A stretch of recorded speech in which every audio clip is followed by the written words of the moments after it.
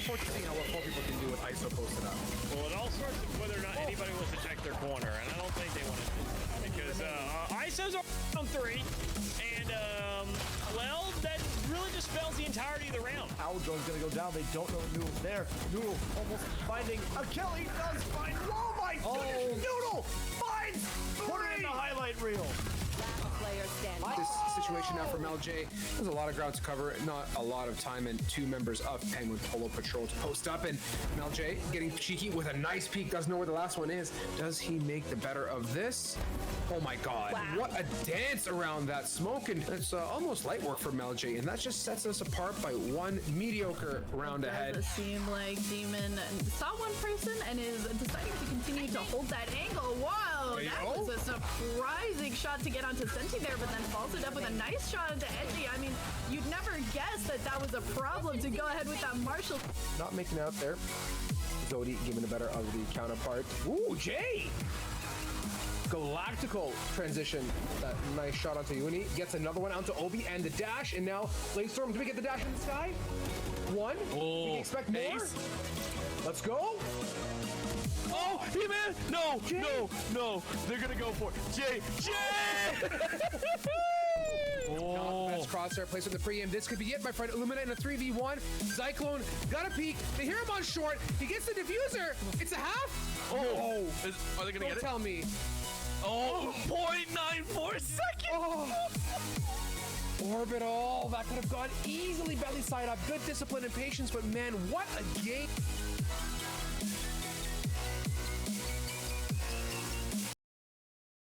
All right, everybody. Welcome to this week's Pit of Valor. To our beautiful viewers that are joining us, this is Pit of Valor number 84. We are getting so much closer to that big 100. I am Strive, joined by the fantastic, lovely, and beautiful Eric. We're going to be taking you through this evening's festivities, at least for the first 3 maps before we switch some faces. But guys, welcome again to another weekly event sponsored by MSI.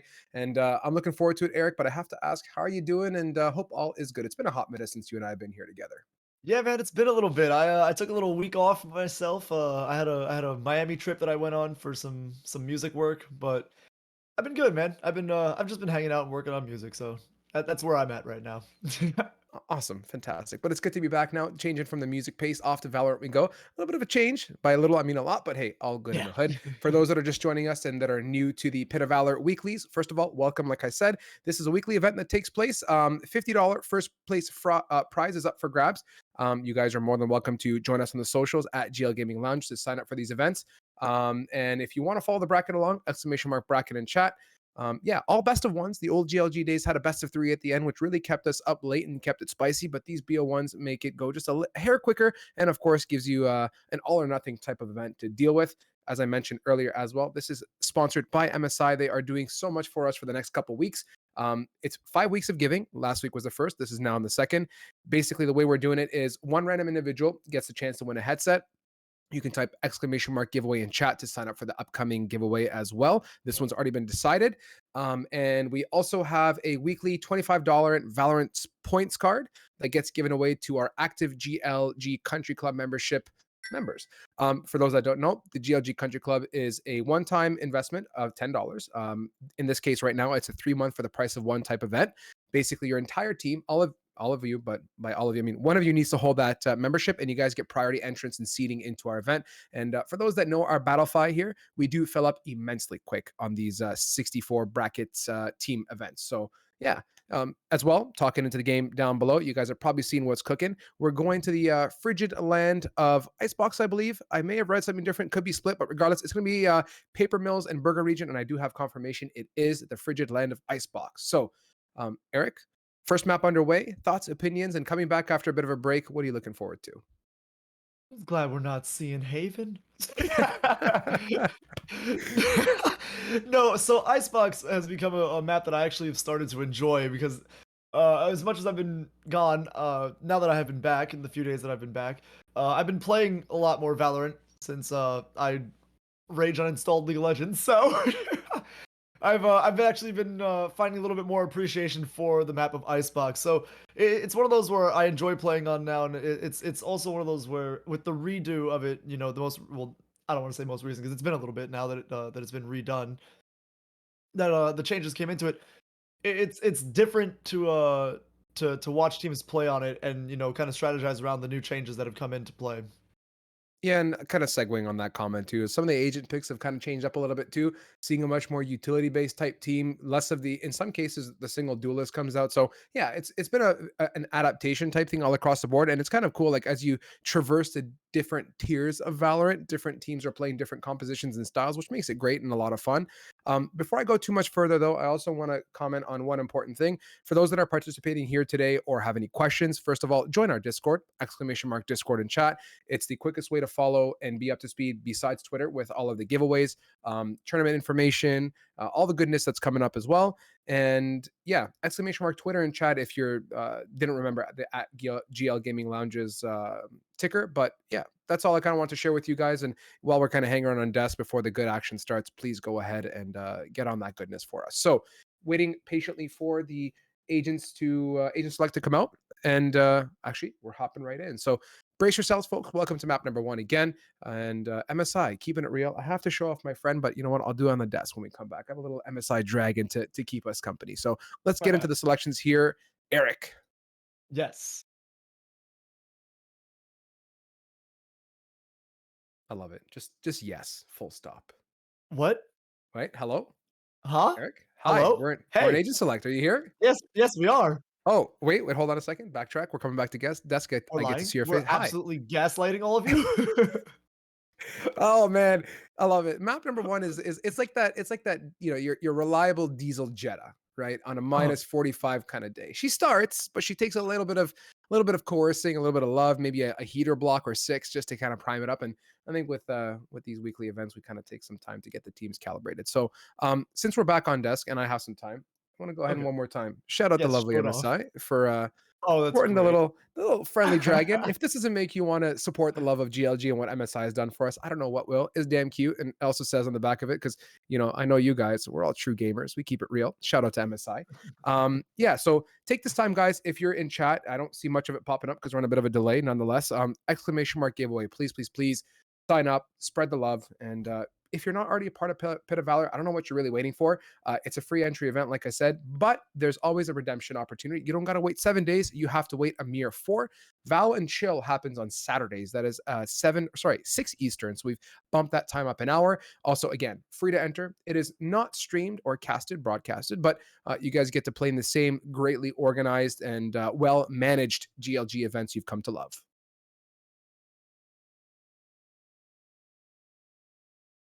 All right, now getting into these picks. Thankfully, this time we're not messing with you this time. 100% getting into the picks. We do have the Jet coming out for each side now. For both of these teams, we're going to have the Sova picked out now. I mean, we already have full team basically selected for paper with the KO Jet, Killjoy, Omen, and Sova selection. And on the other side, for the opposing team, you are going to see out of Burger Region, Jet, Sova, Viper, Chamber, and this Sage.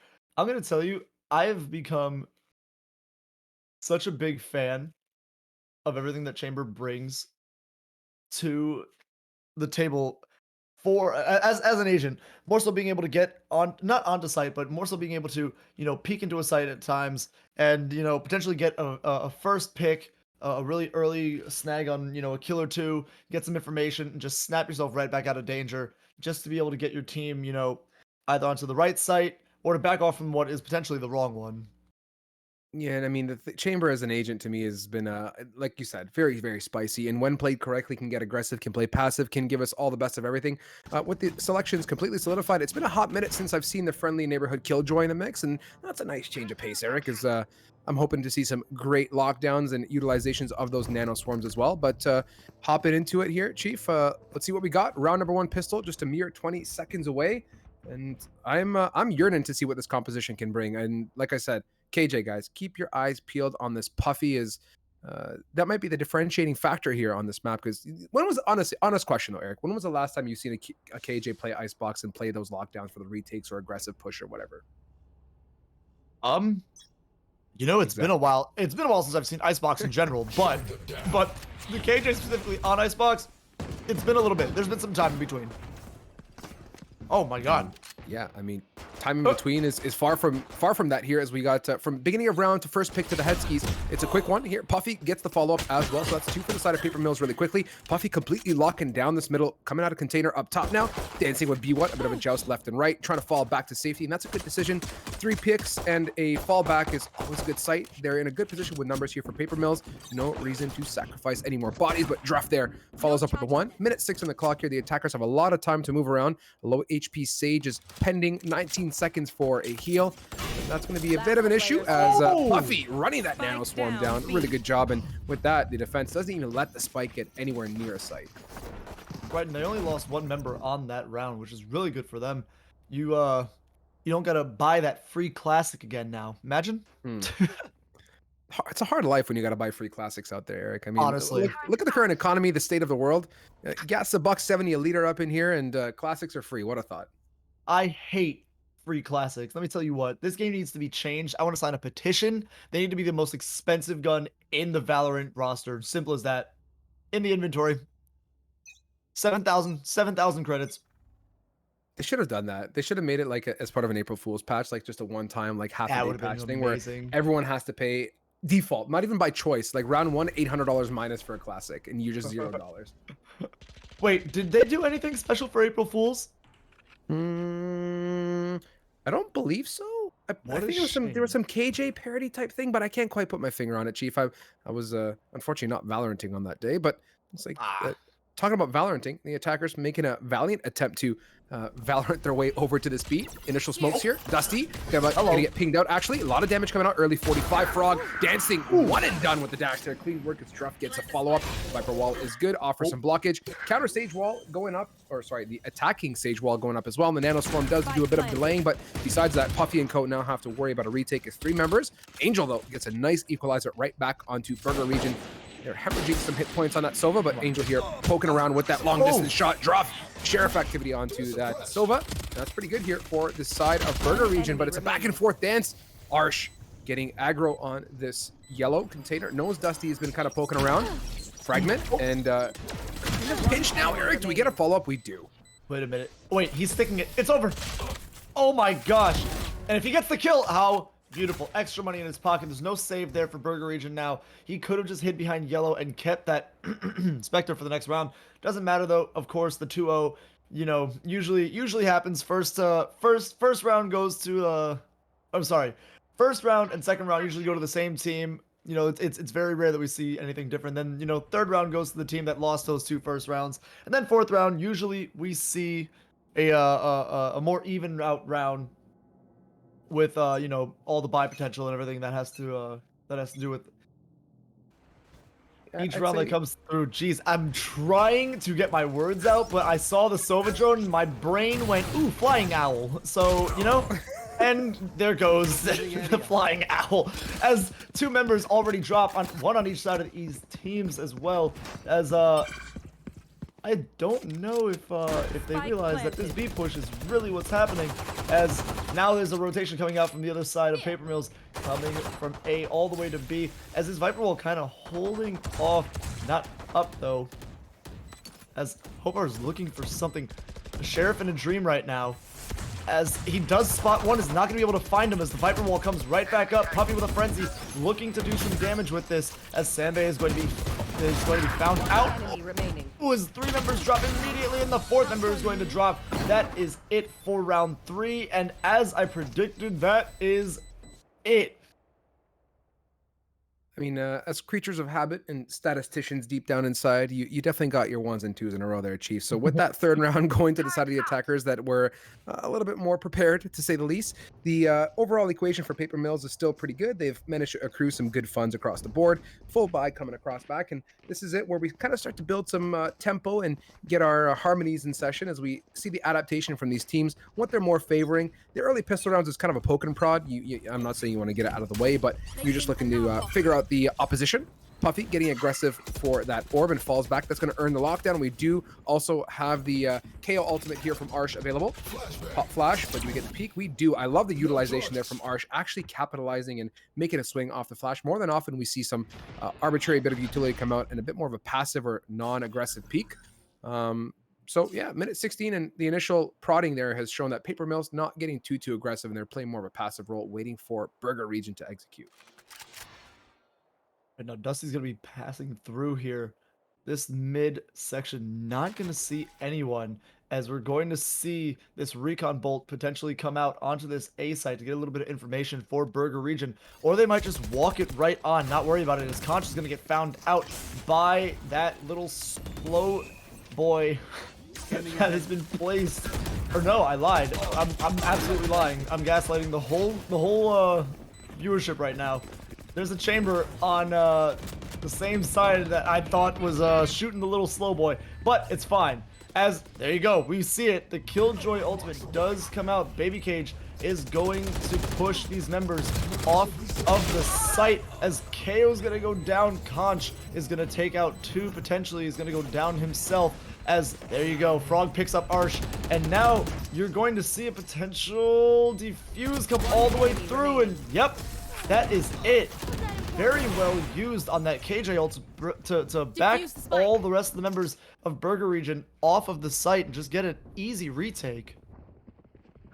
Superb job and good patience there from Paper Mills. I mean, they were getting taken on. They utilized the Sova Dart, did a lot of damage off the rip while planting, and from there the rest of the team kind of cascaded in and capitalized. So the benefit here for them now is they're in a much better position financially. They've got the guns to back it up. However, they must be conscious. There is a Jet ultimate here for Dusty that's available. Chance of it being used, I'd say semi-likely, considering the rest of the team has said, we're going to support you, go full send on the buy here, and they're going to invest a lot into this round.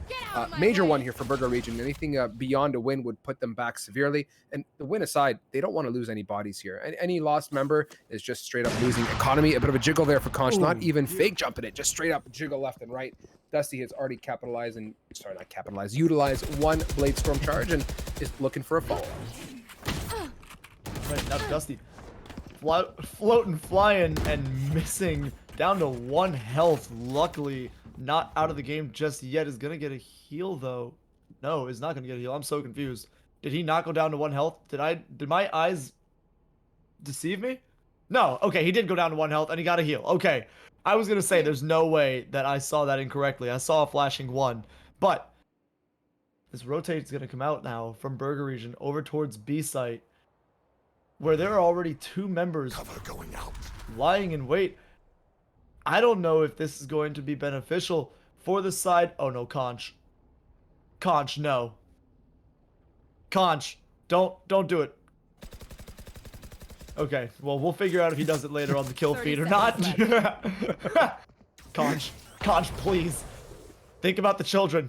All right, well, it looks like another rotation off the... There's no way. There's not enough time. I mean, this is a choice and a half. 17 seconds, 16 and counting. And looks like Burger Region may have done a little bit of mildly indecent math, as they're going to have to push onto the site, clear out Conch and Co. And yeah, this is a bit of an issue. I right side. Conch had the control, but the rest of the team now 2 seconds, 1 second. Oh my goodness me. That was literally by the skin of their teeth. And in the end, they do clean up shop. It's how they just press the keys to move a little bit faster. That would have been a complete different round, but still risky regardless, Eric. The world was that. They played it down right to the wire. That was little close for comfort there, if you ask me. My God. All right, well, it was a choice, Eric, is what it was. Yeah, I mean, they got all the kills, but they lost the round. With that, we continue ahead, Chief. Choices here from Burger Region, making the burger moves, I'd say, but hopefully some better ones to come out as they're making another attempt towards mid control this time. Yeah, I like this initial look towards tube and mid. Looking for an opportunity. Conch has utilized that tour de force here. The rest of the team has invested whatever doll hairs that they can offer. As we're looking with a Res on board and a Hunter's Fury, which would play really well into a post plant. They have decent control, holding that shift key now, have made it up mid. Hopar, a bit of a jiggle, a bit of a peek. 1 Blade Storm gets the right click onto Dusty, getting siege, but all is good. Falls back, does have friendly KO as well, kind of migrating to support with the rotation. Excuse me, as Hopar's gonna hold this midpoint. I don't think he's gonna get anything much off of this now, as he is going to rotate with his last remaining member over to the B site as that Viper wall is going to get laid down. Frog is going to fake the teleport and is going to get some damage onto Conch. Beautifully done as Puffy is going to take out Druff, and now Biwat is going to take out Puffy. Is now a 4 versus 2 in favor of Paper Mills. Has now become the situation as Bwat. I don't know if it's Bwat or Biwat. I'm going to call him Bwat.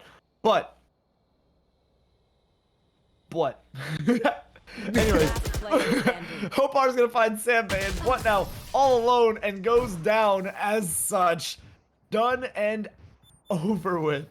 5-1 now in favor of Paper Mills. They are taking this first half with grace. Really clean work. And Chief, I got to ask you the question, this potato, garage. Are you a conch or a conch kind of person?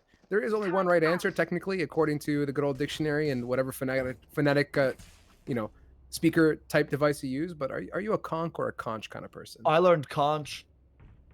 Okay. What is the correct term? Is it conch or is it conch? Is it It's really? conch. It is. Huh. Deploying drone. But it doesn't matter. I'm going to go with your flavor today because I like it more. Conch it is. Conching it up. Let's go. We can call him conch. I don't mind. No. We're going conch, Chief. And speaking of conch, it's conch on the board. On to Puffy to open us up for that round. Frog gets the response. Frog being cheeky towards yellow. Prior round, bit of a little bit of a fake teleport, but in the end, Dusty from the back end has already made his way to site. And with the advantage now for Burger Region in a 5 versus 3 and a pit to really ice the cake here. It's a retake here from Hopar coming on the top end. Dusty getting a little bit too aggressive, but they have the pit to work with at this point. Right as you're saying that, Bwat is going to take out Arsh, and our good old-fashioned friend Conch Conch, Eric. is going to find one of his own on Angel. Conch is going to fire blindly. Not going to see anything up here because there's nobody up there. Going to look for anyone that he can find, as there's only one member left, and that member, Hopar, is going to go down as Conch does find a nice little wallbang to take him out. A 3-piece for Conch. Beautifully done, and that is another round secured for Burger Region. So they're getting a round here and there to themselves, but it's just not as consistent as I'm sure they'd want it to be. So they're gonna have to reevaluate what they're doing, early on here to make sure that they don't keep on dropping rounds on this attacking side. It's been a bit of a disparity all across. Like that round with Dusty going up and getting some control from middle, I believe, and going under tube was, I think, what really sold that round.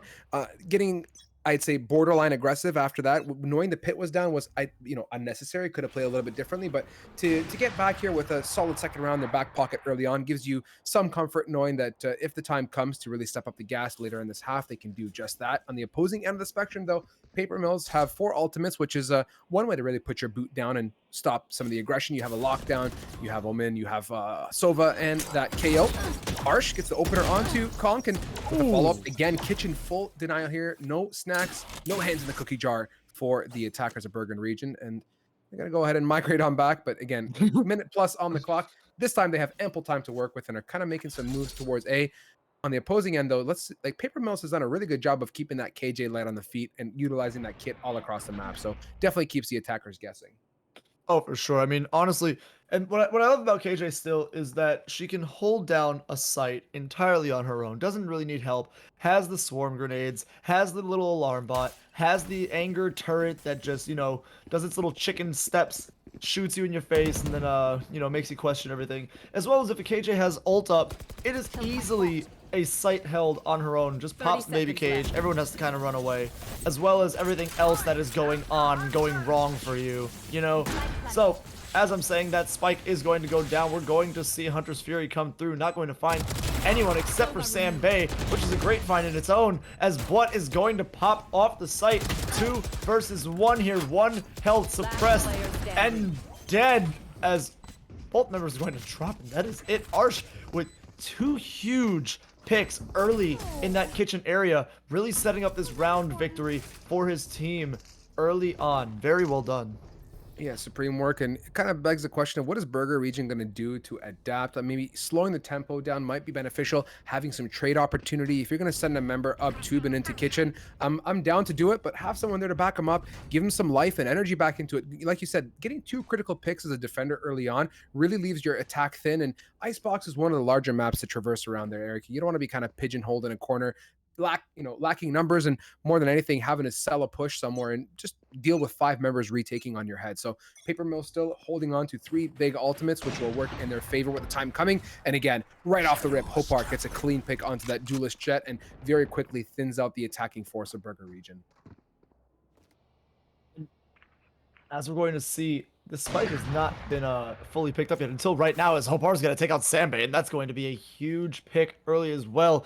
After 2 have gone down on the side of Burger Region, you're going to see Conk going to grab this ult orb in hopes to get that that angry steroided out op on his side, but we're going to have to see how this round goes. Because realistically, I think the rest of the team of Burger Region is kind of playing on hopes and dreams with this man advantage, especially with this ultimate advantage, as Hopar is above Butt, but he doesn't know it. Oh no, Butt is going to take down Hopar, and now Butt is poised to take down another, but is going to be spotted out. They know where he is. 3 versus 2 right now. Angel, the only hope left as this Killjoy ultimate goes down. And, hello, 2 versus 2 again. Uh-oh, uh-oh. Oh, no. Uh-oh. Oh, he can't get it. He can't get it. Famous last words, Eric. Oh! Oh! I meant Conch can't get the kill. That's what I meant. Yeah, no. I figured there was enough time, but I actually, at that last second, I was kind of doubting myself. Oh my goodness. Well, 7-2 here now in favor of Paper Mills. A few more rounds, we will be switching sides for these teams, putting Burger Region into defense and Paper Mills into offense. But for right now, we're going to have to see Burger Region give it their best to bring a few more rounds with them into the next half. Because right now, they are on a very, very minuscule credited bye. With this round, Sheriffs for almost all but one who has a Vandal, and wouldn't you believe it, it's Conch himself. As, gets a little bit of information, seeing Angel on the opposite side there, popping out an arrow of his own to try and get some information, as this is going to be a disaster, as Hopar and Arsh are going to get kills as well. Arsh holding this angle really well. This A push definitely not what is needed, as the other 2 members of Paper Mills are going to be called over now to rotate, realizing that this is going to be the full push onto A. They need their backup, and that's another kill. Arsh taking out Sanbei, and only 1 more left. Angel taking out Butt. That is it. 8-2. This is looking very grim for Burger Region right now. Yes, this is a bit of a mission now, Chief, to climb back. We got a mere 2 rounds before we switch off the half.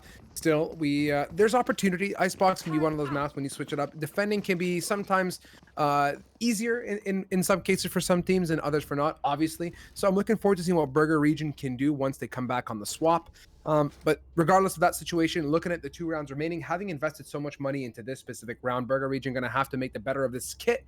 If they do fall short and end up coming on the bottom end of the totem pole, they are going to be struggling for the last round bye. It might be a bit of a broken one here and there, but posting up this time, luckily, I'm not seeing an early pick off from Paper Mills. I believe that is Hopar, who's been getting a little aggressive and not happening just yet. So it looks like Burger Region has definitely slowed their tempo down and are looking to work a bit more of a united push towards this A site initially, with the push towards middle as well from this Viper to offer some ears and potentially a pick or 2. This is going to be great for Burger Region if they can capitalize on the take.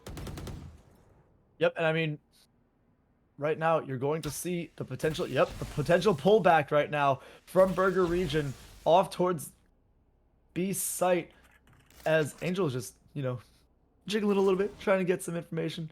Conch watching these angles, is now he's going to be caught out, gonna have to pull back. Oh my god, almost gets taken out. That was close, as Sanbei kind of waiting here for a little bit of a catch potential on a rotate, but I don't think. Oh, he called for the other members to go back.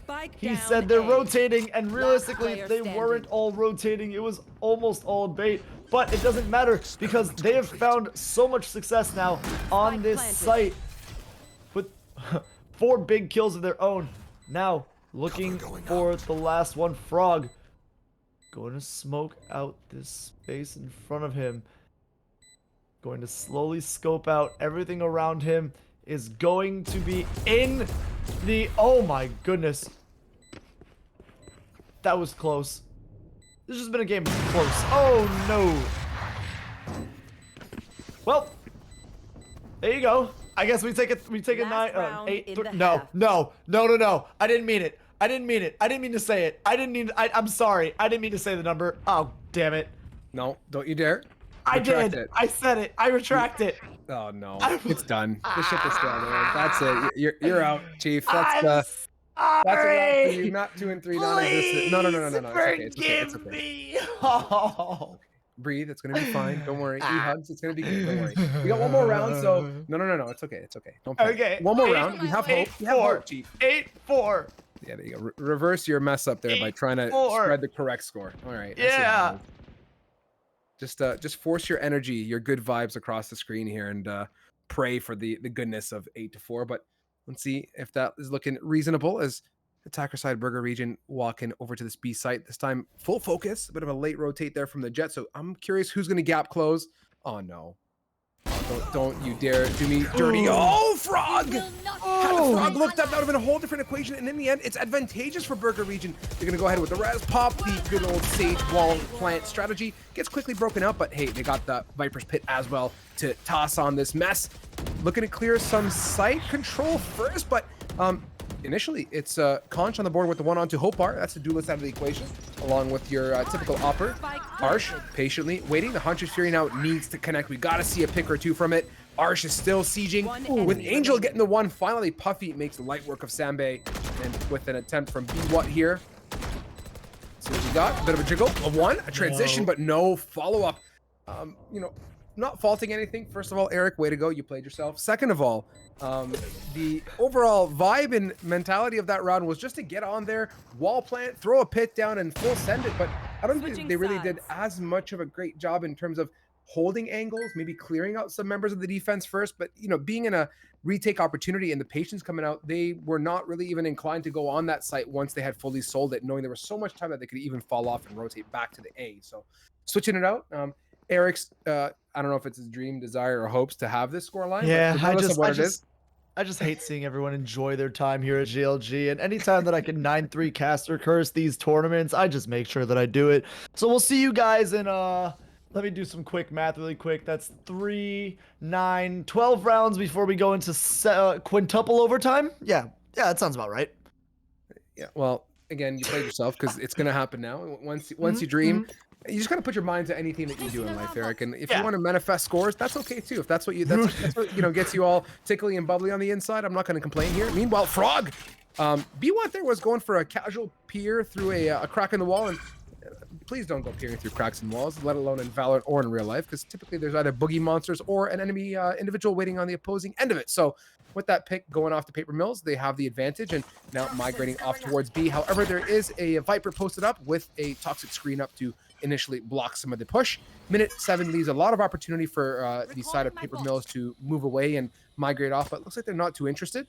With just one lonesome chamber sitting way back by Snowman, this is a good take opportunity if they so choose to capitalize. But Sambe on the flankeroni goes for a one, follows up, but has a low HP Puffy. Ooh, hello.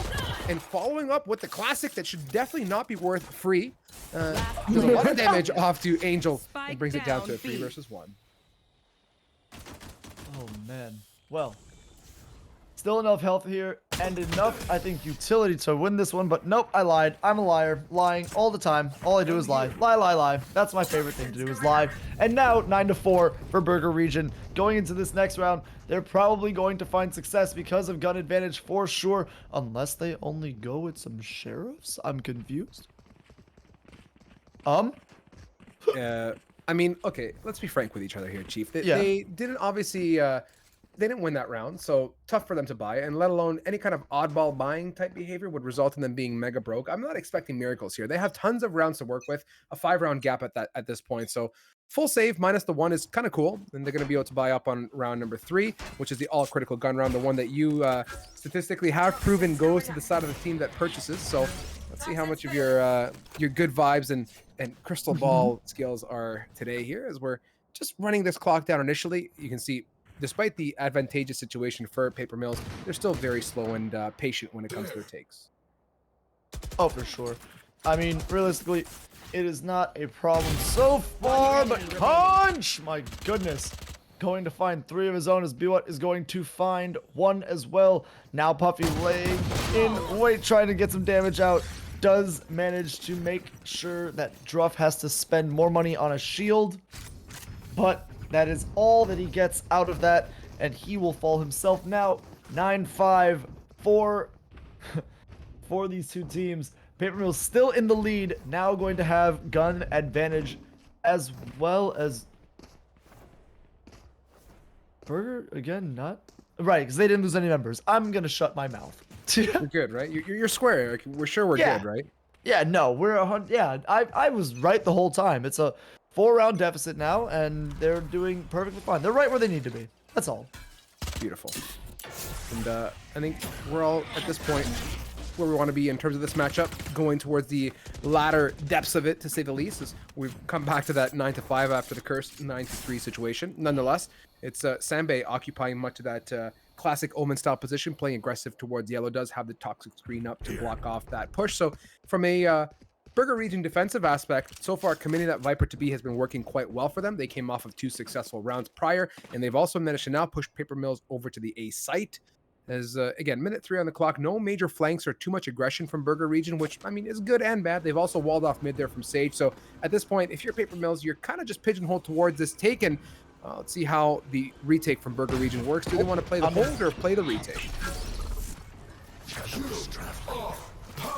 I don't know here, but it looks like they're going to push up here now. Oh no, as Druff is gonna find 2. Oh my goodness. One behind the other with these shots, as now Spike the down rest A. of Paper Mills is going to push on 30 seconds and almost left. get taken out as one remaining member here, Last Angel, player standing. going to have to pull it off, but cannot.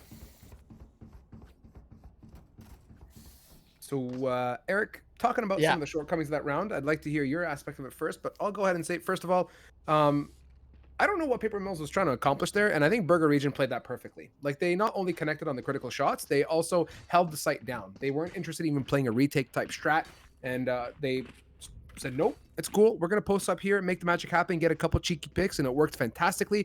The benefit of this situation now is that minus the 3 consecutive rounds, the attackers of Paper Mills are immensely broke and are on a full share of half armor buy, which again is a tricky one.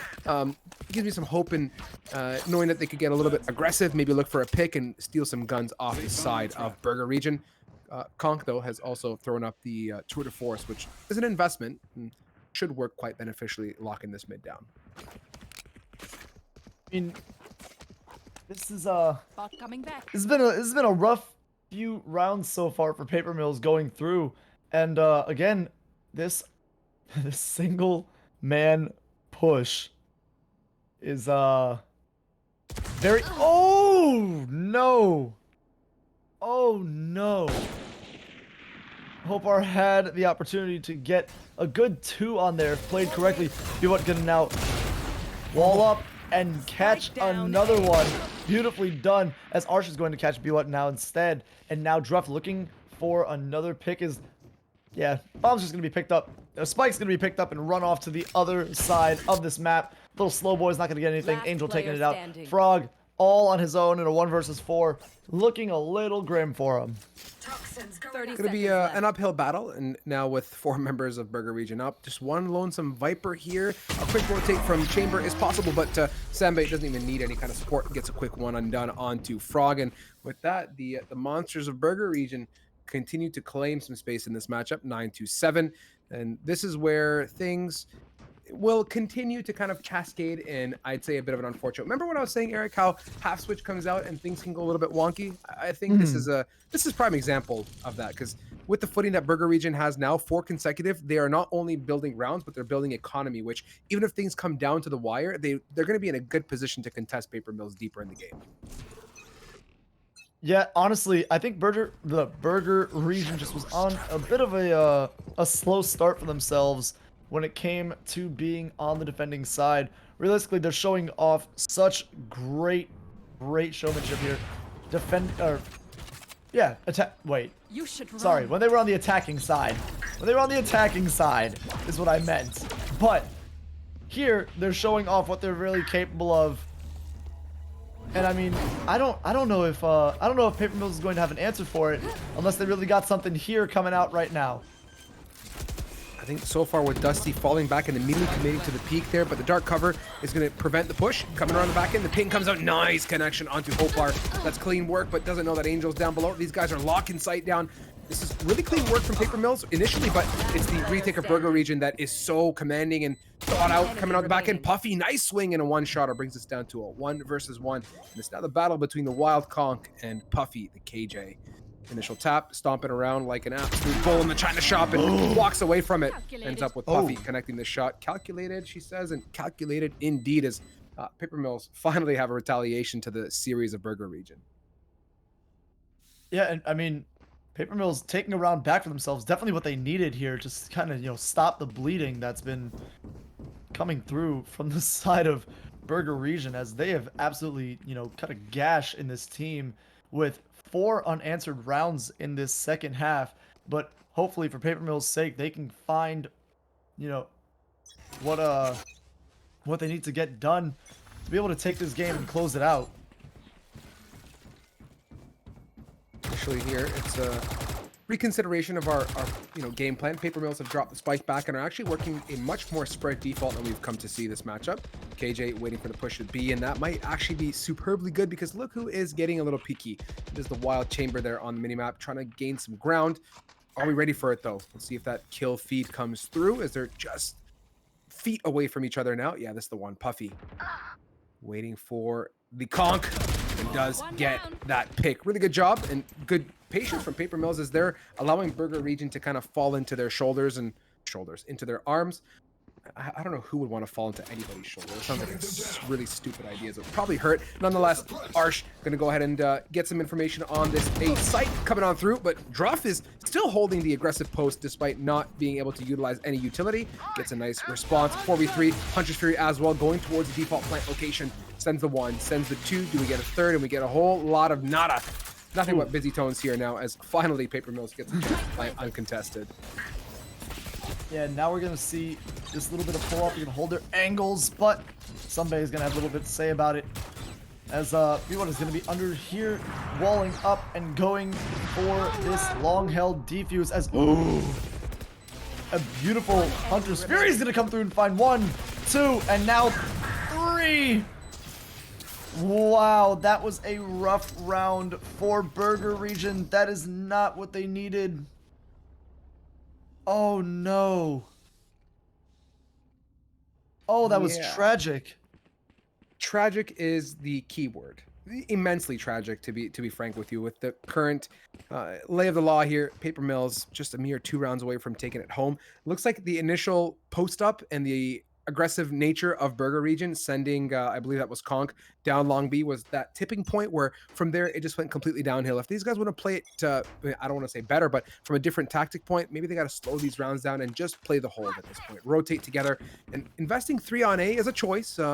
As you can see, Chamber now migrating off, having the rendezvous posted up to rotate back. Still, it's the Paper Mills relatively decent success story towards B that might be unfolding one more time. Arsh clearing out the angles, has ultimates available along with Omen ult here to run away if things get a little bit sour, but so far you can see the turret posted up on A as well is going to ping out anyone that chooses to get aggressive. Summarizing the round overall, I say Paper Mills does a really good job playing a counter push type playstyle and then making a decisive move with a minute on the clock. Alright, this is Aldron's gonna go up, get a little bit of information. Not really, I lied. I am just full of lies today, swear. But a few shots gonna come through, not gonna find any damage onto anyone as Hopar is looking for this pick all the way on backside, but is not gonna find anything as a full rotation is gonna come through now from the side of Paper Mills over towards A, I should say, as no one's really gonna get any information out of this to know that the rotation is happening. You have 3 members left from mid to B all kind of just waiting, as now you're going to see that Viper's Pit used on B. That's a little bit of a waste from the side of Burger region. Now you're going to have a good pick from Arsh onto Druff. The spike is going to go down. 13 seconds left in this round. Spike is now down, and we have to see what is going to happen with this retake as Hopar, more so, has the back flank covered. Not where these members of Burger are coming from, though, as Dusty knifes out, ready to go, but he doesn't realize that he has a member on the opposite side, right underneath him to the right, ready for him to jump down, as he's going to peek and going to get caught. That is a flawless round for Paper Mills. Beautifully done. One more, and they are on to the next round.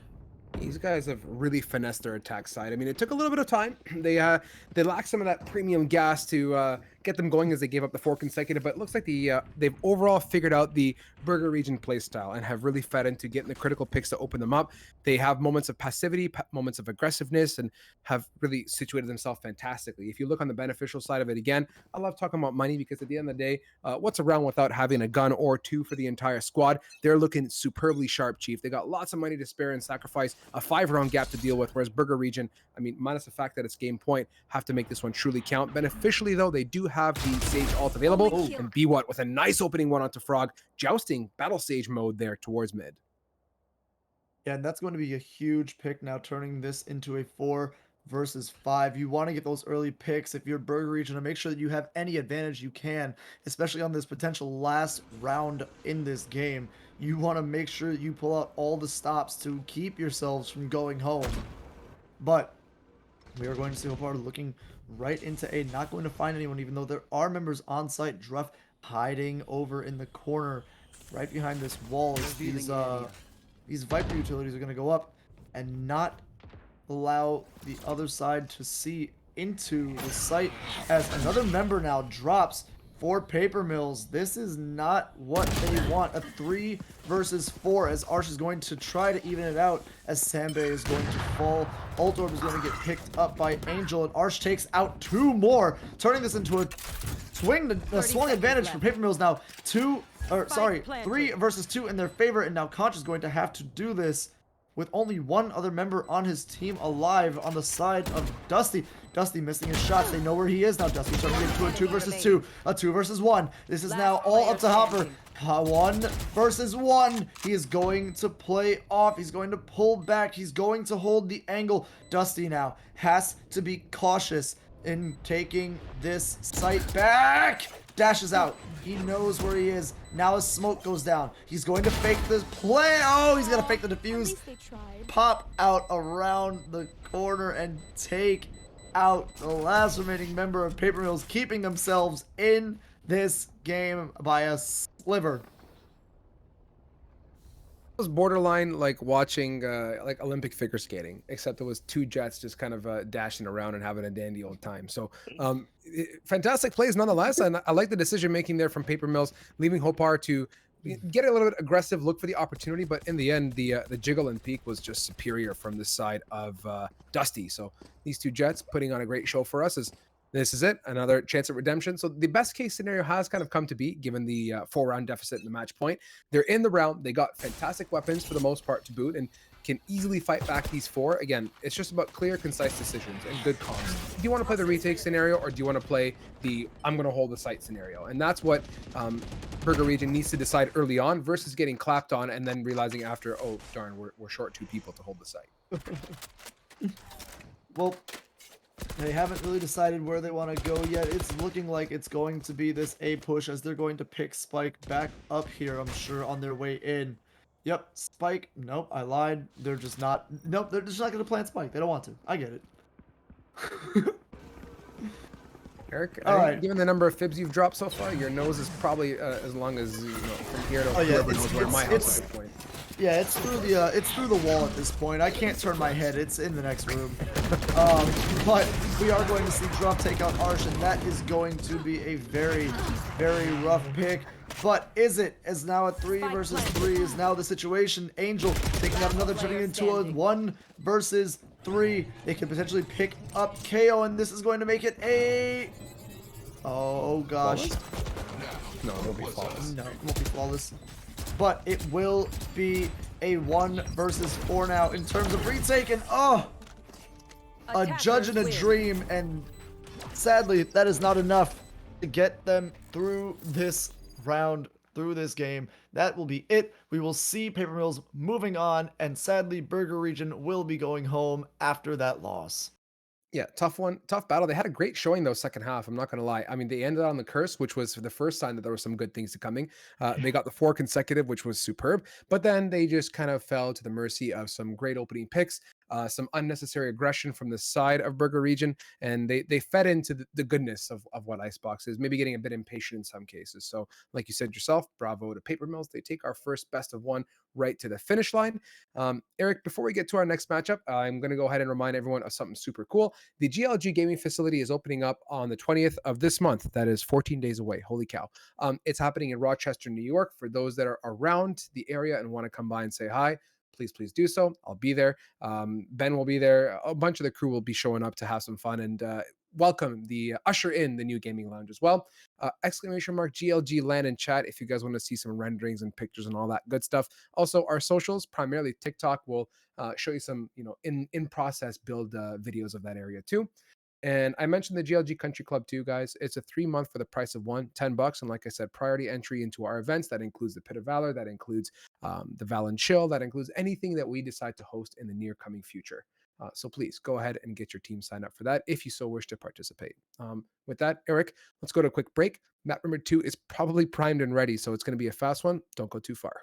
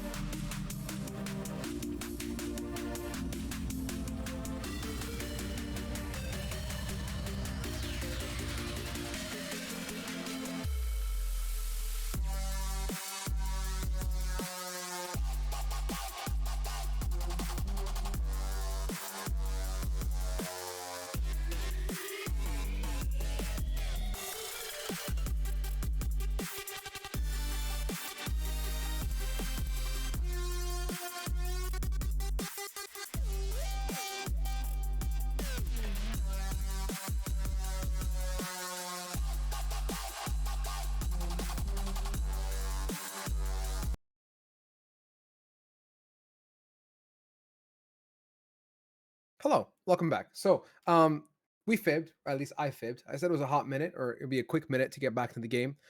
Things happen, and alas, we've made it thus far. So, ready to go. This is match number 2 going up. The two teams on our board right now are Quizzock versus Team Mystic Black, going to the land of Ascent.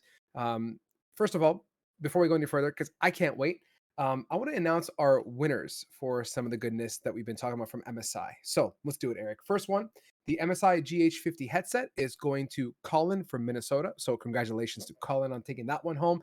And just because I'm like that and I hate waiting and I have no patience, we're going to announce the $25 Valorant points card as well. It is going to Griff from Team Maidenless. So congratulations to those two individuals for taking home the big beans. Awesome stuff. So as we get into map number 2 and brought to you again by MSI, yeah, Quizzock, Team Mystic, Ascent. Eric, we got a great map number 1 on Icebox, and now we're going back to something more tried, tested, and I guess I don't want to use the word abused, but it's played a lot, and I'm looking forward to it for map 2. Good, comfortable selection. Yeah, I mean, we always see Ascent every almost every GLG. We see Ascent whether we want to or not. We do end up usually seeing it. So, like you said, a very familiar map, of course, for I'm sure both the teams. So, I mean, really basics. I don't want to say basic strategies, but I don't think we're gonna see anything, over the top in terms of strategic uh differences in the idea of like anything crazy or over the top or insane creativity, unless these two teams have been absolutely practicing something insanely different on this map. Then then maybe I'll be lying again like we just were about the time in between the rounds. Seems like everyone's lying today. I can't trust anyone, not even myself. But honestly, as we get into Agent Select, it's going to be a few simple picks that we're used to. I mean, of course, we're going to see the Jet come out. We're going to see the Sova come out. We're going to see the Omen come out. But we do have a Breach on the side of Team Mystic Black, which I have not been seeing much Breach lately. But from what I understand, he's been being played a little bit more as Breach comes out for the other side as well for Quizzock. I'm guessing that is the case. Breach has always been a handful to deal with. And I think with certain map picks that lend itself better in terms of kit, like playing a Breach on Icebox, for example, just doesn't necessarily jive with me. That Rolling Thunder doesn't really work all that great. There's a lot of ground to cover. So seeing it come out now, I think is come out at the best possible case and the best possible selection. Narrow laneways, tight alleys, more squished together compact sites lends its well to that kit, along with the umpteen number of walls and dividing rooms between different portions of the map, which work fantastically for the flashpoint. So we've solidified both the selections, and if I have half a brain and 2/10 of an eyeball, looks like a mirror matchup here, Chief. It does, just in a little different of an order, Oh, except for the sky, one the each. sky. Yeah, there's a Sky and a See, Sova that's difference on each team. And I'm honest when I say I have half a brain. I'm not here to sugarcoat it, Chief. The 8/10 of my eyeball also probably accounts for the fact that I can't see the difference. But yeah, almost close enough. I'll correct myself. it's okay. Oh my gosh. Either way, we're going to get into this game with Quizzock on defense and Team Mystic Black on attacking side. We're going to see the regular setup across the map for the side of Quizzock, as Team Mystic is going to kind of take a second, hold Spike or leave Spike where it is, check out where they have where they have the opposing members of the enemy team stationed, sitting, and watching, and make a decision after they figure out where everyone is, or where somebody is at least, where they want to take that Spike. Patience here initially just kind of working a default. Rounds 1 to 3 is kind of just that probe opportunity. Manic going to get a probe and a half out, going for a peek towards short. Falls back to safety after taking a bit of a tickle. The crossfire on short, though, is going to be good for them as smoke gets committed from that Omen. Dark cover to block off long. A jiggle and such all across the map here is keeping the defense a little bit light on their toes as they're just kind of holding down posts. Already have shifted some members towards A, having seen that smoke come out, but very quickly you can see them lace up their Nikes, are running back towards this B and C site.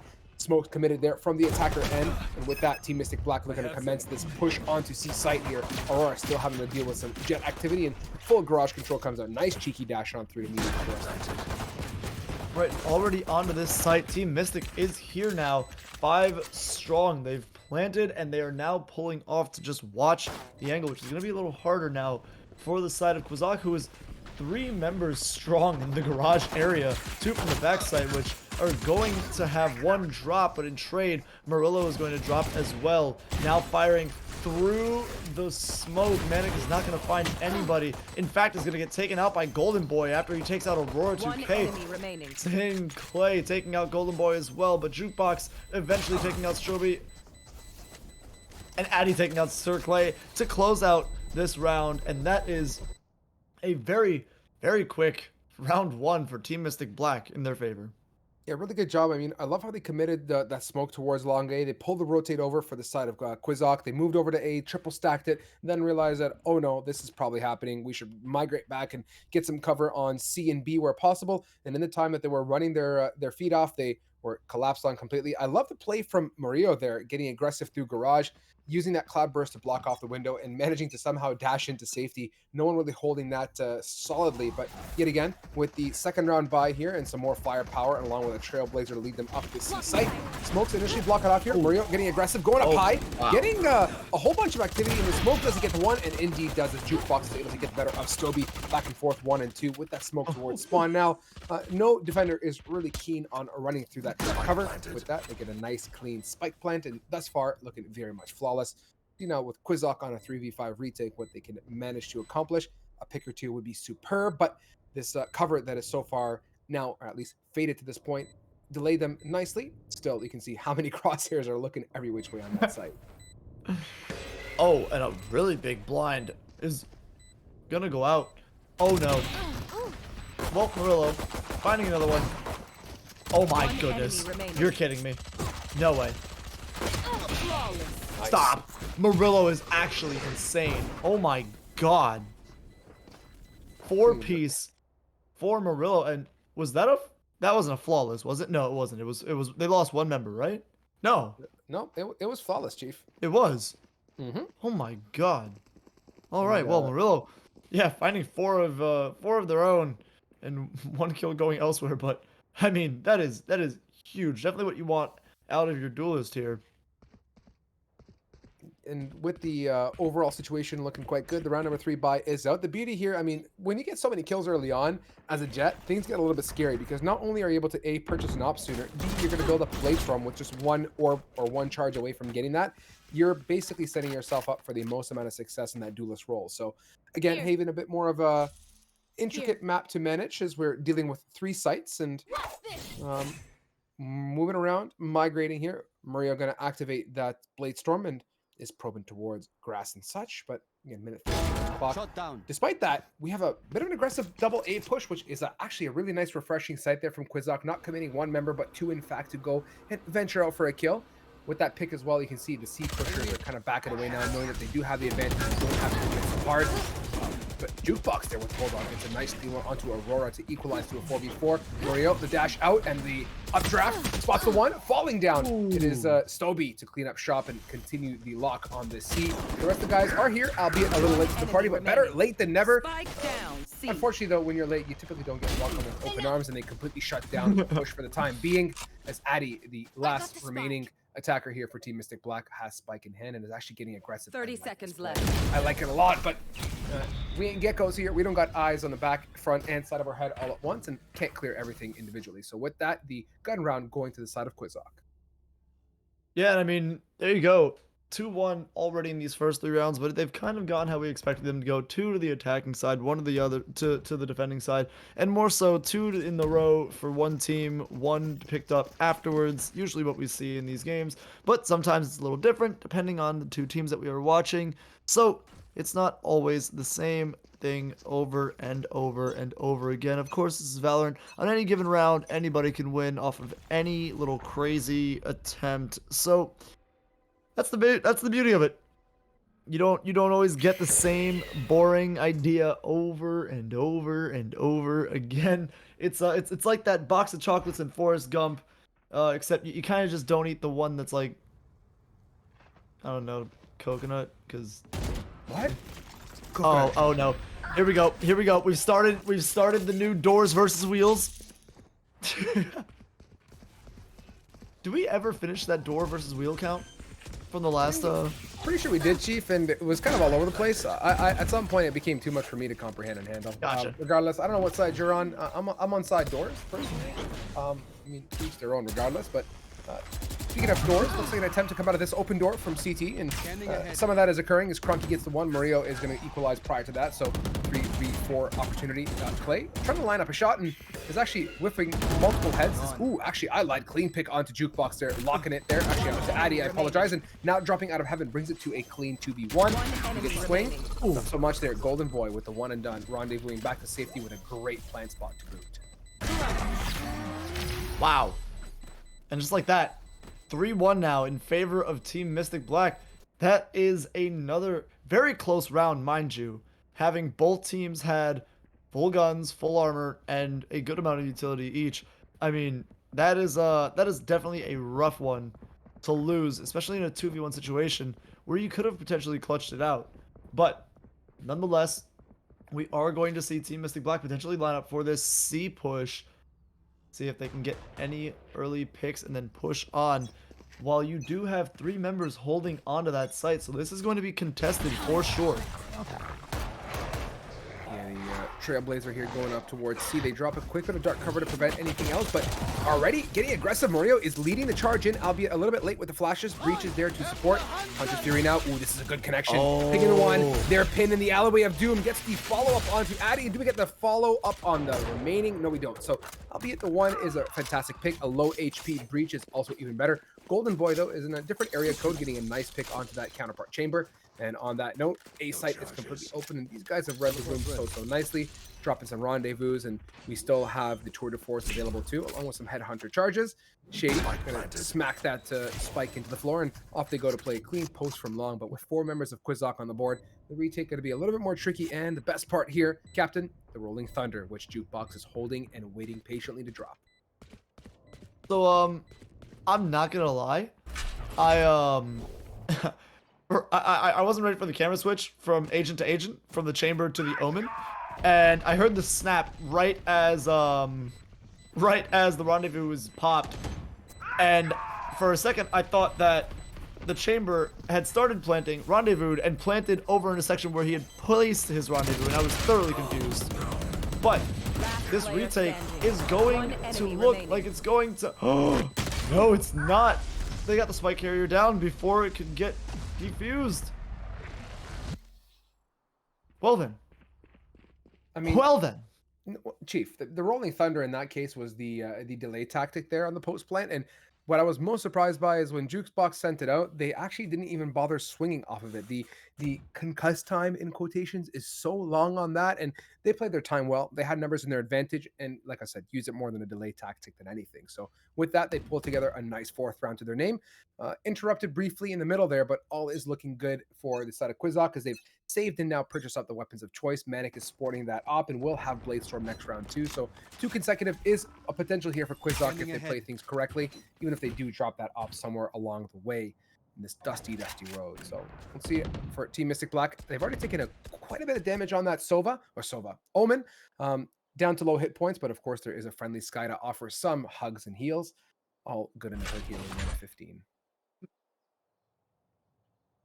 As we're going to see a big boy. Okay, he's not going to pop it. There it is. A big boy Tremor come out.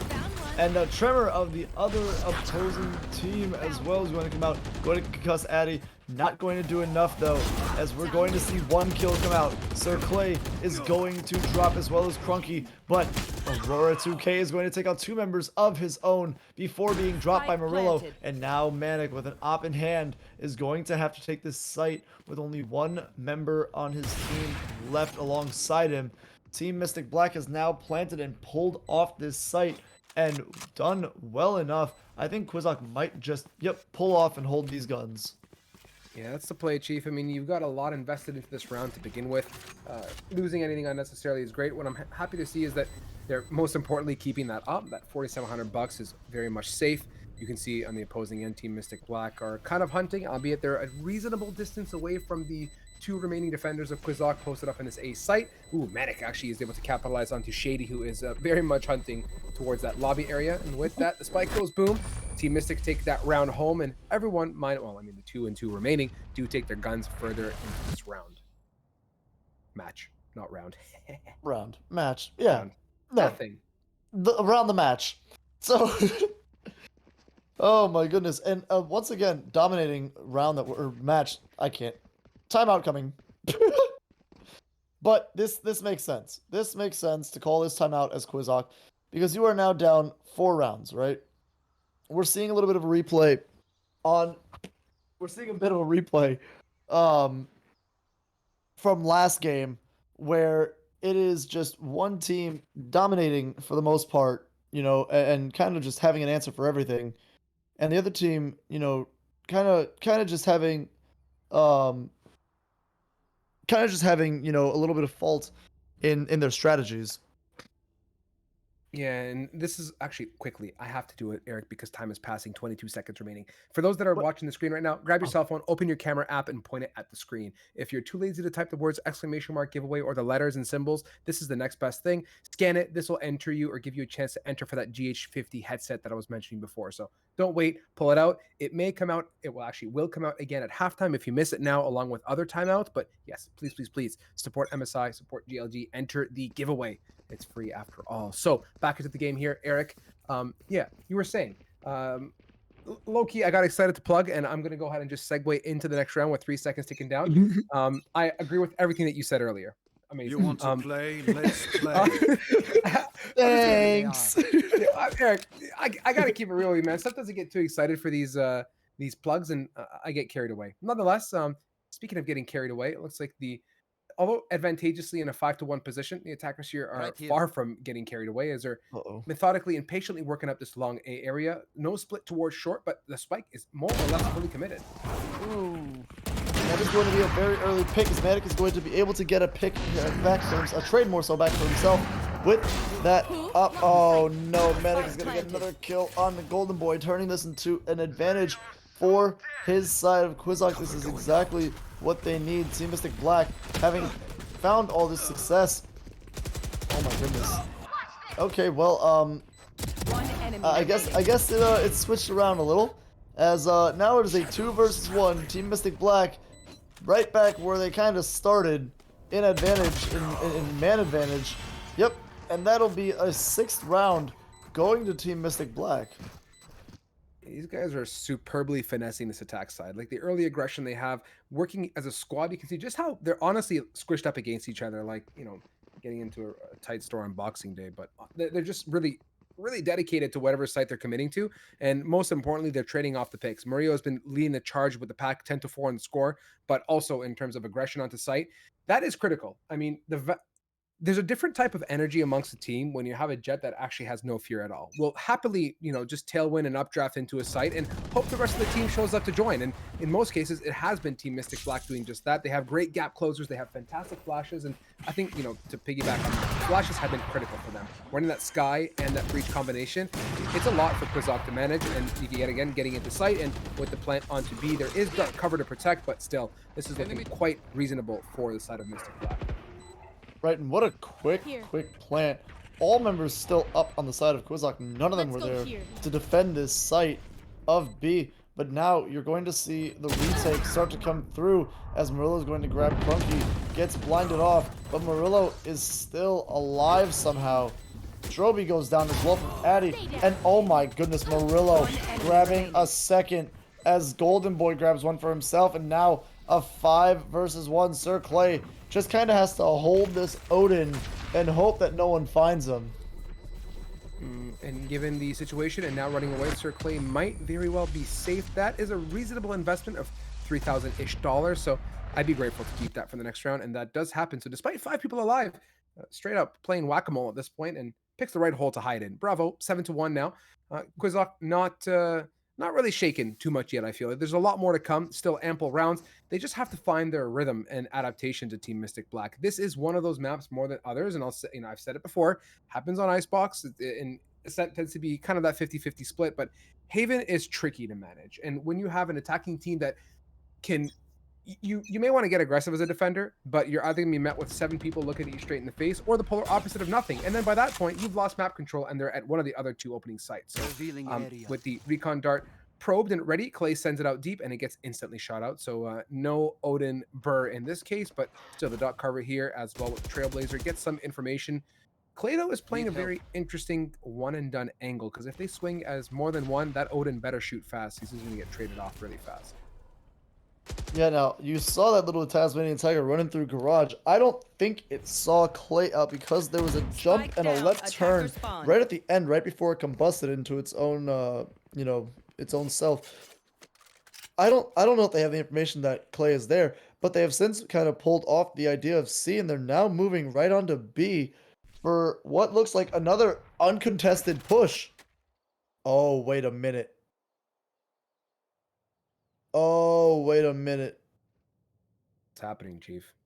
It is definitely happening, and Murillo is going to take out Sir Clay, who had that Odin set, propped, and ready, but it's not going to matter because it is now on the ground, and so is the spike on this C site. And now a retake is going to have to be played again on the side of Quizak. This has not been their strong suit. These spikes have just been going down and being defended so well, so quickly, so easily. Oh, wait a minute. Are they just gonna hold? Stop. No way. Thrifty. Get out of here. Get out of here. Get out. But they're all gonna drop. Last player standing. Stop. Mostly. Okay. Yep. All right. Get out of here, though. That was crazy. I'm low-key glad they stuck it, and also on the opposing end of the spectrum, I don't know what Team Mystic Black was kind of thinking playing along like that. There was tons of utility still available on their side, like you saw. They had the fault line, they had flashes, they had cloud burst, they had a bunch of things working in their favor, but on the opposing end of the spectrum, for the side of Quizak, they also had smokes. They had the Omen, and to face check and run through that, you're basically not going to be able to do that. There's no Hunter's Fury or anything of that nature anyways for the attackers. They don't have a Sova, so I would have much rather than pin on site as 4 and do what they did early on. I think it was like round 1 or 2 pistol when it was that 5v2 or 3 situation. But regardless, we digress and we follow the Rolling Thunder in. Mario getting aggressive, choosing the high grounds, and with an updraft meets up with the rest of the team at C and somehow goes for the maze run and able to actually get out of there unscathed. Bravo. What in the world? That man just ran a marathon of death and made it out unscathed entirely. Just lost a few knives on the way. Just a little down on the silverware, but we're good. Beautifully played, though, I guess, man, because Spike has gone down, and realistically, Quizak was delayed for a moment to focus on him, and not dying, but sadly, they are going to start dropping as Golden Boy is going to find Aurora, and Addy using this Odin to show. Oh no, I lied. Not an Odin. The Odin's in the hands of someone else, but doesn't matter. Odin went brr, but it also went and that was it. Good night. Quizak down now 2-8, and I mean we got 2 more rounds left in this half, and I don't know if this switch is going to do as much as it needs to for the side of Quizak. But then again, we saw what happened last round with the almost, come back. Chief, I'm going to go ahead and just shake off my good old prediction dust, right? I'm going to tell you right now. Half Switch is going to come out, and we're going to be in for a feast. Like, Quizak is not going to back away from this battle. With a clean couple pistols to start them off and building that confidence and momentum along with some good economy, they can easily get back into this, man. This is one of the most, tricky maps to manage. You can see they're trying different stuff, right? Manic getting aggressive and unfortunately gets picked off by Golden Boy, but to get that follow-up response quickly, sight unseen is fantastic for the side of Quizak. They haven't lost any more hit points than they need to, but what Mystic Black has been doing, almost flawlessly for the most part is they utilize their utility, whether it's the jet dashing in, whether it's the dark cover to block off a location or 2, and they commit off of it. They're not even hesitant whatsoever. Jukebox as well. They're shady, and they have no hesitation peeking. So I stand firm by my position here, Chief. We're going to let Mystic do their thing on this half, and hopefully Quizak can get that critical third round. This is the last round after all before we switch it out. So I'm looking forward to the best and at least a little bit more quick cushion for Quizak before the switch comes out. Yeah, and realistically now we're going to see, instead of Stovey going with full utility, he's going to buy a gun. He's sold back one of his moves, I think, to make sure that he can afford this Phantom entirely. But Op in the hands of Murillo. I don't know what to expect except for a kill, realistically. Far Shady down short here. Use that advancement to get some position and maybe catch somebody off guard, only to cross long. No one's opting it or has an eye on it at all, so basically non-value add to the kit. Sir Clay going to go ahead and dump that Hunter's Fury as well out and doesn't get much of anything at all, minus a bit of a tickle onto that Sky, I believe. So still ample opportunity with a minute 15 on the clock. It seems like they're being patient now, expecting some oddball push from Quizzoff. They did have mid presence the prior, so I can kind of understand their decision making, but nonetheless, ooh, that's a bit of a questionable smoke.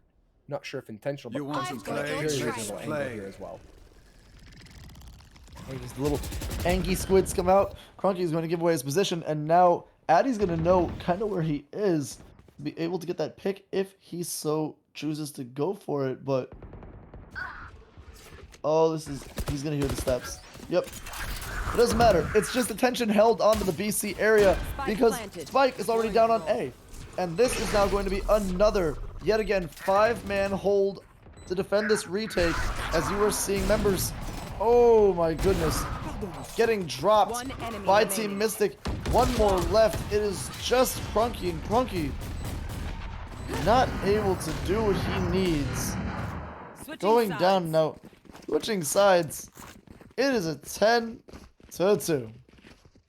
Chief, we got the 10-2 in the bags, and all's good in the hood. Ooh, before I forget, opportune time to pass the baton, Eric. For those that were, Yes. eating, had a drink in their hand, had their head buried in a bag of popcorn. I don't know what y'all do while you watch this stream. Now's a good time to quickly grab a wet wipe, clean up, and whip your phone out. Take a quick picture or point your camera at the screen. This QR code will direct you to the bright side of GLG, to this MSI giveaway. The GH50 headset is up for grabs week in, week out. 3 more weeks of giving to come. We've already announced our winners of the previous week, so do not miss that goodness. But Chief, 10-2, we have a mountain to climb, albeit there's been taller ones, Kilimanjaro status to say the least, and this one is going to be steep, but we have some breathing room. As you can see, the same type of play style applies. One more attempt here for the side of Quizzoff as they're looking to aggressively get onto this C site, repeating history, albeit for themselves. Ooh, Golden Boy does get the one. Aurora trades, but it's a quick back and forth. Wow, amazing job with the openings from Quizzoff as they make light work for Team Mystic Black here. 2 members are hot on the flank, but Mario catches the one, and it's a clean one tap onto Clay. That's going to ping off at least one location. The guiding light going to reveal the full flank coming through as well. So these guys realistically have one spot to worry about, Eric.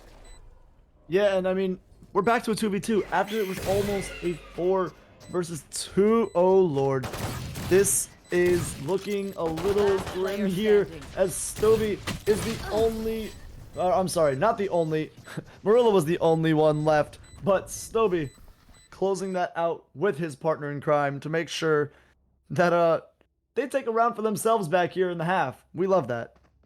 Yeah, really good job. Clean for round 1 to their end. They're going to go ahead and buy up those Spectres and full armors to boot here, Chief. So buckle in if you're not already, because we're going to be in for a clean round 2 and 3, I believe, and which will at least give them a 5-round delta to worry about. Nothing too crazy to write home about.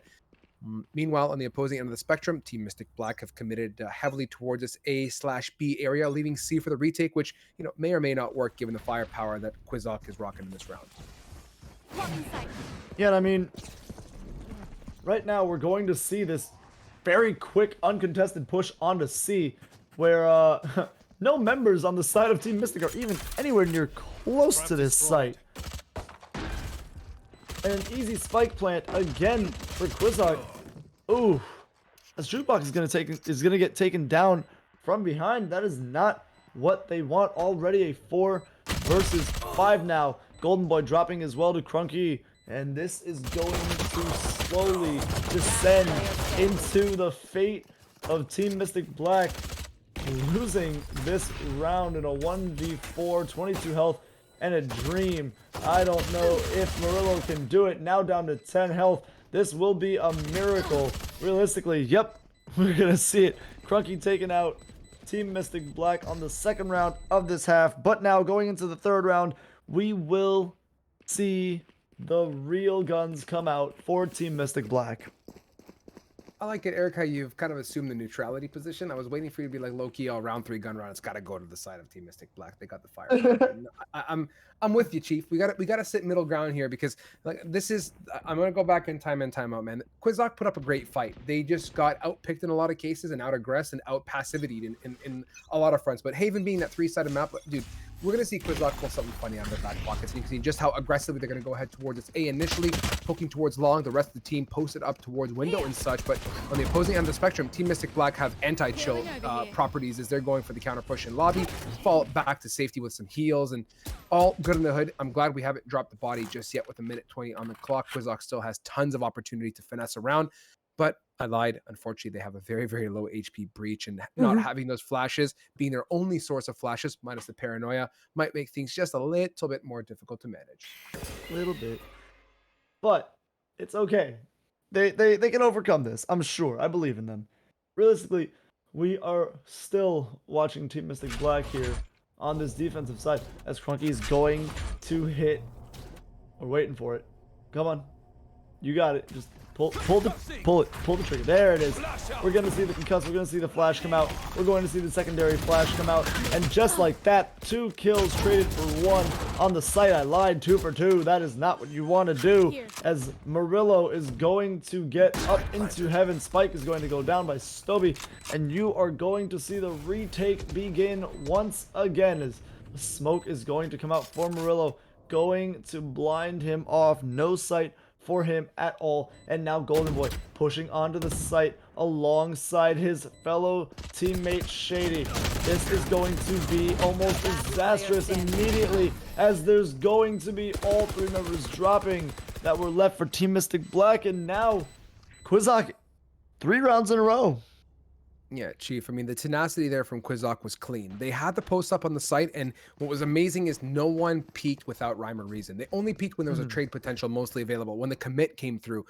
You can tell for a fact Team Mystic had their crosses in the right vicinity. They were looking to click ahead the moment somebody came out from sight boxes, left and right of it, from short or something of that nature. They conserved that dark cover as well, which was superb from that Omen to block off Heaven, forcing a drop through.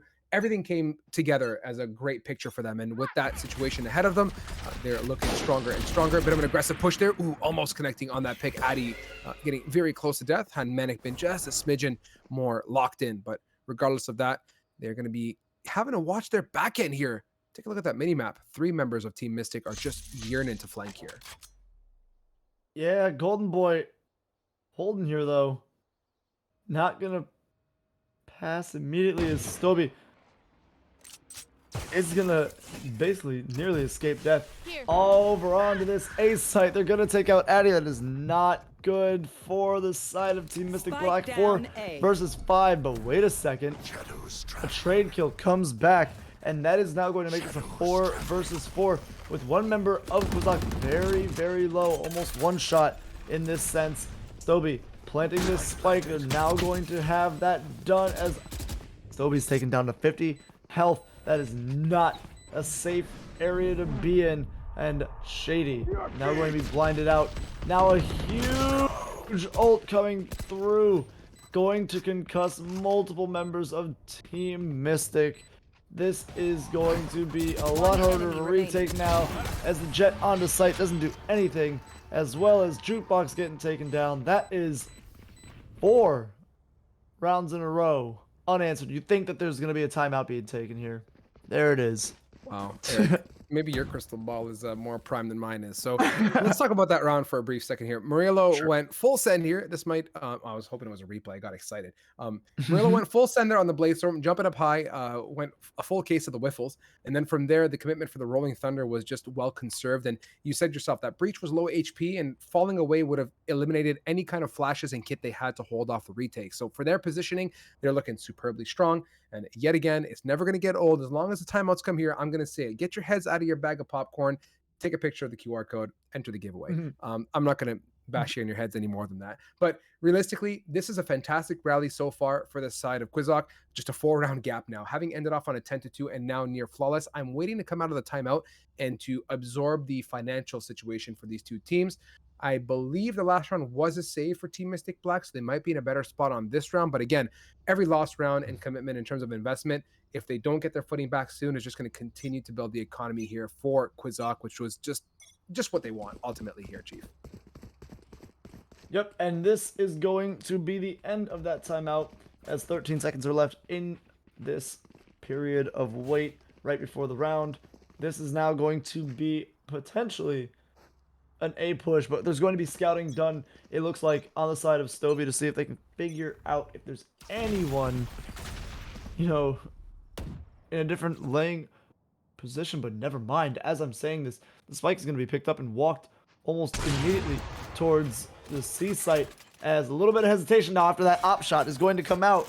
Those members are going to see that it's maybe not the best idea to go over there where that angry jet has the angry gun with the one bullet, one and done shot to it. So we're going to see Addy pulling off towards this B site, assuming that they are going to not plant on C, but we are going to see Manic potentially pushing through onto this C site. No way it didn't see him. There's no way, right? There's no way. It saw him, didn't it? Chief, I mean, if X plus Y equals Z that easily, Jukebox would have already gotten that pick, but with that Trailblazer walking by, and actually Jukebox had a critical angle. On that note, Jet's going to have more or less free reign on getting on this site. However, Jukebox primed there, bit of a fault line. The flashpoint comes in deep. Cronky is going to catch Jukebox. Great swing. That's a commitment and a half as Manic also follows up onto Murillo. And with this situation, yet again, Quizak has full control of C site. No major utility minus what they've purchased in the utility. I mean, ultimates. Still, Crunky's got some juice in the tank here to keep him occupied and does just that towards spawn, burning a reasonable amount of the shot clock away. And you can see very quickly Team Mystic Black are just going to hard negative run away from the site, just completely repulsed from the letter C at this point. Off they go to maybe get a couple exit picks here, but if Quizak plays this right, they could get away mostly unscathed, which again is going to continue to build that economy so nicely. And at this point, Quizak just keeps on doing what they're doing. Team Mystic Black is kind of falling apart at the seams here. They had such a lead early on in this game, but once again, that is why you play every single round, because it's not over until it's over here at the Pillar of Valor, or in any Valorant tournament, realistically. It does not matter one bit what the score is until it is that 13 to X amount and the game is done. Unless you go into overtime, that's a whole other thing. We're not getting into that. Eric, so wait, we ended off on 10-2, so we didn't even get cursed this round. This is just straight up Quizak style points. So yeah, no, I was gonna say, was there some funny business and some voodoo you casted again? Do you have a GLG voodoo doll that you just like have a sticky note that you write the team's name on it and then you just start poking it viciously with a pin and just, you know, curse the 9-3? I'm kidding, man, but yeah, no, that's exactly what it is. And the fact that you know that now, I have to make one for you. Imagine you start poking it and I'm just like oohing and eyeing on desk there. Just, at that point, I don't know what I'm gonna say. Oh yeah. Speaking of it's a 1-for-1, but still nothing too major. Everyone's kind of content for the most part, having yet again gotten C control. Team Mystic Black kind of struggling to hold off this push and have also kind of come short on the retake. Being on a save round though, it's still gonna be an uphill battle once again. Yeah, I don't know exactly why that was pushed in on like that from the side of Quizak, because that was that was a kill from Aurora, but oh my, well, okay, well, doesn't matter, it does not matter. It was an early push through garage while concussed for an early pick, one trade off, and then I mean Team Mystic just walked onto site and got melted through.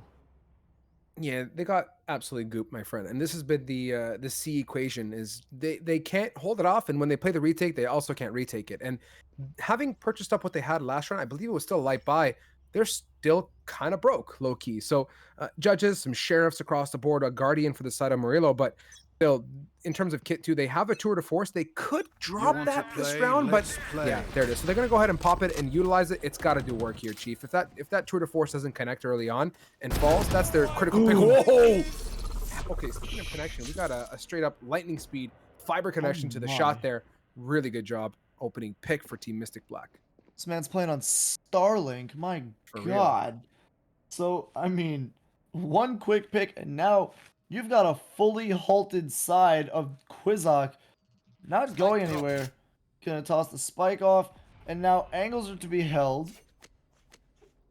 And prayers are to be made because that is not at all what you want.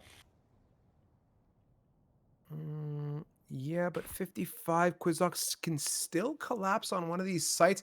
They're playing it very passively, actually. I believe those are some trademarks dropped down to watch for the pushes. So going to ping them off. They choose to go towards A, but you can see just how patient they are here, looking for some sort of aggressive push. But what I love from Team Mystic, man, is they are disciplined beavers. Just playing the sites as they should, not looking for anything. And Murillo actually connects on a fantastic shot to Stoby. So with that, they continue to build that advantage, and now even more hesitation for the attackers. They got to make their call now, Chief. I was gonna say, do you think that Quizzock just hold off on the idea of pushing onto site? But now A is entirely open. They hear that Spike getting planted, and a huge rotation comes through. Oh boy, 5 versus 2, and now even more so a Vandal in the hands of Shady. Oh, Manic though, grabbing Murillo. That's exactly who you want to take out of this team early on in this round, or more so early on in the attempt of the retake. Alright, here's some activity. Is about to get fault line and does, and Shady takes a great time to swing off of it. Manic out of heaven, holy cow, going 48 shades of berserk. Brought it down to a 2v1 now, has to jump out, is going for the dash, nice drop, gets the one, we get the follow up? No shot, we get that. No shot, what a commitment out of heaven. Somebody who's in chat, Quizlock fans, do me a solid and just clip that sucker real quick. What an incredible bit of play, and Team Mystic, although low on firepower and had the advantage, just wow, they got finessed there really nicely. Wow. The way my hand is over my face right now, that is one serious way to throw a game. Or to throw a round, I should say. But Chief, I don't know if I would consider it straight. It was okay. It wasn't throwing, but Well, not throwing, but to lose it. yeah. That was just sorry, it was wrong really word. well executed, man. Like at that point, you have to make the move, right? Try to be sneaky and pick it out of heaven. No one's gonna peek you in heaven. You're gonna have to drop down and make the play happen for yourself. And Quizlock has been making plays happen not only on that round, but the one that just passed too. Like holy cow! And now 3 ultimates: a Rolling Thunder, Hunter's Fury, and the Blade Storm. This is the perfect little recipe for disaster if Team Mystic can't shut it down quickly. And surprise, surprise, man, they're yearning for the C push with Murillo playing a bit of a one and done angle. Could dash away, but still a major commitment nonetheless. Yeah, see, on that last round, I would not expected, but you would think that it would be a little bit better of a choice to kind of plant and pull off, especially since it's one member left, as Murillo's going to find one, going to get found out himself, and now another member. Wait a minute, Shady taking out 2 of his own, making it a 3 versus 1, and now the defuse doesn't even need to happen because the spike is down. I don't know. I assume that they just planted the spike because they've done it every single round since this half has started. But now Circle just hangs out. 30 seconds left. I mean, that was a cluster, to say the least. All the smokes on C, the cloud burst, the dashing around, it had me for a roll. And then a Hunter's Fury came out and flashes from who knows where, what, and why. But regardless of the series of events, it's down to Pearl Circle. And he gets picked off there by Shady, who gets a clean 4-piece combination. So Team Mystic, after a rally and a half from Quizlock, finally are able to halt the push. But still, we've built up just a mere 2-round difference now coming off that 8 at half, Chief. Yeah, man. Well, it happens just like that. And now 2 rounds separate Mystic Black from winning this whole thing. Realistically, this is what they needed to get back into the swing of things. I don't know if it'll be enough though, as they do have. Never mind, Murillo has his ult ready. He's just gonna go for it. I don't even need to say anything. We know that if anything, Murillo's the one to get the kills. So let's watch it play out. Crunky? Ooh, Murillo. Redemption, getting aggressive. Crunky? Retaliation, clean work. My goodness, really nice. Oh my. Did Crunky just sabotaged his team with a really misplaced and mistimed concuss? That's slowed down for 2 kills from Murillo to absolutely charge through and get nice little clicks on the heads there. Not too long, or not too shortly after though, being taken out himself by Aurora. Now we're going to see this rotation come off of the A site and onto the B site, where 4 members are on not that site. Tell you what, they're on A, they're on C. They're a little off, but not too far off the beaten path. They hear bullets. They're going to start to slowly rotate. Here it comes. This could be a little bit messy here, Chief. The situation for Mystic Black is great. 4v2 scenario. They have a lot of utility to hop back on site. Stoby, yeah, playing the right decision. Going to window now would be absolutely futile, knowing that grass could be committed from. There could be a flank from lobby. But meanwhile, it's not much of that for Mystic, but their commitment here can come from either one of the ways possible. And I think they're going more from a pinch type tactic out of grass and link. Posted, patient, waiting for the guys at grass to get ready, and they're going to go ahead and commit now. Aurora gets a one, transitioning off towards the opening of the site. Stoby up top, though, making light work of the situation, brings it down to a 1v1. Stoby, the crosshair placement is not good enough. Comes short on the 1v1, and Team Mystic Black, by the skin of their teeth, take it off to that match point. Well, this is a big turn of events here. Seeing Team Mystic, after not taking 7 rounds in a row, turning it around for 2 in a row to put them at match point, and now even guns, even playing field, even shields, even utility. Don't know if the mindset is even, but there has to be some pressure on both of these teams right now. I mean, the pressure on Team Mystic to win this round and close it out, and the pressure on Quizak to win this round and keep their dreams alive in this 84th Pit of Valor. Here we go. Down to the nitty-gritty, my friend. I mean, if it wasn't nitty-gritty before with the rally that we saw, it's really at its end point now.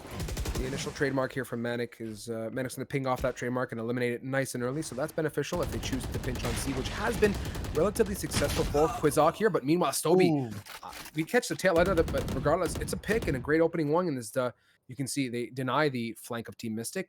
The motivation there, maybe to get a bit aggressive and catch them off guard, as they haven't necessarily exercised that type of play style in this match early on. But nonetheless, with the advantage now, Quizak going to be looking for a follow-up. Oh, no, not again. Murillo's going to do it, getting aggressive here. If they choose to solo it, that could be a problem. Addy gets one onto Aurora, and that's going to start now. The balls are rolling. Oh, do they clear the corner? Nope, Murillo. Nope. That much sharper. Gets the one. Cloudburst, and actually doesn't even want to dash away. Is going to continue to contest as they're pinching on C. Ooh. Oh no. I think somebody upset Murillo. I think Murillo is just trying to show out for his team to bring it home in the 13th round that they needed. That is going to be Team Mystic Black taking Quizak out and sending them home for the night. Beautifully played on them. Congrats to moving on and not letting that 7 rounds in a row get to them in the end. Tenacity worked out well, and I think Murillo got completely fed up. Like, straight up said, no, that's cool. You know what? You guys do what you want. I got a Blade Storm. And from that Blade Storm that came out, I think it was 3 or 4 rounds before the end, until the end, Murillo completely showed up. So really good plays. And I want to go ahead and commend Quizak. Like, I think Kit, our producer, dropped it in chat and said that Quizak Gaming in chat said that they came back from a 2 to 10 a little bit ago. And I think much of that type of energy carried forward here. They put on a fantastic showing. Sure. But yeah, best of one. The show goes on along with Team Mystic Black in our bracket. I mean, not to obviously knock the team that just got sent home, because they did amazing. Realistically, they came back from a 10-2 deficit all the way to 9-13. I mean, before that, it was 9-10. It was a 1-round differential. They almost took the whole thing right out from underneath the feet of Team Mystic Black. So congrats to them for playing such an amazing game, bringing all those rounds back after switching on the half. But sadly, we do have to send them home. Yeah, unfortunate, but fortunately for you guys can get some socks. I don't know how that segues. It doesn't work, but I'm going to do it anyways because life is short.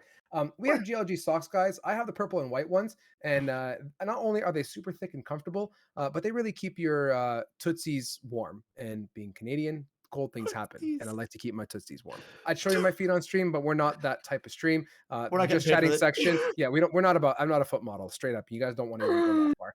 But if you guys are interested in keeping your own feet warm and enjoy looking at your own feet better than mine, exclamation mark socks in chat. Check out the different styles we have and pick some up of your own. And if you come to the gaming lounge opening, come on in with just your socks on, and I will give you a fantastic high five. So on that note, guys, we're going to go off to a break. The third match of the evening is just around the bend, so don't go too far. Hopefully this time it's going to be a little bit snappier, but regardless, best of one coming up. Talk to you soon.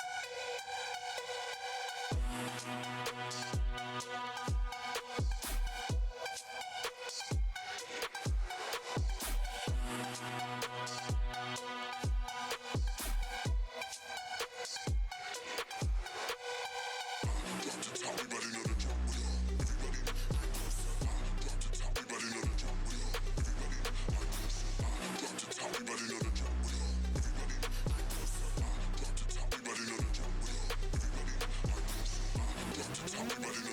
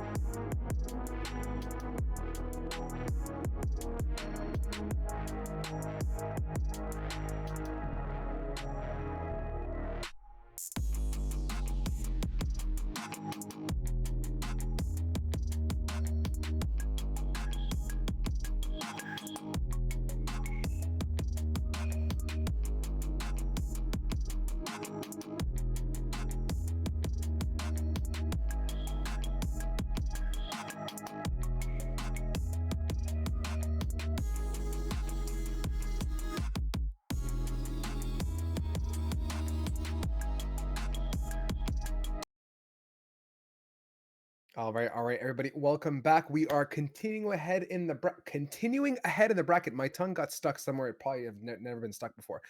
Map number 3, guys. You guys can see down below. Eric, Eric's having amazing. What is this guy gooping on right now? Oh man, it'd be like that sometimes, Chief.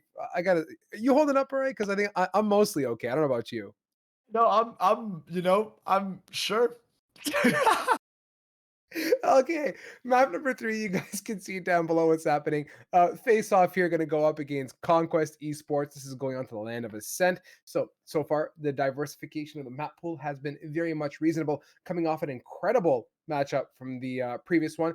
Team Mystic Black against Quizok went deep into that match, and we saw an amazing rally from Quizok to come back and basically close the gap to near darn tight overtime territory, but it wasn't enough there as in the end, Murillo on that jet really gassed up in the final coming rounds of that and brought it to the finish line. So let's get into the nitty gritty of this one. Eric, before we go too far, I hope everyone has had enough of my nonsense of telling you to join this MSI giveaway, but on the real, go ahead and hit exclamation mark giveaway in chat now. There's no fancy QR codes. You're going to have to use your fingers, 10 or 9 or 8, depending on how many you want to contribute to the activity. Enter that giveaway. Please do so. The MSI GH50 headset, it's up for grabs. Also, we gave away the $25 Valorant points card to our GLGCC member Griff. So if you guys want to have a chance to enter that giveaway, basically you can win the $25. But in doing so, you also get your team priority entry and seating and placement into our events. That includes the Pit of Valor. That includes the Valorant Chill that's happening Saturday at 6 p.m. It's $10. It's 3 months for the price of one right now. And yeah, your entire team is covered with just one membership. So if you guys are interested in learning more about that, exclamation mark GLGCC in chat. The alternative best solution is to join our Discord or follow us on Twitter. Not only will you get the dankest of memes on a regular basis, but you'll also get some useful information now and again, depending if Ben and Dante and the social media crew decide to be productive on that fine day. My mind is completely broken. Nonetheless, Yeah, as we get ready to go into agent selection here, Captain Eric, what are you feeling like? Where's your mind at? And Ascent, ready to go. I mean, I'm expecting a Jet Sova on each team. Um, Okay. but other than that, I mean, it's wide open in my opinion. Like, go for it. Just pick whatever. Pick. Is Neon allowed yet in Yeah. competitive? Yeah. Yep. Drop Neon in here. Let's see it. Why not? not? I want to see finger electric guns going brrr, this whole the whole map. That's all I want to see. Chief, I mean, there is neons are a special breed. You don't see too many of them, but when you do, they are a slippery little bunch of buggins and very hard to keep your hands on. A very let's say tactful and resourceful neon will often send you for an absolute bamboozle. It can offer a lot of utility. I've seen some pretty crazy lineups there from neon in terms of getting site control as well, which again, from an agent perspective, it's a fun one to watch. That fast lane is really slippery. So getting into the agent selection really quickly here, guys. And again, thank you so much for sticking with us through the first 3 maps. A lot of familiar faces here from the early GLG days, at least for me. I see Lotus, I see Nave, I see PJ, Swami as well. So this face-off squad looking mighty darn fresh. On the opposing end of the spectrum, those locks that you kind of talked about as well, Eric, are coming to fruition. Yep, as we're seeing the Jet Sova on each side, but the difference here is a Brimstone KJ and a Chamber Omen. KOs as well for each team going to be picked here, locked in. And realistically, I like this setup more from the side of Conk. Sorry, not no, we're not doing this again. Not Conk. Hello? Conquest. That's what I meant. Conquest. Listen, the abbreviation got me, and I was like, that's not it. But I do like the setup more so. Oh, nope, I'm lying entirely. Well, no, I'm not. Okay, so I'm going to start letting my brain work because it is not. What I'm getting at is that I feel like their attack is going to be really strong with the setup that they have here of basically the blinds from Omen, the two, the flashes from KO as well. And then obviously both sides have a Sova, but with that Sova dart on this attack side, it is more information that is going out for those blinds that are in their favor, where you don't see, as much utility for, sight stealing more so. on the side of defense as the side of Conquest has. Face Off only having that KO for flashes to push onto site. But once again, we're gonna have to see how they play this game, because I could entirely be wrong in that idea, in that sense of, the attacking side, because there is the defending side. There is the defending side where if the attacking side doesn't go entirely great, you still have to, defend wholly. And if you do or do not, it could be the game for you. Eric, you are the wisest sage I've ever casted with. Like, you cover all bases, including if it goes right, if it goes wrong. I mean, you're just the all-knowing sage. Low-key, when you said conk, I thought you said cronk, and I thought you were gonna say pull a lever after that. I'm like, oh my god, Emperor's New Groove, it's happening. My mind also went to some weird places, but in terms of weird places, we're not too far away from home here on the Land of Ascent. Starting us off on round number 1, just a very cozy and standard default for the side of Conquest, as they're kind of probing around some B control, a little bit of mid poke here and there with some KO jiggling at long A. At this point, looking for an opportunity. And thus far, it looks like the congregation says we're heading toward this A site as they've migrated right across mid, uniting up on short A here, getting ready to send it through tree. Nothing too crazy watching out there except for a Brimstone, but on the main map, you can see some rotates coming around for the side of Face Off as they're preparing for the worst case at A.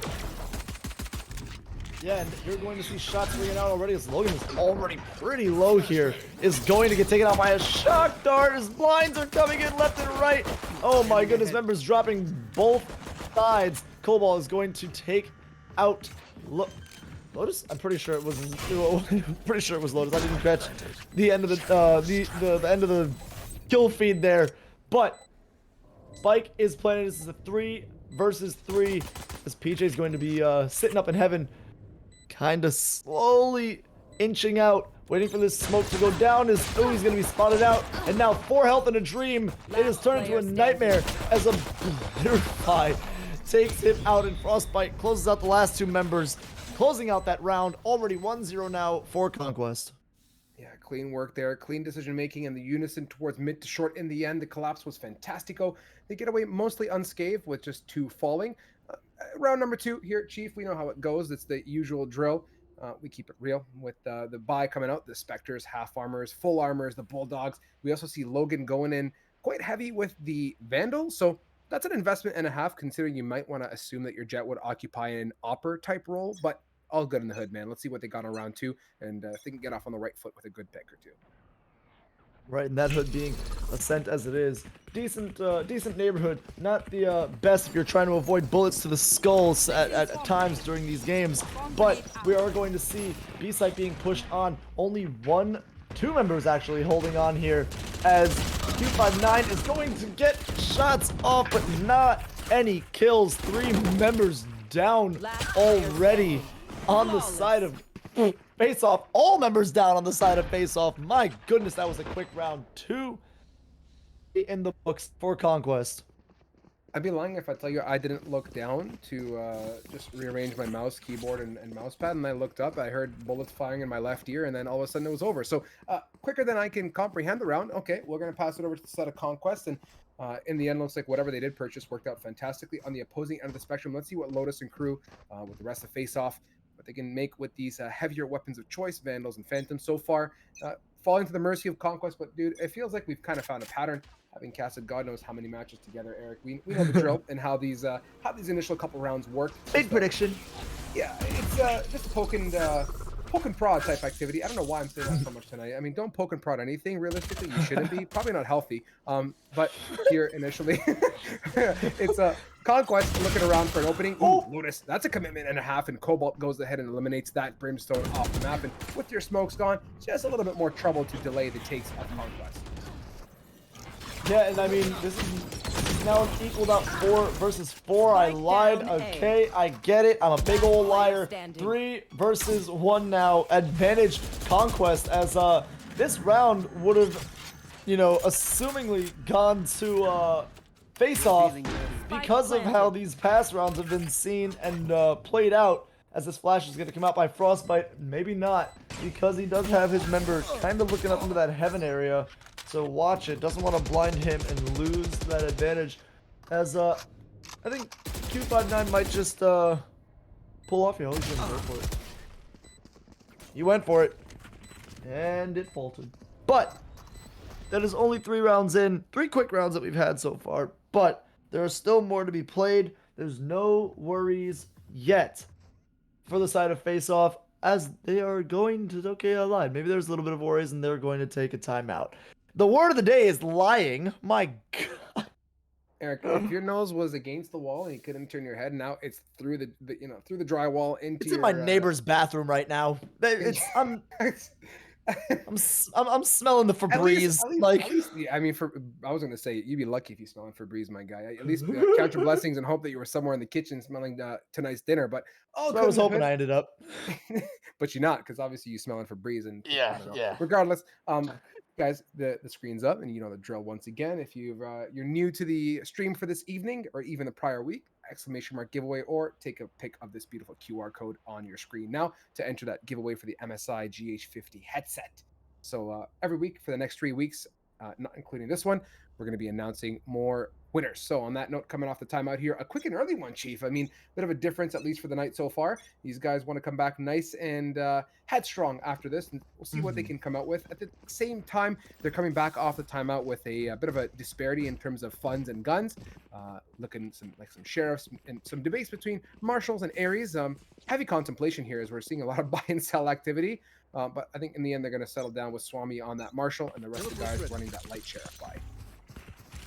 Yep, and ooh, shot not taken there. Could have potentially been a kill almost immediately, but shots now ringing out as Swami is going to be a little lower in health there, almost half, but it's okay. He's fine, he's alive, he can still put bullets into the other team. Now, Navi,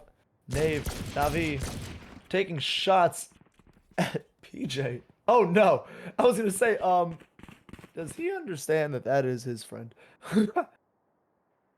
He was shooting through the box. I realize that now. You guys can get off my back. Thanks.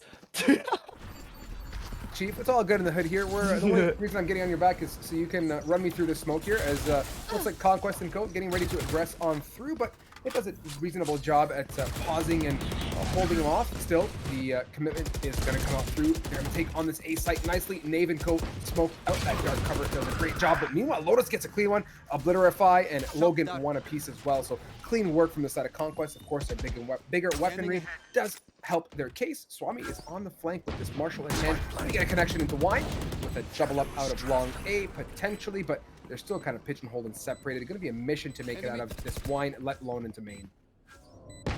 Yeah, and this 4 versus 3 here with a lot of low members on the side of Face Off is not looking good as another one drops. Now Cobalt going to get PJ and is going to grab Swami, and now is looking for the last. I don't think he's going to get it unless he drops. Yeah, he's going to see him, and that is going to be a 3-piece for Cobalt, and that is going to be the 4th round closed out. Yep, so much of the same story. I kind of worded my conversation prior. They had to deal with not only wine, but even getting into sight after that was half the mission. That was what I was trying to convey. So the overall flank, the 2-person flank, wasn't necessarily going to come to fruition, considering that the one in wine would have been half the battle to deal with, if not more. So Conquest coming off that round, a lot of money onto their back ends, 3 ultimates to boot. The lockdown, you do have the Omen ultimate if you so choose to go ahead and disappear from the shadows, and with the KO ult on the board as well, it's going to offer a lot of opportunity to aggress and get on the site. See how far they can go. Initially here, Spike drop down really far towards top of mid. The Aladrone getting committed very early for Joey, and in this case it is just for reconnaissance, as there is no Hunter's Fury to back it off, and no ping either, as Swami swats that owl out of the sky. Nonetheless, ample opportunity in time. They have reasonable mid control, albeit not the deepest towards Pizza. Spotted towards short. Smoke offers the cover they need in mid to migrate across. And this is it. Much of the repeat of the first round. The pistol here looking to get onto short, except the recon dart says maybe not so much. Nave posted up, ready to go. Sends out that 0 point, and actually getting counter 0 pointed back and forth here. Q gets very quick. Ooh. Logan, though, no fear whatsoever, as the whole Conquest squad fights through the thick of it and gets on site. Yeah, now, I mean, Face Off is going to have to play another 4v4 on a retake with really great positioning here from the side of, oh my goodness, Joey spraying through the floor, finding damage on both members up there on Face Off. That is definitely not how you want to start into this round, as PJ's going to go down after grabbing Obliterify, but Q95 is going to grab Logan player on this, standing. and Nave. Wait a second. No way. Oh, man. That was a close one. And finally, a round for face-off, bringing it to a 1-4, 3-round deficit only at the beginning of this round, or of this match, I should say. So, plenty more Valorant to be played. That is going to be a step in the right direction for them. Yeah, superb job. And the timeout seemed to have worked reasonably well. And given the timing and the way that they took it, they gave themselves a bit of a grace round to come in, pick up a couple kills, and as well, obviously, the round, as you can see, the first going to their side. And now they have a full buy for the most part, albeit not the fullest of full buys. It's a little bit full of air towards Q5 and Lotus as they're sporting the Spectre full armor. The rest of the squad, though, very well equipped in terms of guns and also have ultimates to boot. So PJ here not going to expose himself to the Killjoy turret, still holding a very, very slippery tight angle, looking for someone to get a little bit too nosy. And right now it is Cobalt. And PJ is swift on that mouse one, connects on a great opening pick. Nice patience and dance around that turret with the advantage to the side of face-off here. I think a little bit better, but Nave going for the peek towards Obliterify, and it's good for Nada as there's no trade follow-up whatsoever. See here what they can do with the remainder of this 4v4. No spike in hand just yet, as they've got very decent mid control, but unfortunately, you kind of need the bomb there, Chief, to go all the way through. Yeah, to go all the way. Oh, man, that is a very big part of this game, is that spike right there. And it's just kind of sitting out, hanging out to the entrance of B site, and that's not what you want, as Logan's going to get spotted out here. Definitely not what he wants either. Definitely going to have to get this spike, though, either put through mid into B or A through the back, or rotate it right off to A and get moving, as PJ is, oh man, this, 30 seconds left. PJ, that was dirty. Oh my Now, goodness. dude, One enemy Q5 there, woo! Lining Oh. him up. Rounds over. Shagging him and bagging him with that That's two-piece insane. combination. Yeah, look at the value they got off of that, man. Sight unseen, two Yeah. great picks, and now they're posted up very much on site. Hell's under lock. You're going to see here from Frostbite what he can do. He's kind of pigeonholed, so unless everyone just kind of domino effect drops in the one, and unfortunately the dominoes fall and right on top of Frostbite's head there as the numbers work in their favor. So face off here, 2 consecutive now. Eric looking a lot sharper than the initial couple rounds they had. Hop on the defuse. At this point, they're going to give it off to Gold Chamber. He does still have that tour de force on his back, so it's not necessarily for nothing as they do take that round home and are playing their retakes quite well now. Yeah, no, the retakes have gotten a lot better in these last 2 rounds. It seems like they've kind of found what was wrong and what was needed to change, and they've definitely pounced on that already and made it their own. So they're doing great, loving it. And the overall vibe and energy is looking relatively matched, I'd say. We're not getting a complete landslide either one of the ways, which is obviously Eric's favorite way of playing Valorant, I think. Yes. Very good. That's the only answer I would have accepted, and no would have got you kicked out of the Discord one time. That's fair. But I'm just keeping it honest with you, Chief. And with the lockdown here from the attacker side, Conquest are looking to siege on B. The rotates are already hot here. Swami pinned in the back of Sight. Gonna have to somehow manage this as they're getting completely collapsed on. And actually, this is a bit of an issue. One gets detained, and there's actually a bit of activity initially here for the side of Conquest as they're on site, but albeit a little bit delayed. Logan has taken a reasonable amount of damage as well, but after some mild pauses and a lot of damage taken onto Conquest, they do get on site. Joey with the low hit points is able to get a pick onto Lotus. Knave responds onto Cobalt, so that's a tit-for-tat, one-for-one situation here. Face off in a good position with health points coming out of spawn, swinging and looking to do so in unison. Knave gets the one. Ooh, Swami clean dome onto that Omen. Nice attempt there with the tour de force, but comes a little bit short here. Rendezvous down and back. Swami goes a bit of a faking attempt, but in the end, it is insufficient. Advancement into sight is completely denied there as Conquest capitalized very much so. Really good work. Pick up their 5th and proceed on forward. Tough situation, and I think coupled with the lockdown, that was a good decision making to get on site and follow up that lockdown all the way through. Yeah, another round swinging in favor of Conquest Esports. I mean, they're doing great after those 2 rounds being, a little bit figured out on that A site. They switch it up to B, and I mean, it works out in their favor because look at Face Off now, having to go with a very, very minimal buy, a little bit of shielding. You have one Vandal that's, available. A Judge through. No, Bucky's on the switch up. 2 full shields with classics for the rest of the team. This is definitely going to be a little bit of an uphill battle for them, if I say so myself, but still a very, very good possibility. Eric, I low-key had you kind of break in and out. I think you went Oh, full really? robot mode on me. Yeah. You kind of. I don't Am know I if back? on Mars, Jupiter. You're back, Chief. I mean, you Okay. went to a different planet and came back all in a Strange. matter of 8 words. But I Huh. have you. All right, well, I'm So glad to be you're back. good. It was Yeah, scary. I didn't know where I was. that was a glitch in the Matrix, man. Or you were in the Matrix. One of the two. Everything went dark. It's all dark. Where am I? Hello? Yeah, hello? Send help. Strive, can you hear me? I can hear you. It's okay. No, we're good. We're alive and well. And with 3 seconds left, you made it back at the most opportune moment, Chief. So good on you. And with the continuation of this matchup and Conquest coming out on top there. Ooh, choice there. Getting aggressive. The 1-for-1. And in the end, you can see PJ and Co choosing not to aggress any further. The Nanoswarm as well is popped. And that must have been a lineup from somewhere because I don't quite know how that made it to where it is. It had to have been tossed over the wall. Nonetheless, wine is clear. And the icing on the cake here for the side of Conquest is they are fully in control of long.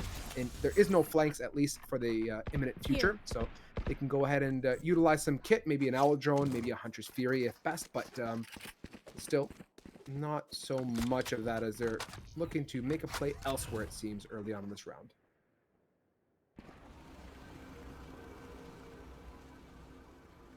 Eric? Did we lose? Did I go again? I don't know. You Am tell I me. back? I don't know. I don't feel so good, Mr. You don't Strive. I'm getting Thanos snapped out of the cast right now. No, I can hear you this time. I don't know where Okay. you're going to come. Is there cake where you're going? I don't think so. Oh, 30 no, I don't seconds think so either, left. Chief, because I think you're still time traveling. Oh, okay. In and out, Eric. I'm gonna go ahead and take over for the time being, Chief, until you finish your bouncing around. And 20 seconds on the clock here, guys. Conquest struggling to get, not struggling necessarily, but have not yet made up their mind as to where they want to siege onto. In the end, the commitment comes through with 11 seconds to go. Q5 gets the 1, but it's an opening there for the Omen as well. Onto site, door closes. The Nanoswarms, I hear it somewhere in the distance, but Joey is quickly equalizing onto Lotus and continuing the pressure. They're in a great position on the post plant now in a 3 versus 2. And we'll see here what Face-Off can do. Swami does have a gun. Q5 is marshalling at this point, but could recover something, I believe, that was in front of him. Player Maybe. standing. Ooh, forget the recovery. Obliterify is going to absolutely slap a face there through hell. Sends one of the defenders packing. The Face-Off 1v3 scenario. Chances of recovery and retake, I'd say slim to almost none, Chief. We get a Vandal out of the equation. Lace up our Jordans and go for a leisurely marathon away from the spike, as far away as possible before it blows. So Conquest so far really clean work with this A take and have made great steps and strides. Speaking of steps and strides, have you stepped back to reality, Eric? I think so. I don't. Yep. Okay. Welcome. Yeah. No, I had to. I had to move some things around. There was there was a beaver chewing on one of my cables. Yeah, I don't know, man. He got in here, little sneaky guy, but it happens.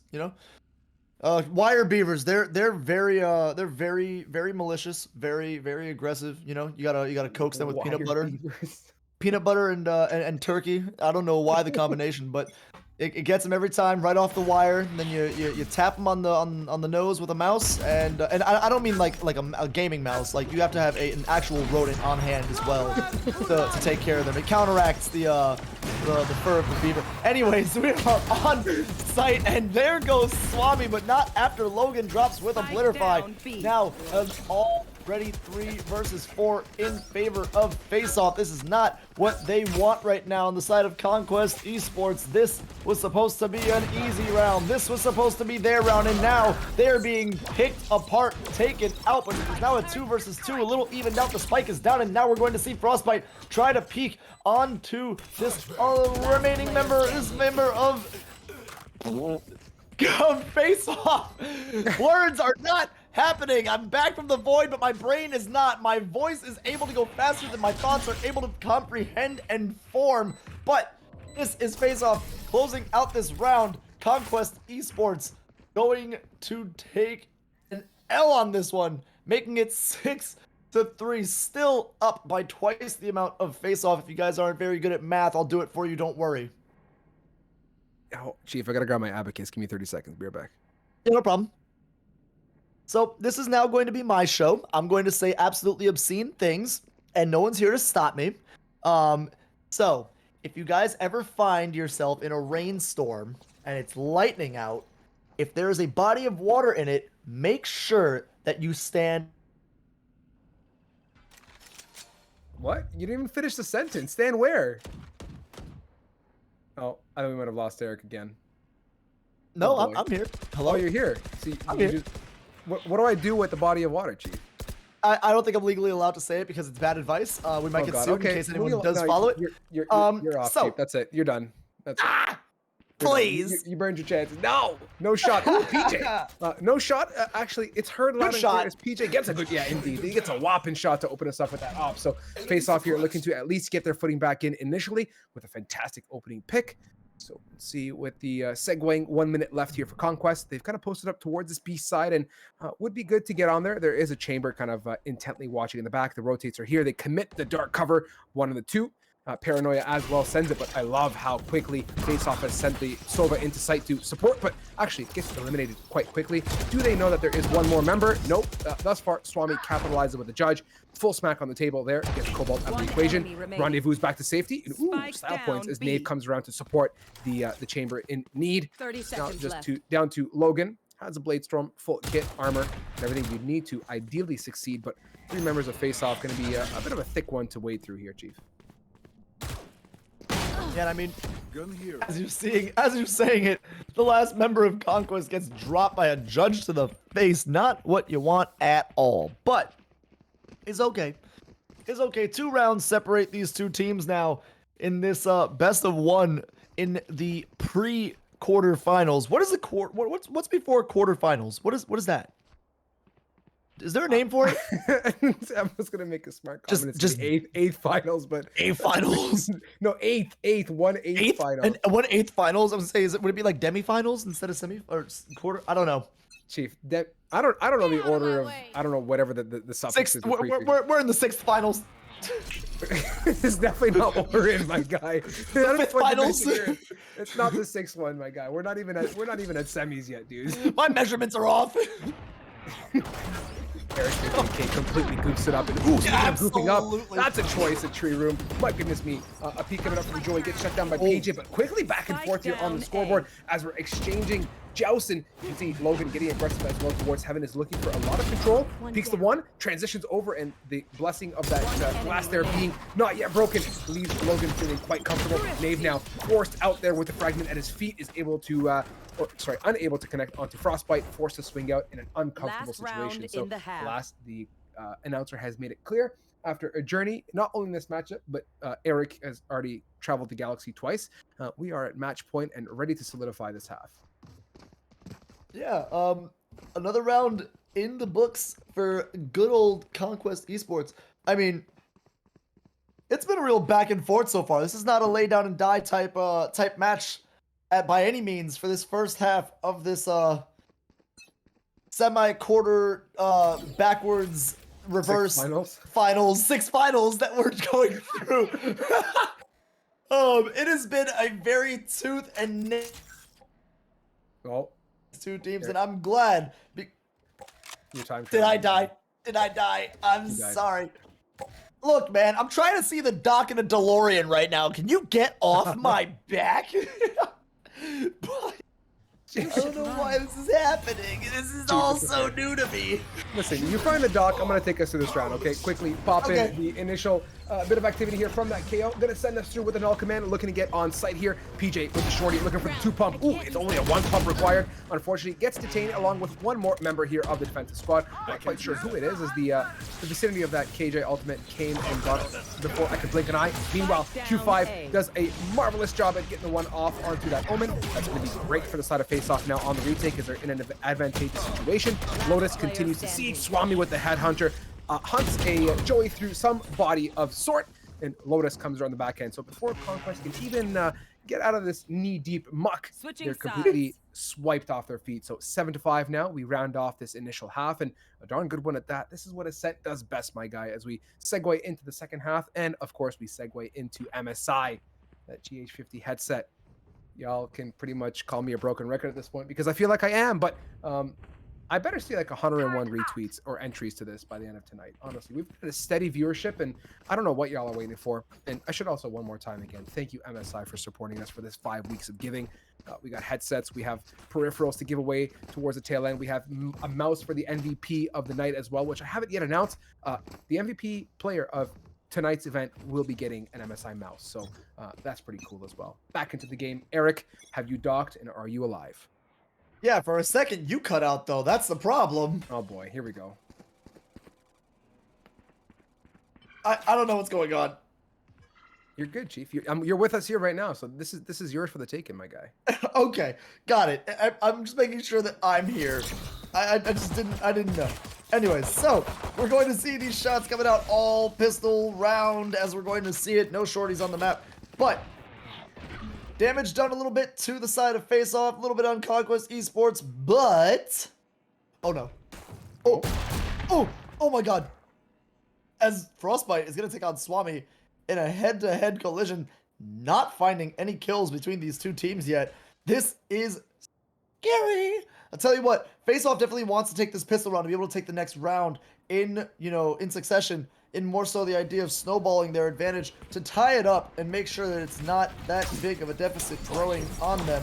Because, let's be real, 2 more rounds in favor of, Conquest Esports, and it'll be a 4-round deficit. But we are seeing 30 seconds kills left. coming out on both sides. Now it is a 3 versus 3 with PJ at 4 health. If he gets so much as sneezed on, he is going to be seeing the light and definitely not being blinded by the lights, but taken to heaven. There he goes. Cobalt taking him out. And now 10 seconds left to plant. This has to be the hold for the side of Conquest. Uh-oh. Oh, it's not. It was We're good, so Chief. close. Careful now. This is where things get a little bit worse for wear if we don't end up capitalizing for the side of Conquest to get this low HP chamber out of the equation quickly. I do like the setup, however. Let's see what Swami can do from the back end. Low HP, and the majority of the fight here is down towards Hell. It's unfortunate. Q5 after losing Swami. Your low HP, 21 hit point. Chamber connects on the dome of Logan. Huge. No way. Dropping down. Ooh, actually top of container. No shot, Swami. Your gymnast, your 20. acrobat, your Point 20. delay. That's clean work. Really good job. And low-key, happy he didn't go for the drop down. Instead went for the drop up, which doesn't actually make sense in terms of physics, but all is good in the hood. We get the round and we get just a mere 1 deficit away from Conquest. And dude, they got their gun by as well. Well, beautifully done. Like I said, there's the gun buy, as you said, and that is going to snowball potentially into the next round being in their favor as well, meaning a tied game for us here at 7-7, 14 rounds into this game. But nothing is done yet. Nothing is certain. Nothing is ever certain, Chief. Not at all. Right? But one thing is certain. 6 minus 7 is -1, and that's a good opening at least for the side of Face Off. Ooh, make that a double opening. Why I went negative there, who knows? Just felt right. And with the current advantageous position to the Face Off squad on the attack, Conquest kind of thin, not a lot of weaponry to boot as well. So Obliterify is just kind of spamming away, looking for a pick or two. Actually gets fragmented out of market as well, and that's going to be good to push him away. They should be able to get on site mostly unscathed as Swami is able to get one onto Cobalt. Pushing the button is going to be great. Obliterify going to make the attempt to be sneaky, but that timing on that smoke disappearing, that sky smoke, was optimal for Lotus. Ends up capitalizing with the amazing Spectre pick. So 4v1 here, Chief. I lied. 5v1 near flawless for face-off, setting himself up for a fantastic round to come. Just Frostbite to worry about here, who's kind of migrating towards spawn. It gets completely swung on after the jiggle peak. Yeah. So yeah, they got numbers to spare, and the confidence was there to back it up, and we solidify that 7-7 we've been talking about. Well, my crystal ball rings yet again. This is where I went in time, dude. I disappeared to make sure that I knew what was going to happen for the rest of this game. So, This is going to be a very close one up until the end, and then Face Off's going to take it. Imagine if I call that, end it 13-10. Ooh, I really did travel to the future, but we'll have to see. I'm gonna be pleasantly not surprised if you're right, because typically you are right, and that's just Scanning the ahead. Eric way of doing things. Like you're gonna, I feel it. You actually did time travel. You're just downplaying it. You know, you're saying you were docking and seeing some weird colors and whatnot, but I think it actually happened, my guy. And let's see how much of your predictions come true. As the initial activity for Conquest is on the prowl for a pick, playing intently, very aggressively towards B. You can see on the mini map both that Sova and that Jet posted up around the bend. Omen Obliterify is still market holding and doing his daily shopping at No Frills. Doesn't come out on top. Quick fragment to block out, or sorry, not block off, clear out logs as well. Utility committed here, and the counter owl drone from Joey is going to go out towards main and probably catch a fair number of people who have now fallen back nicely and are looking to regroup for what is kind of yearning towards an A pinch initially. I mean, realistically, we're looking at two members of, I don't know why I almost said Conk again. Again, I almost did it. Conk has to be a big part of this, as two members are going to fall.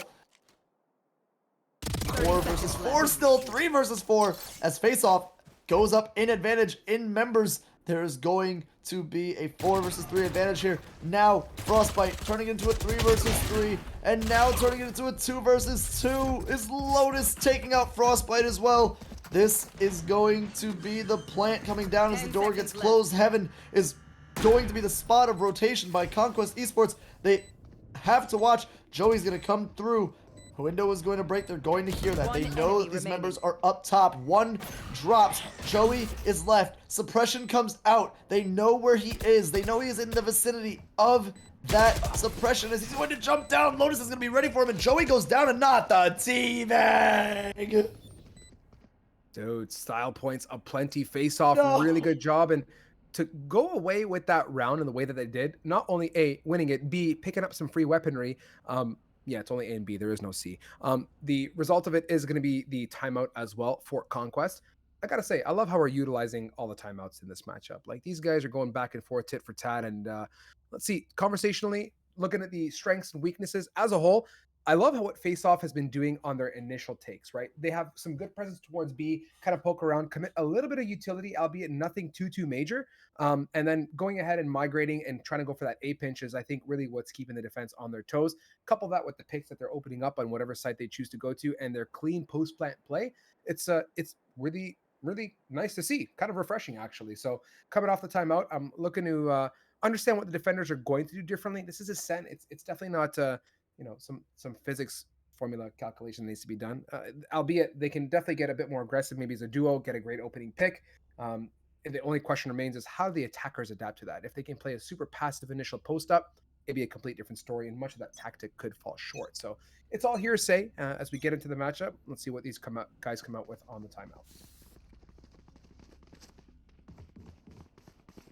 I mean, 10 seconds left in this little bit of period that we're going to see where they position. I mean, we see Spike over at B, but we have 3 lined up all the way over at A.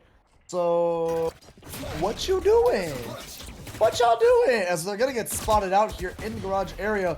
That's where Spike is. It's not where you want to be, and it's definitely not where you want to get spotted out at as well.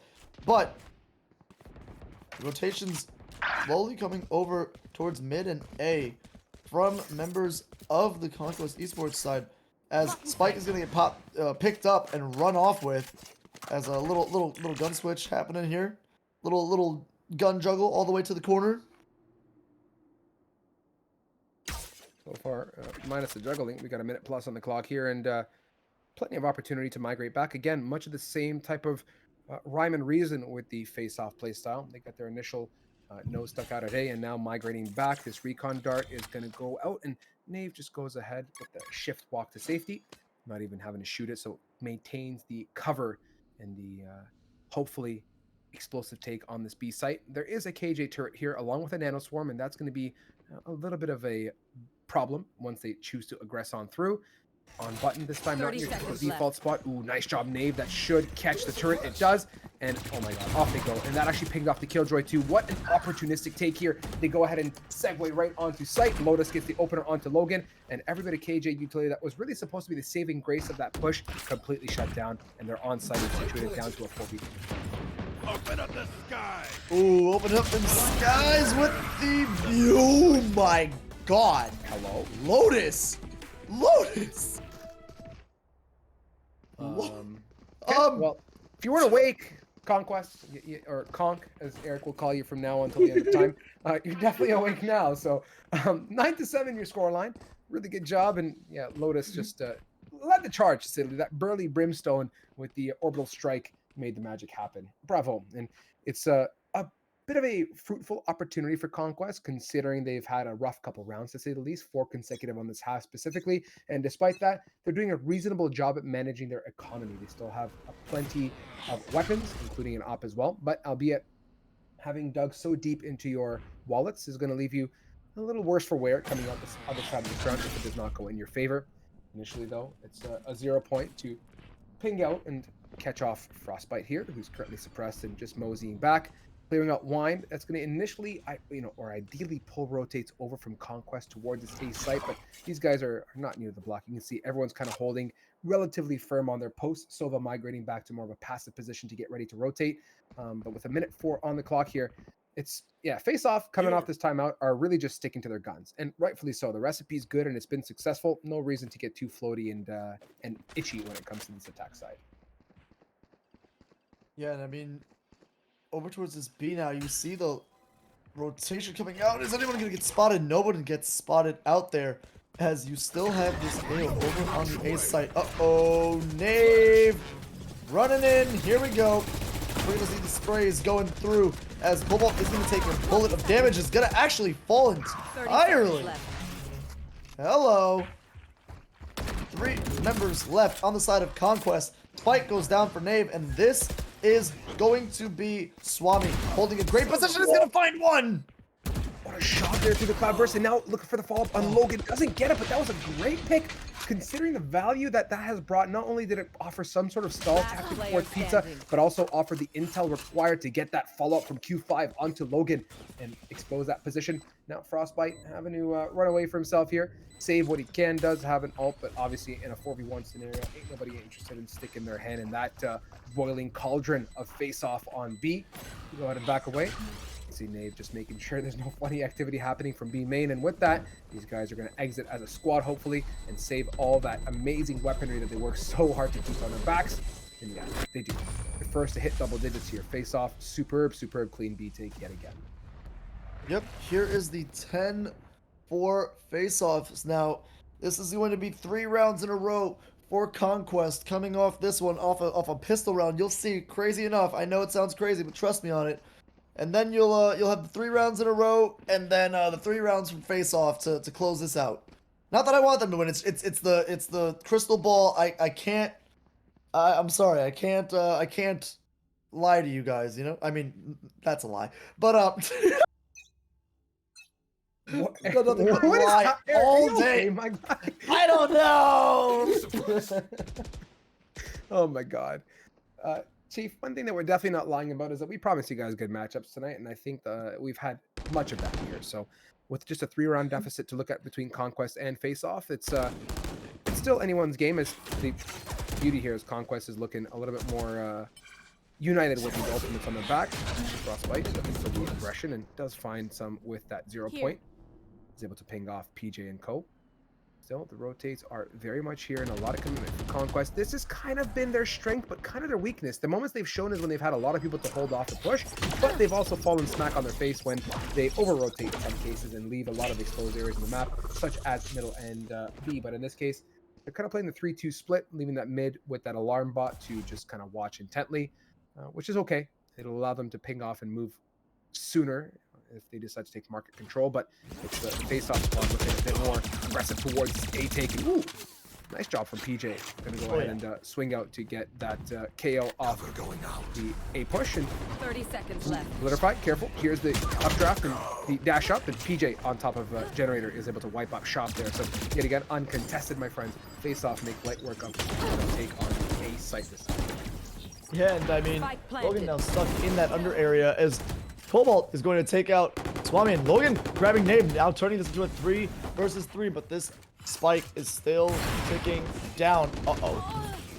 Logan does not find Lotus on that, and because of that, Lotus nails another member. Good night as the as the big Hunter's Fury is gonna come down. Oh, not enough to kill. Last player standing. Uh-oh. One enemy remaining. Okay, the full stick. Q5 I tell a you, little bit late to the party, but three in a row. yeah. Chief, I don't know if your crystal ball's working. I think it is. Feeling a little bit better now. But alas, we proceed further ahead into round number 19. The Conquest vibe and energy is looking okay-ish. And by okay-ish, I mean they're in a bit of a tight spot financially. Some Bulldogs coming out. You do see Frostbite as well. Potentially enough money to buy up if Frostbite so chooses. And yeah, I mean, no reason not to spend $43.50 if you got it. So more or less, we're in it for the long run or the long haul, and it's grateful that finally, after 5 consecutive rounds, Conquest puts a full stop to the wrath of Face-Off Esports. So posted up yet again, slow and steady default is what Face-Off is looking to do. So far, they've had a couple attempts at mid control, which has been good, but I low-key would love to see a little bit more of it. Some market pushes, maybe some cheeky flanks around spawn, because there really isn't a strong opera or anybody of that nature looking to get any kind of opening at that middle area. Instead, they're convincing the hold with alarm bots and sending the odd smoke out here and there, depending on who wants to get aggressive and push vice versa. So minute 10 with the migration of that spike on over, and you can see on the minimap as well, KJ now just trying to shift over to mid, make sure it's completely covered off, and that's good knowing that we're getting towards the tail end of this round, or the beginning of where the cascading series of events will typically start, that 50-45 second-ish marker. This is what we want, actually. Face off, give me much of the good energy and vibes. Getting a nice bit of mid control. Awesome job. They get Joey off the pick as well onto B site. Now it's a bit more split because you're going to hear the sound cues of rotates through spawn. KJ is the only lonesome wolf here, but in a different area code, actually, it's Logan getting aggressive at B main, ends up getting PJ'd out, and it's a fantastic opportunity for Face Off to completely pinch onto site. 30 seconds One lonesome left. KJ is not going to swing out of spawn anytime soon, at least not while the rest of the team is not there to support. Cloudburst for PJ, 1 and the 2, going to completely utilize that bit of hit, but they got tons of members to spare, and Lotus is also here. I'm assuming there's a ton of Sky Smokes in his back pocket as well. Obliterify, missing a lot of utility, does have bomb kit and can make advances there with the step, but actually can't do much of anything because he gets obliterated with a shock dart. Really quick job. Face off, mid control seemed to be the tried and tested recipe for them, and they get their round to their name. Eric, we're looking a little bit worse for wear, sir, as Conquest now is back to a save type scenario. You can see the commitment from Logan to buy up that Marshall. I wonder, though, is the rest of the team going to go ahead and support with something of their own? They do have 4 ults, which is great, but unfortunately, none of them is Chamber, which would have been a good tour de force if they had it. Well, the mouthful that you all said. We are now once again at a 3. Oh no! I'm not making fun at all by any sense. But we are at another 3-round deficit, and as you said, Conquest now on a save round. This is going to be tough for them. They have to look for whatever picks they can get. But PJ not going to let that happen, making sure that he gets a kill on Obliterify early to kind of open up this A site potential. But B site housing 3 members of Conquest. Not looking too good because all the members are over here on this. We're gonna get a nice little look into this classic that Frostbite's holding. But we are looking into Face Off pushing onto this A site.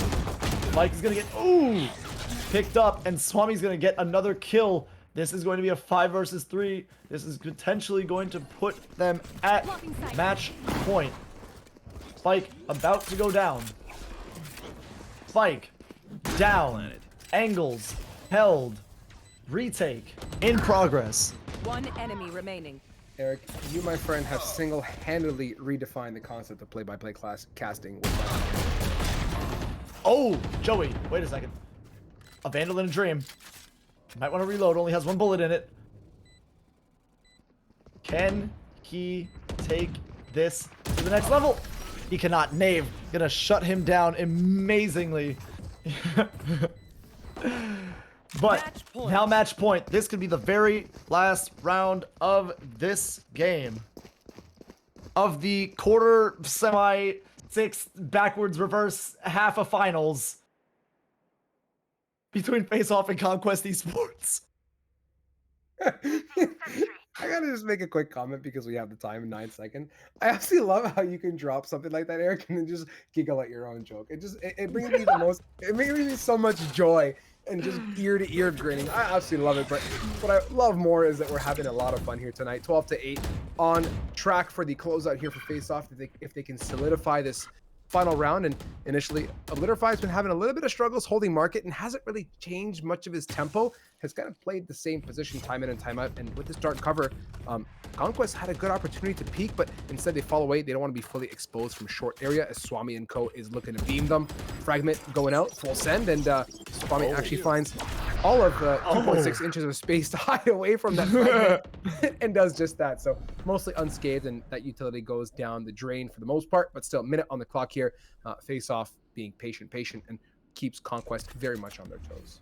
Launching smoke. Yeah, no one exactly dead yet. No one's taken much damage except for one member on the side of Conquest Esports. But Frostbite not even taking any damage there is going to toss out that suppress. Detect 2 knows what's in the area now. As the cross is going to happen. Lotus took some damage. What happened? 30 seconds left. Did he trip and fall and scrape his knee? That or a bullet hit him, Chief. It's one of the two, I'm guessing. I'm gonna take the scrape knee. Oh my goodness, Swami! Big pick. 12 seconds. Ooh, Frostbite. Beams PJ. But it's Q5 there to 10 quickly seconds respond left. back. Nonetheless, 10 seconds in a dream. Cobalt, the Spike patient planted. little beaver in hell, is going to come out and get the one. Nonetheless, it's not the spike planted, so it's still an opportunity here to retake Conquest. Cannot stabilize the core of that KO and does fall out of the equation. So we're at an official 3 versus 3 now. Swami, my goodness, a rendezvous by the skin of his teeth, gets away to safety. enemy Name for the one, remaining. Joey, Swami, and Last Cobalt. It player is a standing. fury of picks here on the scoreboard. Half the there time, you go. it's all over the place. Oh, and the orbital strike here is there to ice the cake. But we have the counter lockdown. Oh, there's a Molly. Lotus sends it out. Is this the lineup of the gods? We need the lockdown. We need the pick. Cobalt in an unfortunate That is position. it. That is it. No, That's the patience. game. Right now. So fun. That is the Lotus. game. Lotus swinging on Attackers Cobalt to win. close it out. Very well done. 13-8, just like I predicted. I've never been wrong a day in my life. I haven't lied to you guys once at all yet. So, just like that, out of the semi-quarter $500,000, somewhat kind of chocolatey, not exactly milk, but dark in that sense of having coconut flavor, not mint, the one that they give you at the dentist's office that they shouldn't give you because it's, candy and they just cleaned your teeth. Finals. Moving on is Face Off. Okay, out of that entire equation, the only thing I picked up there is I don't know what dentist you go to. Mine doesn't give me mints. Mine gives me a mediocre toothbrush and some really dog water toothpaste that I actually never end up using. So, Chief, I don't know what planet you time travel to get your teeth cleaned, but take me with you next time. Sheesh. Talking about this matchup real quickly. In the end of it, 13-8 solidified there for Face Off. Really good play all across the board. They had some moments of struggle. Conquest definitely came out and gave them a bit of a run for their money looking at the board, but as a whole, Swami, PJ, Lotus are your top 3 fraggers on the board. Q5 right after with Nave just following up that squad. So yeah, just superb, clean play all across the board. And they really showed up on the latter portion of that attacking side and brought the juice for sure. Oh yeah, it was a great game between both of them. A lot closer than what we've seen. A lot more competitive, more so in the first half. But Face Off did run away with it at the end, ending it out 13-8. Very well done by them. Congrats. They are moving on to the quarterfinals. A very specific I got finals you. this time. A very specific finals this time. You cheeky. You're right. This time it is quarterfinals. So yeah, amazing job. And with that queue as well, guys, quarterfinals means 3 more maps to come here tonight, 3 more best of ones. A reminder again, we're fighting it out for $50 here and the grand prize towards the end. Also, don't forget a mouse giveaway from MSI for the MVP of tonight's festivities. We already gave away our amazing headset there to Colin from Minnesota. We had the giveaway for the $25 Valorant points to Griff from Maidenless. And yeah, on that reminder, guys, if you haven't already, please go ahead and sign up for the Valorant Chill happening this Saturday at 6 p.m. Eastern Time. Free entry, $50 prize pot, not broadcasted, but run by the same beauties that organize and make sure that this event runs as buttery smooth as it does every Wednesday. And a big shout out again to MSI for sponsoring the 5 weeks ahead of us. Well, 5 weeks total, 3 weeks more, not including this week. And yeah, oh, I forgot to mention something incredibly critical. Holy cow. The Pit of Valor Invitational, guys. So this is really awesome. To all of our past winners and winners to come of the Pit of Valor, after the series of the 5 MSI weeks, we're going to be doing a Pit of Valor Invitational. Beauty of this is that it's going to happen on April 30th. So whatever, 24 odd days away. Holy cow, bad math. It's a $150 prize pool, Eric. And the awesome part of it as well, MSI is giving the first place winners, all 5 team members, MSI Vigor GK50 keyboards. And that's a spicy Wow. and beautiful keyboard. So, Nice. yeah. Before we send everybody off, though, having blabbed my face off and had the most amazing time with you, Eric, any closing comments about that matchup or anything in general you'd like to share? You cut out there for me, so I didn't hear the last part. All I heard was you'd like to share, and I don't have anything to share unless you guys would like some chicken nuggies. I don't Oh my have anything God. else So to share. They were. I lost my appetite halfway through the match because I got excited. But I have nothing. I'm glad we got 3 great games that we got to cast together this drive. It was a pleasure. Always is. But I have nothing else for you, brother. Nothing else for our viewers either. All right, cool. So on that note, from Eric and I at least, I'll say it on your behalf. Thank you to Kit and Fade there behind the desk to keep it real. They're gonna be with you for the rest of the evening, so don't go too far. And speaking of the next matchup, it's around the bend. So get comfortable, get yourself a snack. We're midway through tonight's festivities. Back to you with 2 fresh faces on the desk. Going to be having Becky along with Alias coming at you live. So off to a quick break. Back to you guys, hopefully momentarily.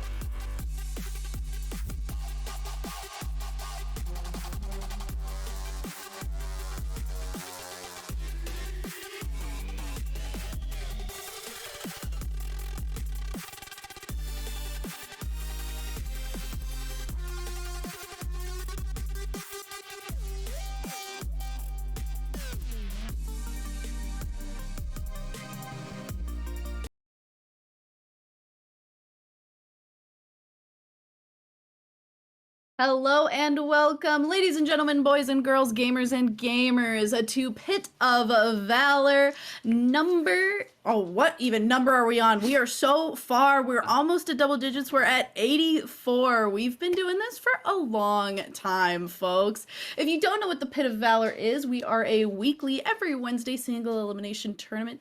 64 teams, all rounds, best of one, $50 to first place. I am Becky, otherwise known as Becky Bear. That was Apollo just jumping up onto my bed. He wanted to do a little hello to all of you as well. And we are joined here by Alias, and I'm going to point the wrong direction. This way is the right way. I swear, normally I'm on your side. Every time I have to intro Strive, I'm on that side, so I'm used to pointing in that way. That's why I did it wrong. Normally I'm much better at that, but say hello to the people, Alias. How you doing today? Good. I feel you so much on looking the wrong way. I was also just looking the wrong way myself, so everything's all good. But yeah, I'm excited to be here. Fantastic. We're excited to have you. I mean, it's a good Wednesday. It's a good day for some Valorant. Now, you and I have never cast before, so I want to get to know you a little bit before we get into knowing our teams a little bit. What is your favorite agent and what is your favorite map? Ooh, so last patch I was that guy. I was the Viper Astra player. Oh, okay. Still a lot of love for Viper, but right now I definitely more of an Omen player. Been enjoying Omen, KO as well. But yeah, at this point I just kind of play whoever. And then favorite map, the cop out answer is Ascent. I think that might be the one I have to go with anyways, but... All right. Well, speaking of Alias's favorite map, we will be going to Ascent to watch Nori Aim versus Team Mystic Black tonight. I believe our players are ready, so we will be going down into that match as soon as we get this rolled over. While we're working on rolling that over, I'm going to throw a few little ads at you. If you are interested in a tournament format like today's Pit of Valor, you should check out Val and Chill, which is GLG's Saturday tournament at 6 p.m. ET. It is also free entry, also $50 to first place. It's just not streamed. So this is definitely the cooler one to be hanging out with because, you know, you got me, you got Alias, you got Strive, you got Eric. All the cool people hang out at the Pit of Valor, but you know, Val and Chill is pretty cool too. It's just a little more chill as the name would suggest, so we don't do streaming for that one yet.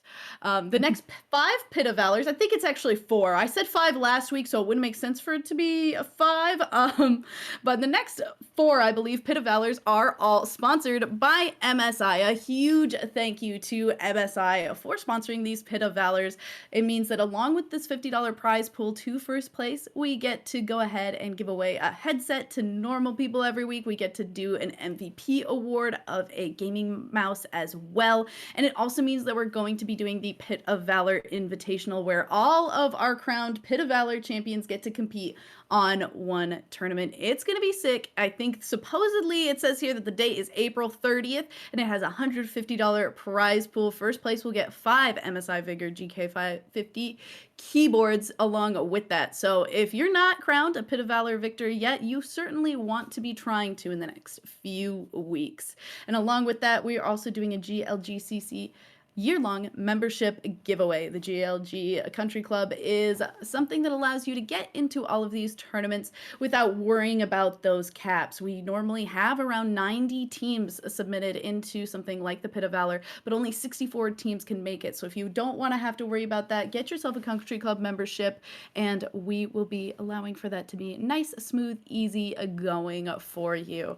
On top of that, also, launch party for the GLG gaming facility. Check out the GLG website. Check out the gaming facility that is in the works. And that is opening up on 4/20. Easy date to remember for most of us. So it should really allow you to, if you're in the Rochester, New York area, have a cool, fun event to go to on that date. And, you know, have a new place to go hang out and play games with your friends. We are definitely still having some technical difficulties with some of our players right now. So in the meantime, you know a little bit. In round 2, we featured Team Mystic Black already. Were you able to watch that match, and how did you feel about it, Alias? I was. I know that, or I was able to watch most of it. I saw right up until just a little bit into the second half, and I think we actually had a small comeback from their opponents. I forget exactly what their name was. I know it starts with a Q, so I just Quizhawk? Quizzock. I was in chat and I saw people making jokes about the team's name or like how to say the team's name. So I think it was Quizzock. That was either what Eric said and somebody was like, that's a weird way to say it, or that was the actual correct pronunciation. Either way, something like that. But yeah, that was the people who played against Team Mystic in round 2. Got into this now round 4 quarterfinals. I was saying that it's weird. I mentally don't like the phrase quarterfinals because it's a top 8 and then you say quarter, which in my brain is 4. They don't equate very well. So Team Mystic will be going up against Nori Aim here. And are you all worried if they like almost got taken out in the second round? Do you think that they're going to really stand a good chance against Nori Aim, or do you think it's going to be a little bit difficult for them? So in round 2 they played Haven, and they had a really, really strong attack half, but suffered a little bit on defense. And they've been playing Haven. I know they played Haven rounds 1 and 2. I'm not sure about round 3, but for this map, they're actually going to Ascent, which tends to be a little bit more defender-sided. So if they can maintain that strong attack side that they had on Haven, then I don't really have very many worries for them going into Ascent, where they can rely on just it being a little bit more defender-sided of the map. You let your Sentinels just go to work there, and just allow individual players to shine with sight holds. And ultimately, I think that all of them have the fragging potential to just make this map work out for them. Yeah, hopefully that will be the case. I know we saw Murillo getting first ace of the day on that first map, or the second map, the first time that we watched Team Mystic Black. So we'll see if Murillo is going to be able to pick up something like that jet once again and frag out just as insanely as we saw that first time around. Going right into select, though, I believe we've got our names at the top a little bit mixed up, but we'll get that situated here. And it looks like we are seeing so far just Silva's hovered, which certainly makes sense for a map like this. Any other agents that you're interested in seeing picked up on this Ascent map, Alias?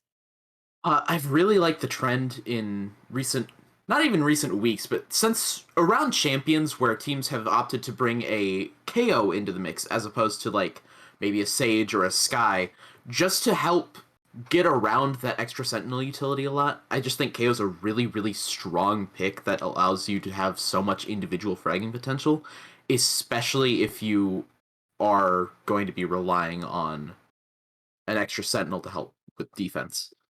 And I Yeah, think we are going to be seeing one KO already on the map. Still, a couple players not hovering agents yet. So Yeah, I too am quite a big fan of the KO, especially if you're expecting something like a jet, which you are a lot of the time, and also something like a chamber on the enemy team, somebody that's going to be able to take even just like eco round guns out of the hands of some of your opponents can be a huge help. So I've also quite liked picking up something like that KO. I mean, you do have to be kind of in close proximity, but on a round where you're trying to rush people who maybe have worse guns than you or playing in a different way, it's certainly really helpful here. And it looks like if these are the lock-ins, which I'm hoping at this point they're pretty close to being the lock-ins, we will be seeing the only difference between these two teams being in the form of the controllers. It looks like Nori's going to go ahead with something like this Astra, and Shady's going to go ahead with something like this Omen. How do you feel about the difference between those two controllers on this map, Alias?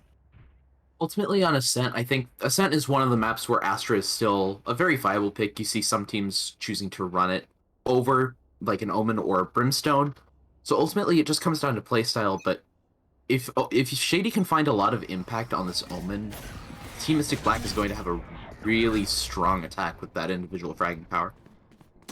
And hoping for that, but the first person to have any fragging potential is Goonjar here, who's taking out Golden Boy as quickly as possible here, shutting that down immediately around turning that corner. And it looks like as a result, the rest of the attackers are saying maybe not gonna mess with that big old sheriff buy that came out from that opposing jet. Addy kind of just slinking around through this mid area trying to gain any information. Is going to hear Will around this corner, but won't get any sort of peeks here, it seems like. Nor Will just trying to gather a little bit of information from that side of top mid here. And slowly but surely getting ready to try and aggress there. Addy did actually decide to go for it and takes out Tummet, but has not actually found Will, who decided to go ahead and back off. So thankfully getting to get that early trade back into Team Mystic Black's favor should be pretty helpful, and is keeping a lot of attention towards this A side, so much that the attacking side is also moving on to follow up with Addy, who maybe didn't notice that Gunjar is still hanging out in that area, and Will is able to take out that kill onto Addy, and then Murillo going down also to follow it up.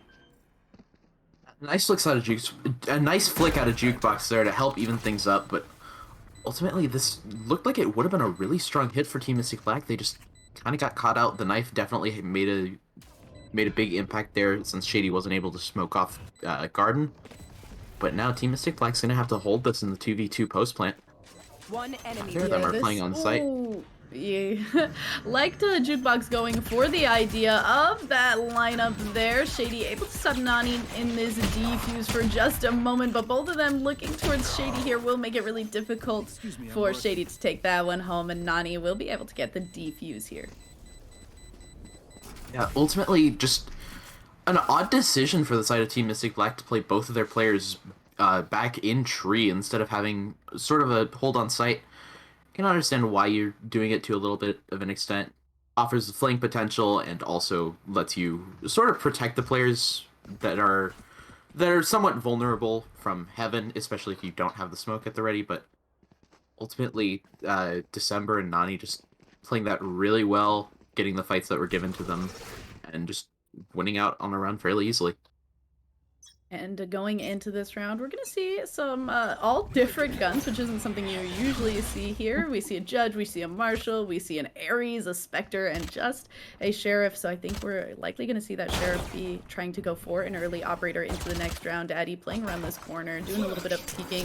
Going to go for that flash, and no, Tummet actually able with that Judge to get a quick kill, but Golden Boy able to do a nice little trade out there. Potentially going to be a situation where they might rotate back for that gun, or something that they're just simply not going to worry about. But so far, being in a 1-for-1 trade, all things considered, has got to be feeling pretty okay for our attacking side. Especially when you factor in that the only gun given up in that situation was the Judge, which, when you consider that Noriem is playing on these longer angles, the Judge isn't really the weapon that you want going into this. December, though, getting challenged up close and showing that the Ares can work just fine there, gets traded out eventually by Murillo, but still, heavy advantage going in for Noriem on the defense. They do have the weapons advantage. I believe the Jet on the side of Team Mystic Black does have that Ares that's carried over, and Chamber for Noriem's on a little bit low HP, but ultimately Noriem still has a lot of tools that they can work with in this retake.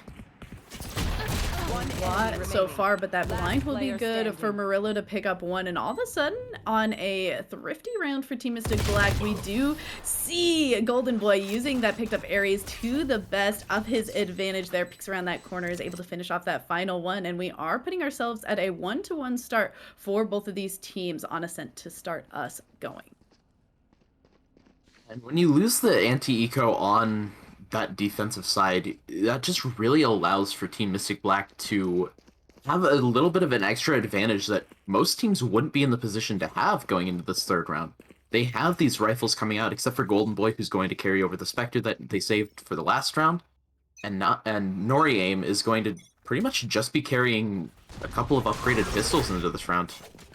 Yeah, that's not something that you usually see, but I'm sure Team Mystic Black are not complaining. Wonderful to see some of those strats really convert to a strong early start. December in an interesting position here, but with the shorty, so if anyone gets up close and personal, but thankfully Murillo playing that beautifully and just spraying through the wall to really not allow December to get the jump on him there.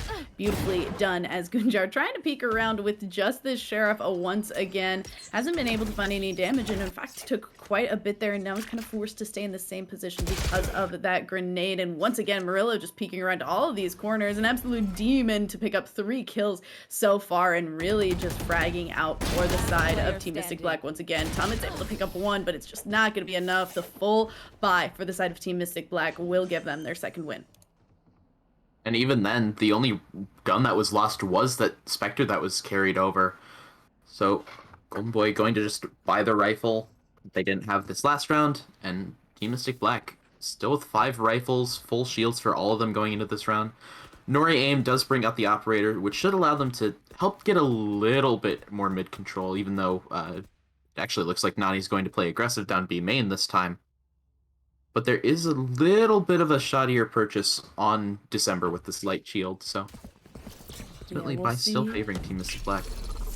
We will see how December is able to make that work there. Nani, though, getting immediately rewarded for that quick movement. Not able to take out Andy, though. Andy going to be aggressing through this mid side continuously with only 20 HP. Will is going to try to posture to fight it and will be successful in doing so. 3 members remain for Team Mystic Black, who were able to take the operator out of the hands of the defensive side, but have not been able to get too much more happening. They are on that A side, but the bomb just is not there to follow, and everyone for the attacking side who remains are just so far spread out right now.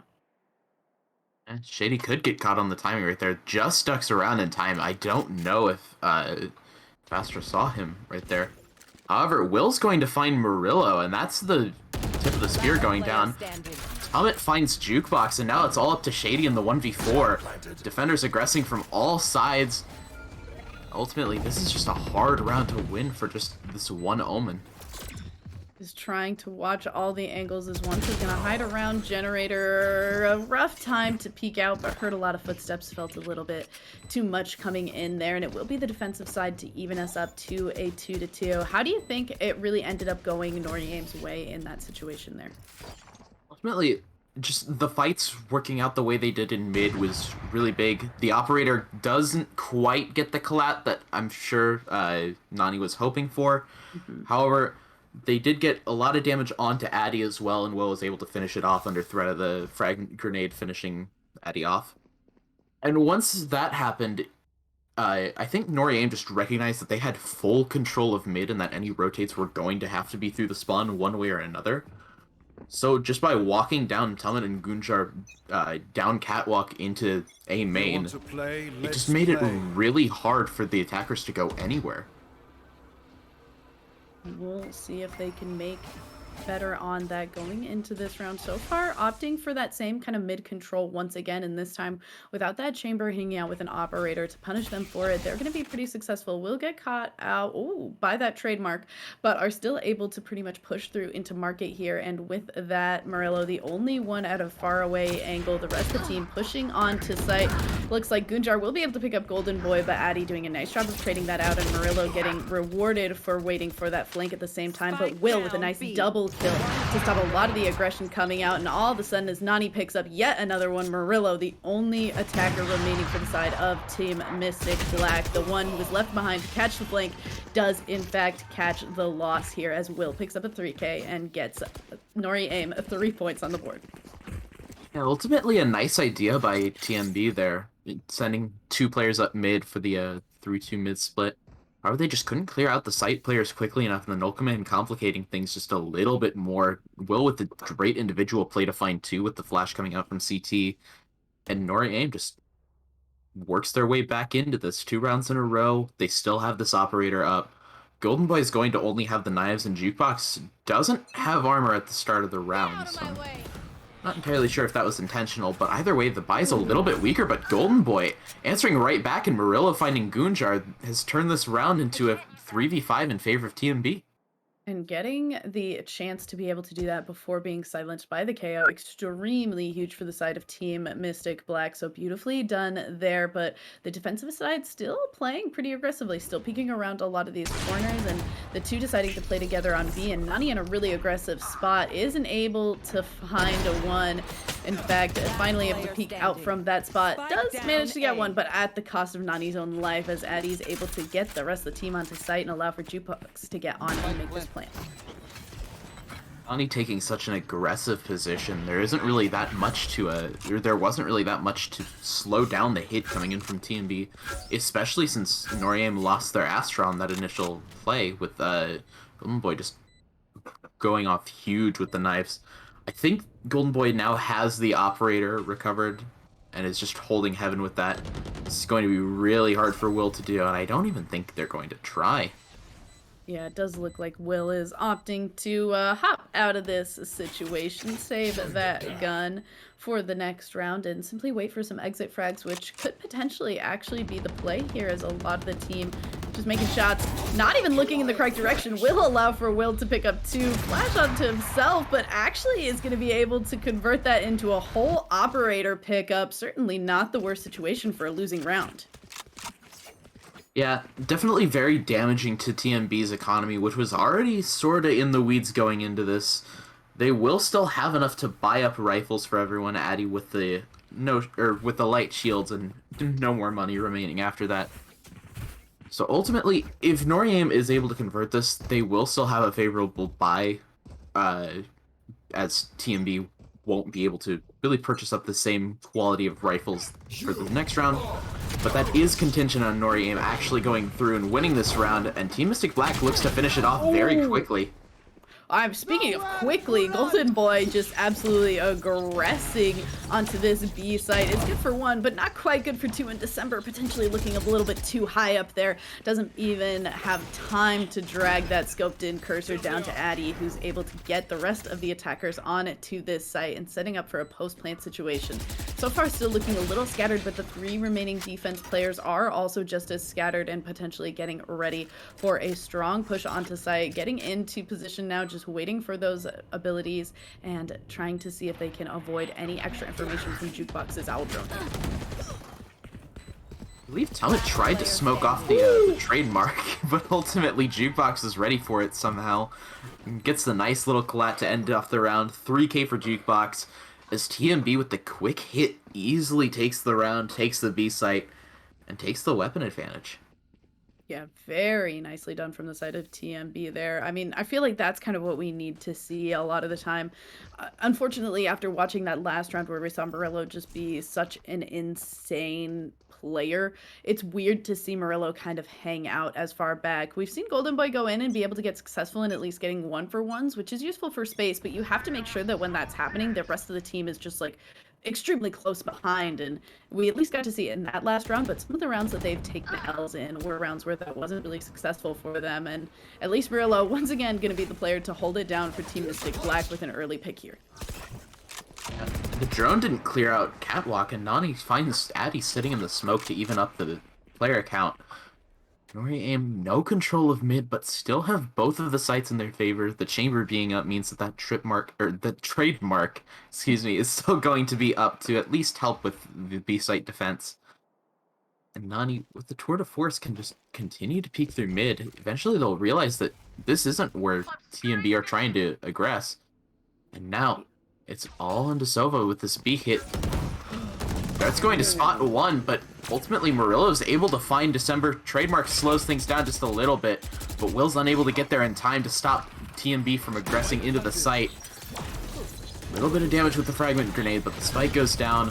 4 players still on the site. This is going to be really hard for Noryam to get past.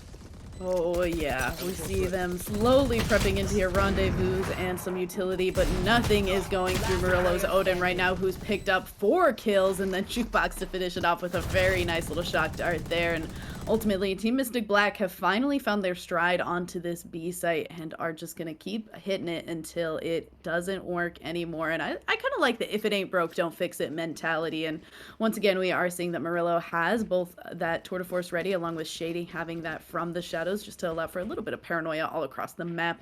And we do see that Tummett and December also have ultimates already. That can certainly be great for trying to keep the plant from happening with that Hunter's Fury, as well as keeping a lot of that early aggression from happening with that Cosmic Divide. Ultimately, I don't think we're going to be seeing the Hunter's Fury and the Cosmic Divide coming out this round, just because of the buy situation that Noryam is on right now.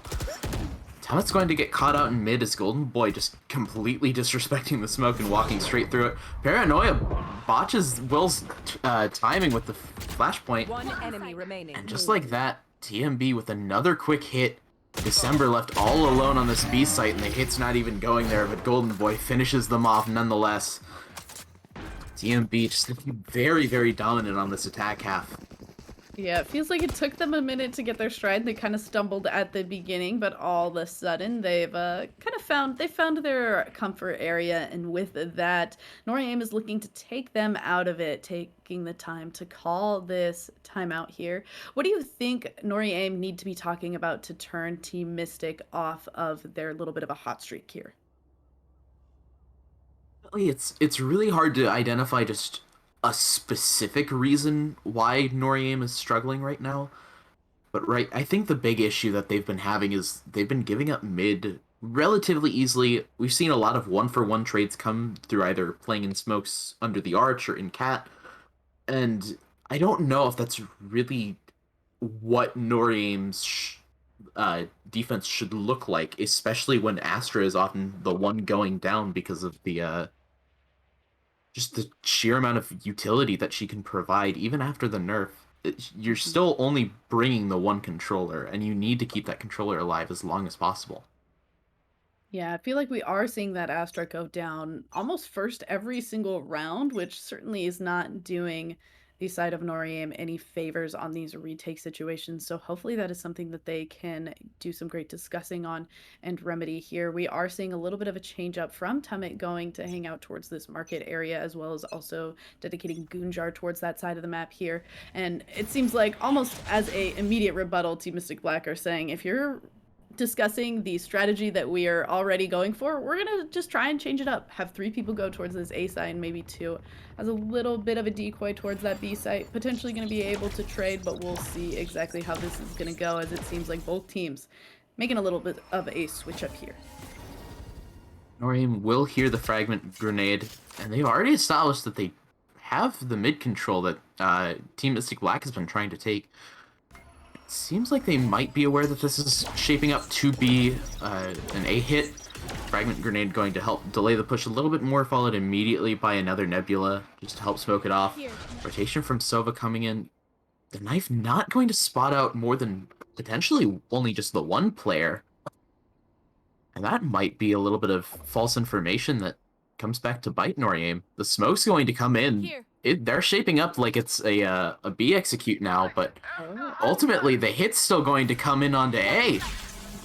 And with that, December does go ahead and throw out the Hunter's Fury, but is not able to convert it into too much. But it is actually Will who's able to get that kill onto Golden Boy. Tummet, Will, and Nani all sliding up onto that kill feed. Shady's good for 1, but now the only player remaining will get spotted by that Owl drone. Tries to make some shots through that plywood floor, but is not able to really convert it into anyone, as everyone just descends down in, including Nani, who goes down to December there to that shock dart. But, you know, small price to pay for the dub in that round. Yeah, I'm not sure why Team Mystic Black thought they could get away with the smokes just coming out to fake that B execute.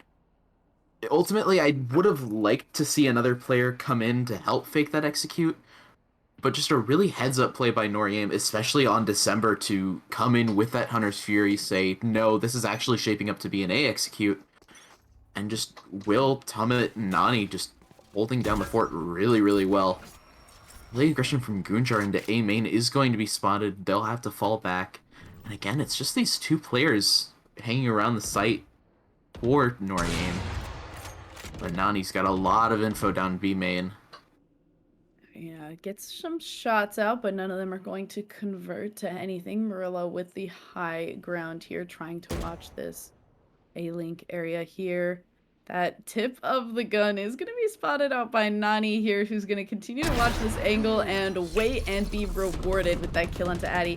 Quick rendezvous away and start to watch a different angle now, as Golden Boy and the rest of the attackers are saying, we're a little bit too far, so hopefully you won't be rewarded for that quick change of pace. I can't use that. Golden Boy popping the knives only to have them immediately taken away. Info going to come out that there are players postured towards this A site. Are there 3 players on site to defend against it? Goonjar immediately going to come under fire, though, as Golden Boy looking to aggress. Knives go wide just a little bit. Goonjar somehow finds 2. Will with the other 2 to clean up the round, and just like that, Noriem's shaped up to have a 6-6 half going into halftime. I don't even know how all that happened. We were just watching Golden Boy just be like, I'm pretty sure Goonjar is somewhere around here and running through a bunch of smokes and ultimately getting extremely punished for it there. An unfortunate situation for the side of Team Mystic Black, who now we're looking to have a few rounds taken off of them. You'd love to go into this half as a 7-5 for the side of Team Mystic Black, but Nori Aim are really starting to fight back. Where have they found a lot of success, and where have they started to kind of find flaws in the attacking side of Team Mystic Black? Oh, a completely different look than anything we've ever seen. 4 of the 5 players just poking around mid. Eventually, we are going to see some of the rotates come in back towards A. As Nori Aim set up for retake on this A site, but ultimately the spike still firmly entrenched on A site. Team Mystic Black gets their choice of plant spots, and now a very hard retake going to come in.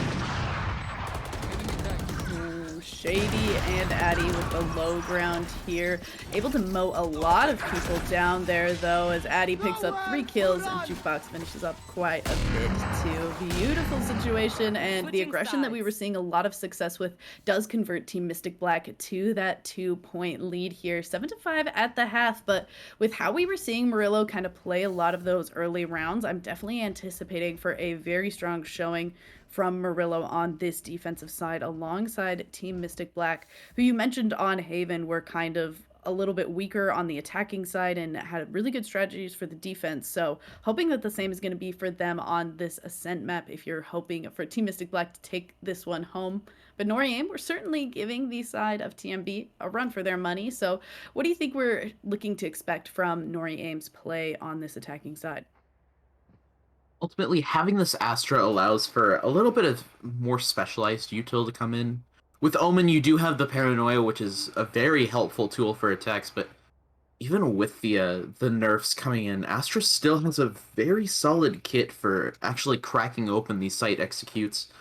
You do have the smokes. The smokes changes make it a little bit more inflexible. It's almost like a brimstone where once the smokes come out, you're pretty sure they're going to be attacking this specific site.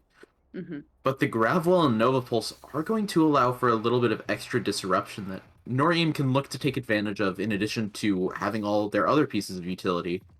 And ultimately, I think it's going to come down to, can Nori Aim match TMB's aggressive, explosive style and attack? Or can they find some other way to counter the potential aggression that we might be seeing out of TMB's defensive side? We'll see exactly what it's going to be. We do have a little bit of a tech pause here. Some of our players trying to get things just a little bit situated here. And just got to make sure that everybody's tech is working as it is intended and not being too messed up here. Looks like a lot of our players have signified for that ready to go. So we will be getting right back down into it. But in the meantime, on a lot of these breaks, you'll be able to see that QR code. And using that QR code, you can get yourself entered into next week's MSI giveaway for that very nice headset. Allow yourself to be able to hear all of the information that you need to be gathering on a site like Ascent or any of the other maps in Valorant to make everything just a little bit easier for you. So the next time that QR code pops up, stick with us and enter into that giveaway. Get yourself a nice new headset. Yeah, we want to make sure all of your tech is working, and right now, Noriam trying to make sure that their tech's working out well. The spike plant goes down without a hitch, but unfortunately, Noriam starting to lose a few players. December does find 2 to even things up, but they're very low now. And it all comes down to Will on site. Will does find Addy, though, and now Noriam has converted this 2v4 into a 2v1. Shady on site can stick the plant, going to smoke themselves off. But ultimately, the attack's going to come from the backside. Shady not quite ready for it. They're going to lose the fight to December. Nori Aim with a much-needed pistol round to start this half off. Yeah, hopefully they'll be able to actually convert that pistol round into another win. They weren't able to the last time, but hopefully the tide can change a little bit here and they'll be able to even it up. Shady almost did a really good job of converting that 1v2 into a 1v1, just ultimately maybe Classic not being quite as strong as December's Ghost in that situation. So we do see Norium go into full Spectre mode on this attacking side here. Very different from what we saw as their initial buy up on the previous side. So a little bit of a change, and hopefully we'll see if it will be able to work out for them. Something not working out for December there is that owl drone that quickly gets shut down by that null command. Noriaim postured into a 4-person sight hold. Addy is going to now peel off and check mid, but they're essentially just playing A for full retake. Nani going to watch Cat, Addy holding mid through Pizza, and the rest of the players just very firmly entrenched onto this B site. And Team Mystic Black seems to have figured out that, hey, we might be running into a dangerous situation here. Let's pull the trigger on this. Let's rotate over to A. And they've made the correct choice if they can beat out the rotate in. Yeah, we do see the defensive side. This Jet definitely anticipating it. Ping's coming out, so a few more players also going for the rotation, but Addy nicely watching some of that mid area at the exact same time. Golden Boy with a shorty trying to hold this angle in the smoke is not going to be good to pick anybody up, and will take quite a bit of damage, but is still remaining. So that hopefully will be a big assist there as Noriwell is going for that big flank here, but two people are watching it. So maybe something that won't be the most successful, except for that Spectre is certainly better than the weaponry that Addy had brought to the table. Murillo and Golden Boy pick one up. Jukebox joins up on that kill feed too, but Nani with 3, absolutely huge, changing out to that classic, back to that Spectre, but the run and gun from Jukes is just going to be more than enough. And once again, Team Mystic Black are able to take that second round despite the buy deficit. Yeah, it seemed like Nani had a chance to maybe teleport out and play for their life instead of taking the fight with Jukebox. Ultimately, though, I think they might have just not realized that Jukebox did have that Spectre that was one over from earlier in the round. And Team Mystic Black just converting yet another anti-eco, or converting another eco round, excuse me, and not letting Nori convert their anti-eco. And I know that there's the stat that says teams that win the pistol rounds for both halves are significantly more likely to win the map, but I don't think that quite factors in if a team wins both of the ecos after losing the first round of the half. Certainly starts to make it feel a little bit stumbly, but the side of Noriaim have a sheriff or two to their names and some classics and are still looking to get scrappy nonetheless.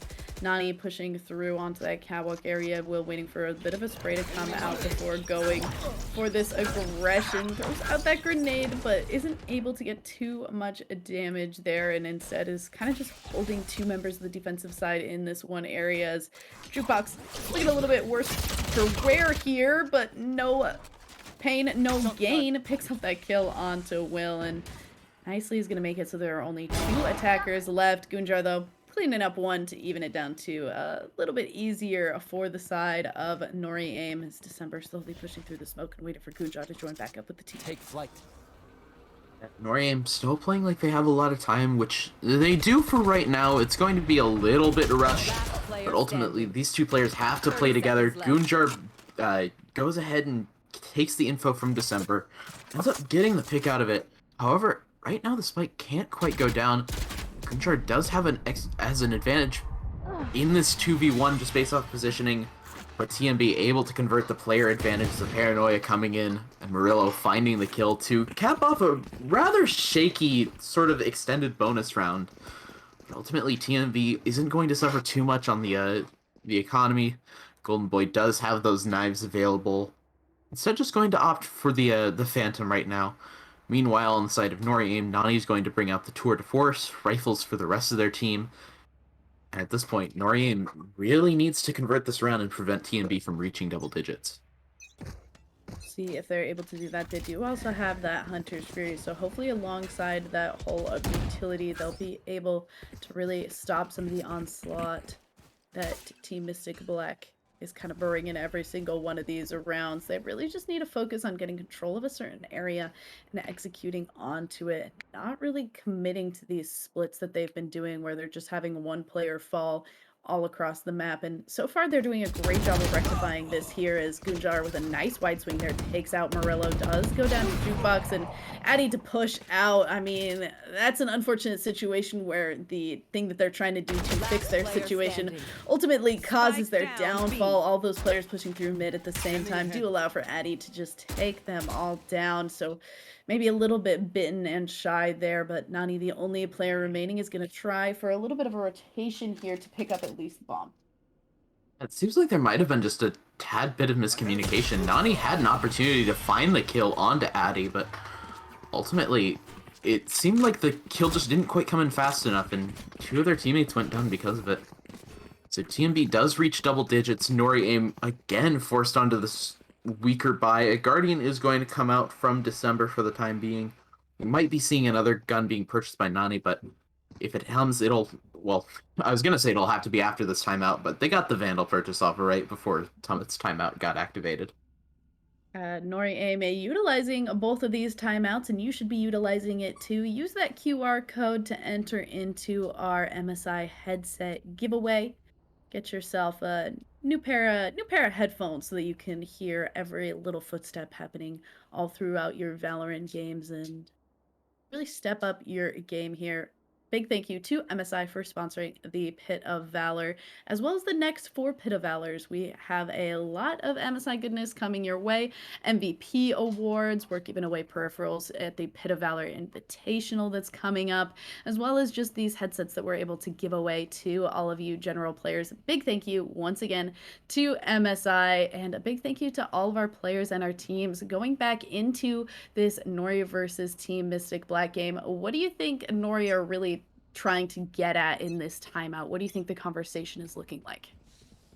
Really, I think they're just trying to figure out where they're going wrong on this attacking half, and ultimately, Ascent is, as I stated before the map started, a slightly defender-sided map, so it's going to take a lot of effort for Nori Aim to figure out a way to crack this defense open. They could continue trying to go through mid. It seems like they've been able to take that space there, but ultimately, they still need to figure out a way to get on site. A pick like the one that just came out from Gunjar is going to help, but Addy answers it right back. Flash not even needed as December goes down to Addy's Vandal. Gunjar does have this Guardian to be recovered, but ultimately, Nori Aim just doesn't have any space to work with. Yeah, beautiful peek out from Addy there. I mean, another one to boot. Takes out Nani as well. Just doing a great job of really utilizing this KO, as well as just a lot of that gun skill on this defensive side for the side of Team Mystic Black, who looks like as a result, Gunjar and Will are just going to say, yeah, we're not messing with that corner anymore. It seems like you've got it on lock, and Addy's going to go ahead and throw that knife, try to get a little extra information there. Is going to find one, but it's going to know that the rest are rotating away here as the rest of the attackers have decided to move to this mid side, and once again punished for moving as a team as Jukebox picks up those 2, and Golden Boy finishes off with that final kill onto Gunjar, and Team Mystic Black are 1 away from match point. Just a really nice play out there from Addy, just holding down Cubby perfectly. That's exactly how you want to play something like that if you're giving up this mid control on Ascent. You want to be able to know that even if you are giving up this mid control, you're not letting them get anywhere else. They can't push through Cubby, they can't push through Market. And now Nori Aim set up to try to just go all out through A main. They do have the Null Command and the Hunter's Fury to work with, but Hunter's Fury and Bladestorm on the other side going to be popped as well. A flash play coming in from Addy. Gunjar going to go down to Addy, but December finding Golden Boy on the aggressive play in response. Just like that. 2 ultimates from the side of Mystic Black, Team Mystic Black used. I think 3 players on the side of Nori Aim did get tagged. Oh, and now Shady going exploring down B main, tried to take advantage of the space given to them when they figured out that all 5 players from Nori Aim were on this A main site. But ultimately, player advantage now in favor of Nori Aim in a round that started out a little bit at a deficit from them. Still looks like they're posturing over towards this A site. They've actually let players on. Jukebox is able to find Will, but Nani answering in return. However, that does mean that Will won't have this null command available. So instead, they're going to have to rely on this Hunter's Fury for post plant, as well as just generally having the player advantage. Yeah, and hopefully that will be enough. I'm going to find out that Chamber Ooh. has been playing in Hell, but ultimately TMB with not a lot more info to go off of than just that. And you can see that December is playing so far back, knowing that the Hunter's Fury is just a get out of this round free card, essentially. Hopefully that will be what they're able to commit to this round and have With a very nice pick on Denani, but ultimately the Hunter's Fury comes out. Morello finds Tummet. There actually might still be time. It's got to be quick, though. December going to peak just in time. They'll fall to the spike, but the round has been secured. Noriem find the 7th in a round that they desperately needed.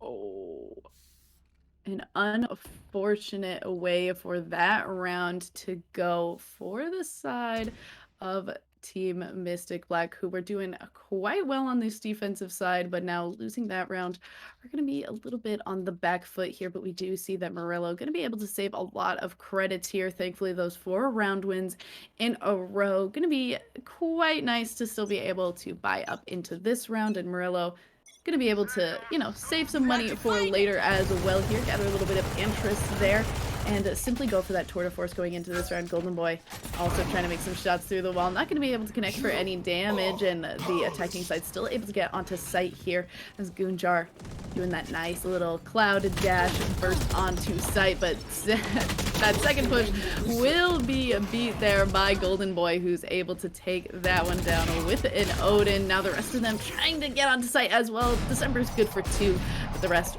will fall in that situation swiftly to Team Mystic Black, who are on to match point. Really well played. No command from Will, not going to find anything there, as TMB just holding down the site very strong. All 5 players going down a site hasn't really worked out for them. It did work out for them a little bit in that last round, but ultimately the rush play just ends up coming back to haunt Noriem, as they're now facing match point, and the buy from them is just not in a good place right now at all.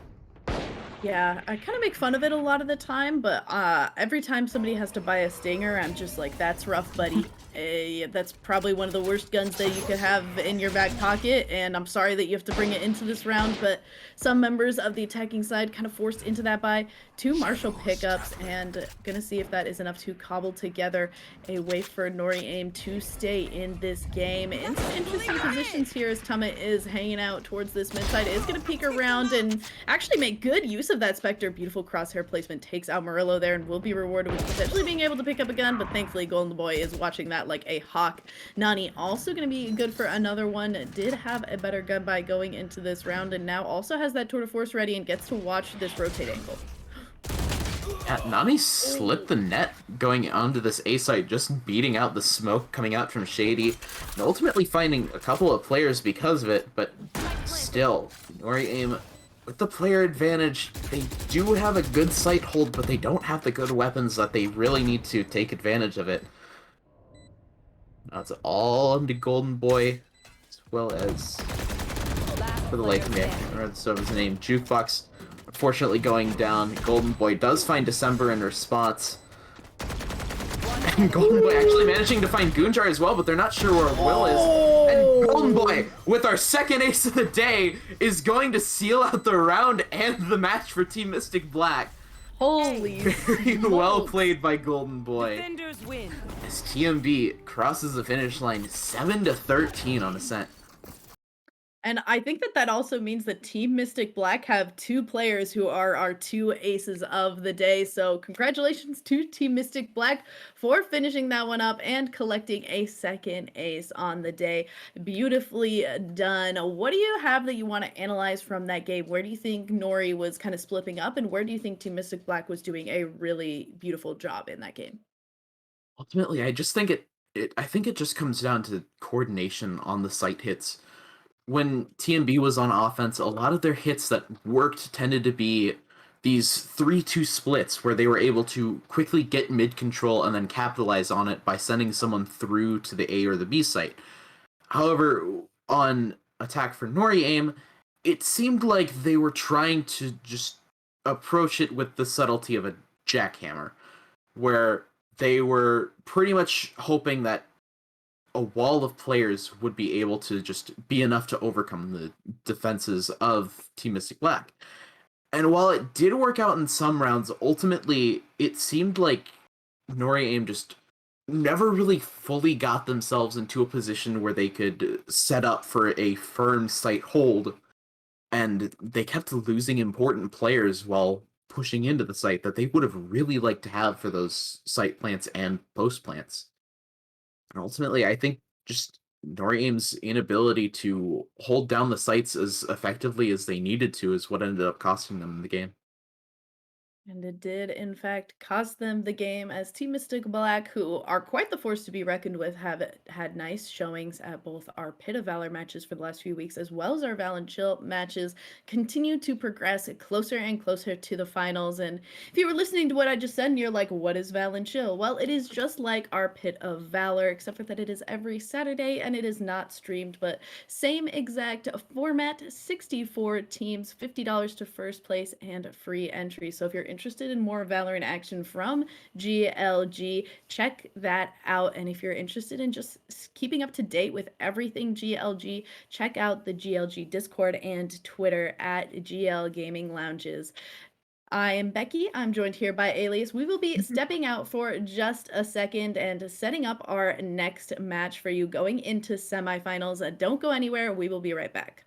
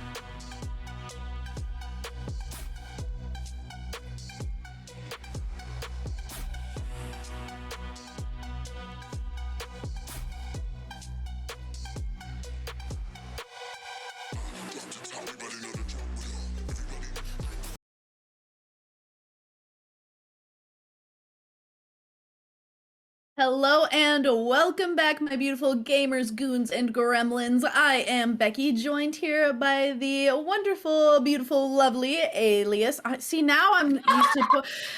producer before this was like, I'm switching your sides because you like lean different directions that don't seem to make do. And so then I got used to pointing this way, and now I gotta point this way, and I'm all messed up. That being said, Kit, you're a wonderful producer. Very much love to you. Much love to Fade as well, our observer for the day. And much love to our last casters, Strive and Eric. But nonetheless, how are you doing today? How was our first match of the night together, Alias? It's really good. A very solid match. We actually got to see Team Mystic Black during that match, and we're just going to keep following them. Against Face Off, another team that we've seen on stream. I believe they were our third match of the day, and they won over Conquest. I remember that one because we kept saying Conk.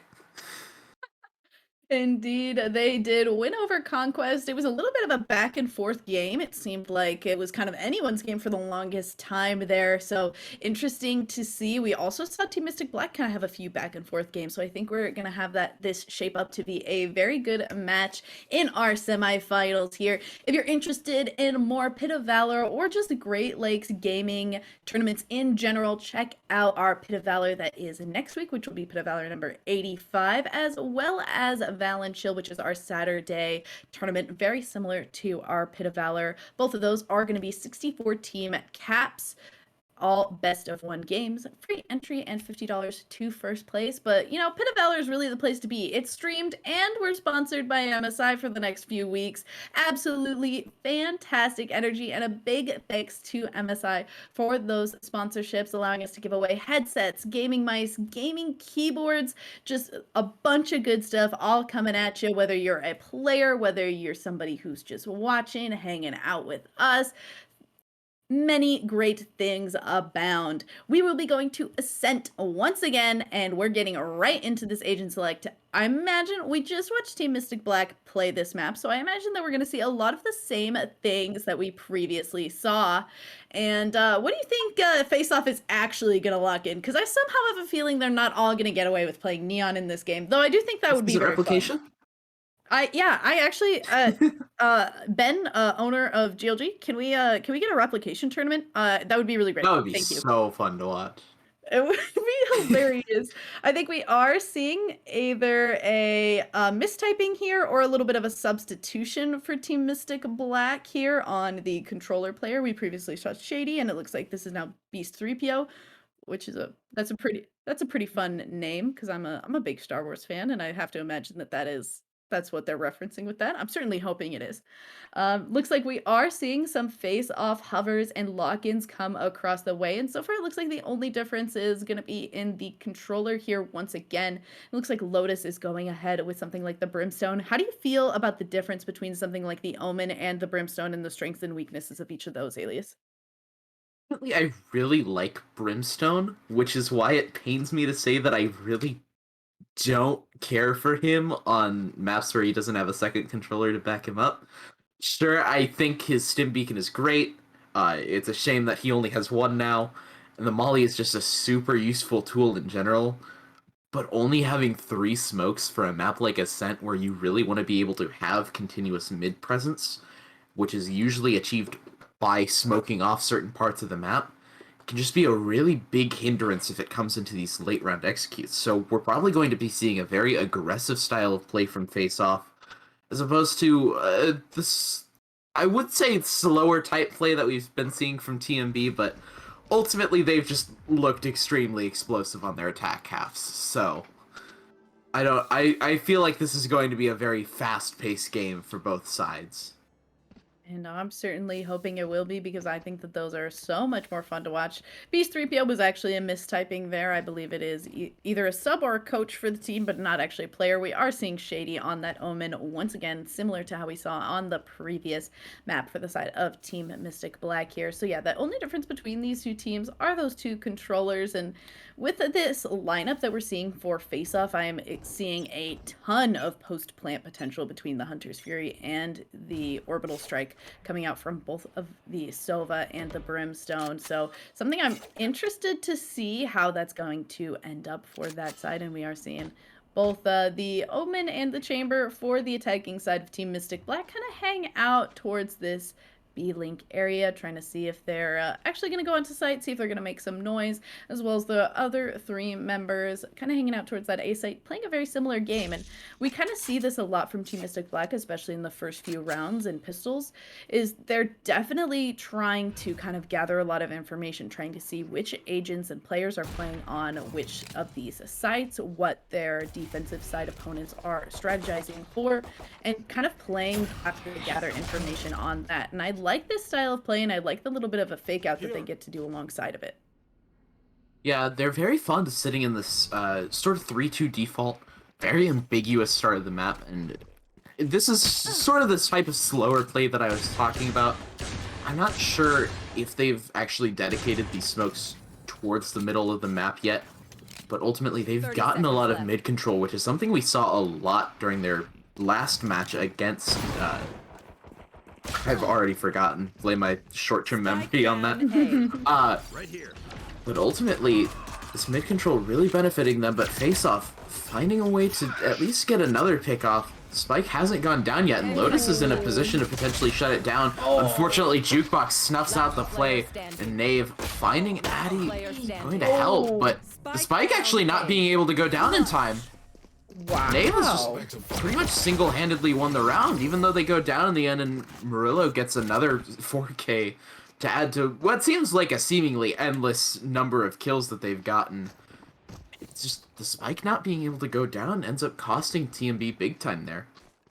Yeah, that was really unfortunate. We saw Jukebox able to sniff out one of those players kind of lurking around that A side plant area of Generator, but was not able to sniff out the second one of Knave there. And so unfortunately that first round does go to a face off if you're a Team Mystic Black fan. But if you're a face off fan, you're feeling really good and really hyping up Knave in the chat, or at least you should be. So Knave and a lot of the squad for face off going to be able to buy up Spectres going into this round. We see PJ and Lotus potentially going for little saves here, but we are seeing a bit of a tech pause. Nonetheless, we're things happen. Lots of people just going back and forth and trying to make sure that everything is nice and set up and situated for them, and make sure that things are situated for you. Get yourself a new headset from MSI, and maybe you don't have the money to buy one, so if that's a situation that you're sitting in right now, no worries. Everyone is in a different situation. You can go ahead and use that QR code there and get yourself entered into the GLG giveaway sponsored by MSI to earn yourself one of those headsets and make sure that you are able to hear everything going on in your own Valorant games. So get yourself in on that action as our players are getting in on the action of this second round here. Really going to go ahead and opt for the Ghost. Has a little bit of extra money to spend just from getting these kills, but for the most part, it's entirely upgraded pistols for the side of TMB. Already being very low, PJ going to finish him off once and for all. And just like that, TMB found a player. I think Murillo was a little bit further forward than PJ was expecting, but ultimately it won't matter. Jet's the escape artist. She's able to just peek in and out. It's Marshall being used to great effect. Knave picking off Golden Boy. That denies pretty much all aggression into this A site. You do have Jukebox postured just outside, ready for the swing out of heaven, but ultimately not going to be able to find much. A lot of damage onto the Brimstone of Face Off. And it'll allow Shady to get onto site, but I think the footsteps are going to be heard. He can get the spike down. That's going to be about it. And ultimately, the teleport might not even let him get the spike down at all. Swami just buying time. Ultimately goes down in the end. PJ trying to get a pick, but Shady finds him through the wall. And the Lotus able to survive on that low HP, gets the final pick. A little bit closer than Face Off would have liked at the end right there, thanks to a great individual play from Shady. But ultimately, Face Off does manage to convert the anti-eco. And they do bring these 3 Spectres into bonus with. Yeah, it looks like that will be a strong pickup for the side of Face Off. Looks like PJ is going to continue to hold on to this Sheriff here. We'll see what Swami decides to go with as well. But the side of Team Mystic Black looking very strong. And, I mean, counteracting that point of simply holding on to something like the Sheriff for PJ in this round does mean that in that next round should be able to buy up something like that Operator. And based on the plays that we were seeing with that Marshall in the round before, would be absolutely huge for that to be something that PJ can pick up in the next round. But nonetheless, Addy actually the one to pick up 2 kills at the start of this round here. Bigger gun buys for the side of Team Mystic Black and picking up 2 kills alongside it to go very swimmingly as Shady is planting that bomb. And with Addy holding mid and Chamber watching flank, this is just a really hard post plant for Face Off to contend with. Golden Boy gets aggressive, finds Lotus, last player, low HP Q59. Ultimately not long for this world if Golden Boy has anything to say about it. Just like that, a flawless first gun round coming out from Team Mystic Black.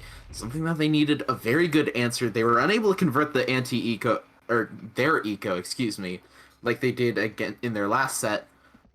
But this time, we start out with the more traditional 2-1 start, favoring the team that went with the pistols, or won the pistols first round.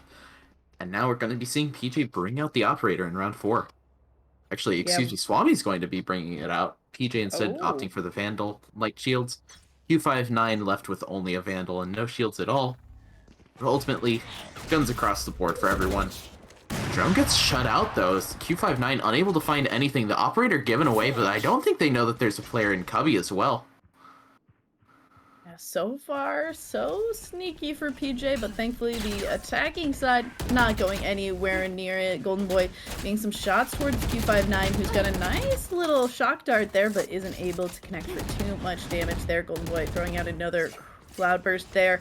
He's kind of forced into an awkward situation. Thankfully, that jet ability will allow for the nice little draft there, not running into too much damage from that Molly and being able to run to rejoin the rest of the team as Addy picks up 2 nice kills onto some of the defense that is hanging out towards that A area. And all of a sudden, the 5 remaining attackers are very well set up for this post-plant situation. And we'll see exactly what Face-Off decide to do in this situation, as the 3 remaining have really not moved off of this B site. Yeah, it seems like they're going to opt to save, which is pretty much just unequivocally the correct choice. Especially since Addy, with those couple of kills that he found, now has the null command online for use in this next round. So they need all the weapons that they can get. Golden Boy going down to PJ, that's 1 gun removed from the side of TMB, but ultimately it's on the Jet. So that's not exactly the worst player to go down on times like this. And Face-Off looks like they'll be able to save over these couple rifles and the operator, but TMB ties things up at 2 apiece with a very strong position going into this next round. Yeah, the only player going down there was Golden Boy, who, as you mentioned, able to buy up into this round. Still no problem. Lotus looking a little bit worse for wear, has full shields, but is swapping between them, trying to decide exactly what is going to be the buy, and Knave is going to have to go back onto something like that Spectre. So unfortunately, that lost round really kind of hurting a lot of the credits of those members who did die. Hopefully, though, able to pick up some kills with those other members, PJQ59, and this chamber as well will be able to pick something up and, you know, pick up guns in other ways than spending credits. And that certainly always feels good, as PJ, with this operator that was held from the previous round, definitely watching this mid area, trying to see if anyone can be caught out or sniffed out. And Lotus readying this Molly to make sure that this aggressive push doesn't quite happen, as the attacking side definitely standing for ready and waiting for somebody to pop out of that smoke, as Shady is also readying some smoke of his own alongside this KO ultimate to stop a lot of other aggression as well. And Murillo starting off strongly with that kill onto PJ towards Tree. I believe he somehow won the duel at long range between Phantom and an Operator, so that's just a really impressive pick by Murillo. Ultimately, Fragment Grenade going to drive them back. KO ultimate online for the other team, or for Face-Off now as well. Swami going to need to come up big with his playthrough Tree. And ultimately, the question is, do you even invest the KO ultimate into this round, or do you just try and save over this Vandal and this Operator for yet another round? Hard to decide. You can only choose to do that so many times before it really starts to bite you, though. They already decided to do it once. It feels like it would be awkward to do it again, especially when you're in a 3v4 situation that could certainly be turned over into something actually progressive, which so far Knave has been able to do. 1-for-1 trade between Jukebox there, Q59 up for a moment, but does fall to Golden Boy. Now Swami, the only one remaining, trying to make sure to get out with his life there, and the bomb is not quite going to catch him. He'll be able to hold on to that operator for 1 more round, but the rest of the defending side is gonna look pretty rough on credits here, as actually that operator swapped over to PJ, who even has that Bladestorm ready, so we might see that go for a little bit of a change back there, as the Bladestorm will likely be the call for PJ, and some Sheriffs and some Marshals for the defending side to save for the next round.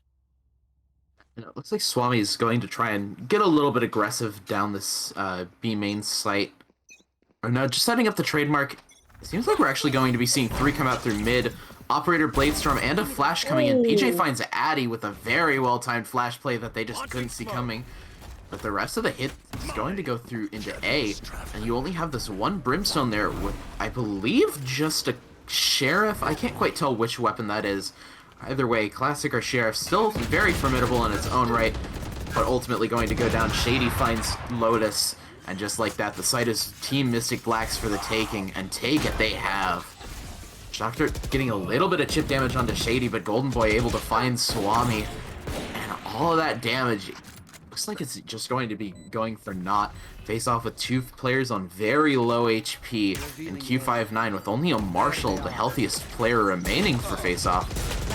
Jukebox finds 2 right there. Murillo cleans it up with 3rd.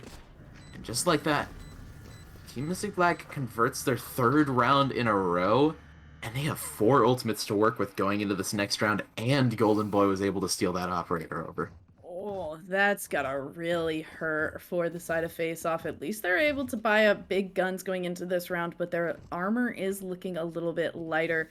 Ultimates ready for the side of that defense are the Orbital Strike, as well as that KO ultimate. So we're a little bit kind of cobbled together for the defensive side, as you mentioned. And if Team Mystic Black do decide to dedicate a lot of those ultimates, could be looking a little bit rough for our attackers, but so far they've been showing a pretty strong strategy thus far and good use of utility. I think we need to be seeing more from Face Off of what we kind of saw as that mid play. We saw that nice KO flash into PJ doing that peek to pick off a nice early kill. If they can kind of keep that energy of using that utility in tandem with one another to make a lot of early picks, they definitely slow down Team Mystic. And then I think they just need to do a better job of paying attention to how the rotations come out from Team Mystic Black, and then they'll really be able to get a lot of equity here. But until we're seeing a lot of those plays, we're just seeing a lot of very scattered face-off, and it makes me very worried for how a lot of these situations are going to play out for these players. And now TMB setting up for another very quick B-site execute. You do have Swami in the back of the site, but Jukebox is able to pick him off. Blade Storm's still available for Golden Boy, but more importantly, this operator just pointed directly at the CT smoke. Shady gets the spike down. And the Hunter's Fury going to be invested as well, dedicated towards the CT, going to continue to stuff out these players, including finding Knave with it. And now Face Off in a really bad position. Q59 on low health, the other 2 players stuck in market. And this might have to be another save round. This feels so unfortunate for the side of Face Off, because now it feels like almost half of these rounds that they've taken as losses have been rounds that they've decided to just give up. And maybe they just are so confident in their attacking side strategy that they're thinking that it's okay, but it definitely is making me very concerned for this defensive side, and they're trying to get some exit frags. Lotus was good to pick up 1, but the rest of them are not going to be able to combat anything and simply just carry these guns into yet another round. And I mean, Team Mystic Black had a nice attack showing in the last game that we watched, but they certainly seem to have what feels like Face Off just completely locked out when they're able to, on multiple occasions, make Face Off say, there's no way we can combat the strategy that they've brought, we're just gonna save. That makes me start to worry, but you don't need to worry about not being able to hear your opponents or not having good game audio. If you're having one of these MSI headsets, make sure that you use that QR code to get entered into our giveaway for one of those bad boys every single week here that we're sponsored by MSI, which I believe is the next 4 weeks as well. So if you didn't win this week, you'll be able to be in the running to pick one up next week. If you're one of our players, we're also giving away a very nice gaming mouse from MSI as well to the MVP. I believe that was already announced, but yet again, will be available for the next 4 weeks as well. And if you're a Pit of Valor player who's already been crowned a Pit of Valor victor, you'll be entered into the Pit of Valor Invitational, where we will have a bigger prize pool and 5 MSI keyboards to give away. So big thank you to MSI for sponsoring this Pit of Valor and the next few Pit of Valors as well. We look forward to seeing you and giving away a ton of gear as a result of it. I wonder how many players off Face Off and Team Mystic Black are rocking MSI gear. I believe TMB got pretty damn close to winning the last Pit of Valor, if not just winning it outright. So they might have some nice things going for them at this point. Oh yeah, they did. Speaking of nice things going for him, PJ and Q59 are gonna go ahead and find a few picks. Swami answering with a pick of his own, and just like that, the timeout paying dividends for Face Off. Tour de Force coming up with 1, and that's the only ultimate it seems like Face Off is gonna need in this round. TMB still do have these couple of ultimates to work with, but it's not exactly the ultimates that you'd want for a very strong site take. Sure, From the Shadows can get you onto the site, but how exactly you hold But it then after what? that is a mystery. Yeah, it'll also kind of make sure that your opponents can't see on the minimap exactly where you're ending up, but it does have quite the loud verbal cue to at least let those know in earshot with those good MSI headsets exactly where you're hanging out. Shady gonna be able to spot Knave with that jump peek there, but isn't gonna be able to convert that into a kill as PJ peeks out with that operator, but also doesn't get a shot quite there. Shady thankfully 30 making it seconds through left. there just fine. And Oh, is there about you to go. run into two, unfortunately for Shady there. And now that bomb is up on Catwalk. Morella is able to pick up one with that operator, but now still is facing down so many people and certainly down the barrel of Swami's gun, who picks up a 3K and the third round win for the side of Face Off, who are now kind of back into this running. And more importantly, they do manage to recover not only PJ's operator, but also I believe that was Marilla with the operator as well. So they have this double op setup that I don't know if you're a big EMEA fan. It sounded like you were more favoring the quicker NA hits, but I'm a big Liquid fan myself. Okay. I'm no stranger to seeing these double ops on Ascent. Oh, okay. And when it works, it works. And Face Off fair. looking like they can make it work. A couple of very talented operas in PJ and Swami. But PJ's going to get flushed off the angle right now. The drone coming in to make his life a living nightmare. Paranoia coming in. PJ just going to have to escape. Trademark does spot out that there is this mid-aggression if it wasn't already obvious at that point. And now, PJ already low. It's going to be called on to hold for any pushes into this defender spawn. But meanwhile, the rest of Team Mystic Black have rotated to this A site, leaving Golden Boy to help cut off rotations. Yeah, this is kind of an interesting situation. I believe they have to still believe that Golden Boy is still there, and we see even some of the defenders who are moving, making some pings and kind of gestures towards that area anyway. So I think they can kind of suss this out, but certainly still going to be that much more difficult for Golden Boy, who actually takes a good time to be aggressive. Does take out that kill there. Knave also able to get a kill onto that from the shadows. Shady, who did drop that bomb onto site, but no problems here as the rest of Team Mystic Black easily able to make it onto that A site, leaving just Q59, the only member of the defense still remaining, gonna fire and queue up one of those shock darts to at least try to keep the bomb at bay, but not able to do too much there. 1v4 situation and kept off by some shock darts of the attacking side zone. Yeah, TMB just has a really dominant post plant setup. We've seen it work time and time again between these last couple of matches, and ultimately, Q59 doesn't have a lot of options available to him. 16 HP. Op is recoverable back by this defender B site. It looks like he'll just run, go grab the op, hold back in a boathouse, and just try and carry this op over to the next round. And what seems like the third or fourth round at least, where this op is going to be saved. But at least that's a 4.7k investment that is being saved. That at least I feel like I respect. It was a 1v4 situation that feels a lot harder, but we have seen Face Off save in like 3v5 situations, which I can kind of respect, especially with certain ultimates ready. But when it's ultimates that are ready, you're just gonna have to end up worrying about those ultimates into the next round, and then you almost are kind of putting yourself in this ping pong situation of back and forth, just trying to make sure that you're able to still be able to buy for the rest of your team. And as a result, we're seeing Swami buy a Bucky into this round, which I feel kind of similarly about the Bucky with the Stinger, but at least at close range, you can kind of make the Bucky work. I've seen too many things. I've seen too many things. Shoutouts to Dylan if you're watching this. Unfortunately, Lotus has also seen too many things. It's just that those things happen to be bullets. Headshot being found. Murillo also finding a pick in mid. And just like that, quick play. Only the Bucky left. Chamber, definitely one of the agents that is better equipped to use this Bucky. However, I in no way, shape, or form think he wants to be saving this into the next round. Yeah, He we'll doesn't even see. have the Bucky pulled out. He's just trying to grab this operator and run away with it.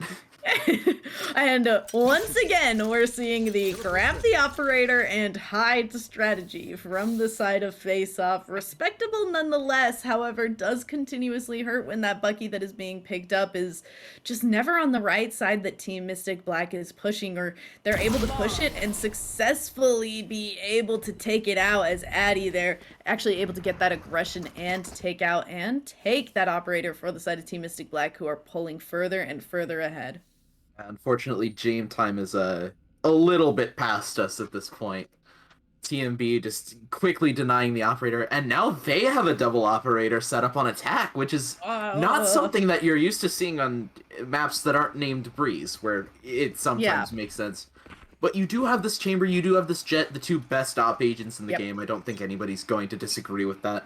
Absolutely not. I don't know. I've seen some people try and argue that Omen is an operator agent. I can kind of see where they're coming from with that, but nah, you want this quick escapability that Omen just can't quite provide. And speaking of escapability, Swami able to cut off Shady from being able to rotate over. That's a lot of information gathered on the side of Face Off, and TMB is now locked into this A hit. But hey, that's not necessarily the worst thing in the world. Nate somehow finds one through the smoke, finds a second one. Golden Boy shuts it down as Addy finds Swami as well. 2v2 in what really shouldn't have been this dangerous of a situation for TMB is now almost a very likely round for Face Off, but Golden Boy and Addy going to shut it down. Double operators not quite working out as intended, but at least they get the round. Yeah, didn't even get any kills with that operator from Golden Boy. Actually got a kill with a classic and then picked up a sheriff to actually get those 2 kills into that round. But, still has the operator into this round, so not feeling too bad about it. Shady also going to be able to... What do you think the over-under is that he wouldn't have even gotten kills with that operator and instead would have just gotten the kills with the Blade Storm that he got off of that last round? Yeah, probably. Instead, the operator still no operator kills. Instead, the operator's just going to get chucked off the map, opting for the Phantom. Tour de Force going to be coming out for Team Mystic Black. That'll be their operator for this round. PJ gone aggressive down mid yet again. It hasn't really worked out for them in the past. And after getting pinged, this is a very dangerous situation, but PJ makes the best of it. Murillo falls. And just like that, Golden Boy yet again finding a pick with something that is not called an operator. As the Blade Storm comes in, Q59 in a load of trouble right now. Golden Boy getting a pick with the Phantom. Addy finding one as well. It's all up to KO. And he's on the wrong site right now. Nave, we've seen him go huge before, but this is a really dangerous situation. Does find Jukebox, has the null command to work with, which could be a blessing or a curse. Less utility to deal with, but your position is ultimately somewhat more important in this situation. He does have all of his utility to work with, bar that knife that he just threw out. So the flashbang going to come in, and he accidentally blinds himself with it. Yeah, does use that situation to go for the null command, has another one ready, and was able to at least pick up Addy there. Now going for a fragment into the corner of hell. Nobody is there, but at least clearing that corner was a good call. Golden Boy, though, has just a lot of range as far as guns are concerned, and getting yet another kill with that sheriff instead of the Phantom that was actually bought into that round. And going to the swap, it is a 9-3 half, but I don't feel quite as viciously about it as Eric does. If you were watching earlier, man, that was... I feel glad that the universe decided to punish him for uttering those words by sending him to the future soon after. Unfortunately, that future includes, I think, 3 Ascent maps back-to-back, which is both a blessing and a curse. Ascent's a great map, but a little bit of variety is nice. That's certainly true, and if you need some variety, check out that MSI headset. We're not going to see it for very long. That trade in halves, definitely going a little bit fast, but that QR code will be back up again. Don't you worry, and you'll be able to enter yourself into that MSI headset giveaway. Golden Boy doing some nice little peeks around this corner. Lotus is hanging out, but we'll see if that will be some aggression that equates to a kill here. This would be the correct time to peek around that corner as Lotus is trying to go for those smokes, but not going to be the case. Knave instead the one to peek out and get rewarded for it. Golden Boy finally going for it, takes out Lotus, gets some aggression right back, but is able to get out safe nonetheless. I believe that was the spike down as well, so that offers a little bit more insight into how this default's being played.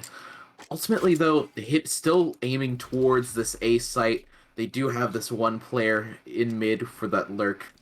Obviously going to be the chamber lurky type of sentinel role that we're pretty used to seeing at this point. But now Shady and Addy going to have to go huge. Addy does find one, as I believe Swami also found a one in mid. Q59 pushing through onto site. Knave there to back him up. And now Knave and Swami, lots of tools available to them, and Golden Boy on low health. On low health. Very doable for both sides, though. Yeah, just the Sheriff. Not a lot of HP, but I mean, with the Sheriff, you can still make things really happen. Going for a lot of default shots here, but isn't able to convert any of them just yet. Thankfully, Knave and Swami doing a nice job of having Swami play this close angle in a pistol round where, you know, if you do take a few hits at full HP, we can do a nice little peek around the corner there. But ultimately, Swami able to get it done on his own, and no problem to pick up that first pistol round for the side of Face Off, who hopefully will be able to use this pistol into an extra round here to be able to at least try to catch up to the start that Team Mystic Black has had in that first half. Yeah, and I believe that is both pistols going to Face Off now, so very promising trend. However, they do need to be able to convert the gun rounds for that trend to actually mean anything, as we discussed a little bit earlier. I think ultimately, though, that round does come down to Swami just buying so much time with that mid lurk. I believe he found a one off the mid lurk and then was able to go rejoin Knave on site. But Golden Boy still had to be very, very careful of that mid push potentially coming through from Swami. And that just cost him so much time working on this retake. Ultimately, a fast hit coming out from Face Off. Lotus now going to be playing the lurky role, as Face Off going to be entering without any smokes at all. And Lotus might actually get caught out in mid here as well. But the spike does go down. Addy does find Lotus in mid, so that's a Spectre available. And we've seen what TMB can do on these on these eco rounds. Dangerous with these pistols. Flank potentially coming in. Knife not going to spot out Chamber, though, so Flank going to have to go through this trademark and be caught out. Q59 making short work of it. And Face Off now has the player advantage that they need. Q59 finding a second one. Nate finding the other three. And just like that, Face Off able to convert the second half pistol for the second pistol conversion of their of the map. But now the guns coming out from TMB. Very, very dangerous situation for Face Off to be in a round where they really need it. I believe Lotus is actually not even going to have to buy that Sheriff himself. I think it was carried over from Swami from that first round. Just everyone else had Spectres on top of it. So, still a very solid buy coming out from Face Off. And TMB is going to be relying on 3 players with these light shields, so not exactly the best situation for them, especially with a start like that. Q59 and Swami finding a pick apiece. The A site now extremely vulnerable, but Face Off still holding players on this B site. And a Spike not even quite going back towards A. It seems like they think that they've gotten the rotations off, but no, Addy's able to spot Knave. Recon Bolt coming in. Hunter's Fury being dedicated just for this round alone. And Addy able to find Swami in the midst of all that. Q59 able to get the Hunter's Fury off. And now the rotation's coming over. Good try coming out from Addy with that, after that. No, you gotta go for it, yeah. I mean, yeah.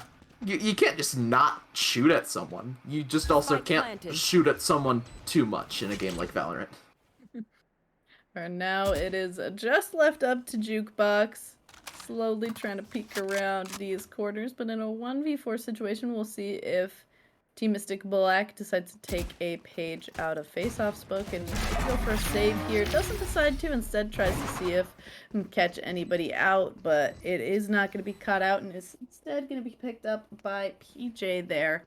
I mean, so far, Face-Off proven to have a nice attacking start. They've gotten 3 rounds to start and looking pretty good on this attacking side. So much so that we see Shady gonna go ahead and call this timeout. And like I said, this little bit of a timeout is for the players and for you to be able to use that QR code, enter in to the MSI headset giveaway. Thank you so much, MSI, once again for sponsoring our next few Pit of Valors. We really appreciate it, and we really appreciate being able to give away a headset, being able to give away a mouse to the MVP of each of these Pit of Valors, and also have the Pit of Valor Invitational.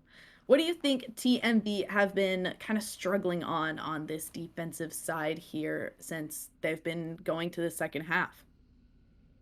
In their last match, it seemed like they were really ready for these fast, contested sight hits, where they could just really let their aim show. They did have that extra bit of utility that only had to deal with, like, one push, maybe. But now it seems like Face-Off is just playing it a lot slower than I think TMB or even I myself was expecting. Face-Off just taking things nice and slow. They're not too worried about the pace of the round. They just want to get things done effectively.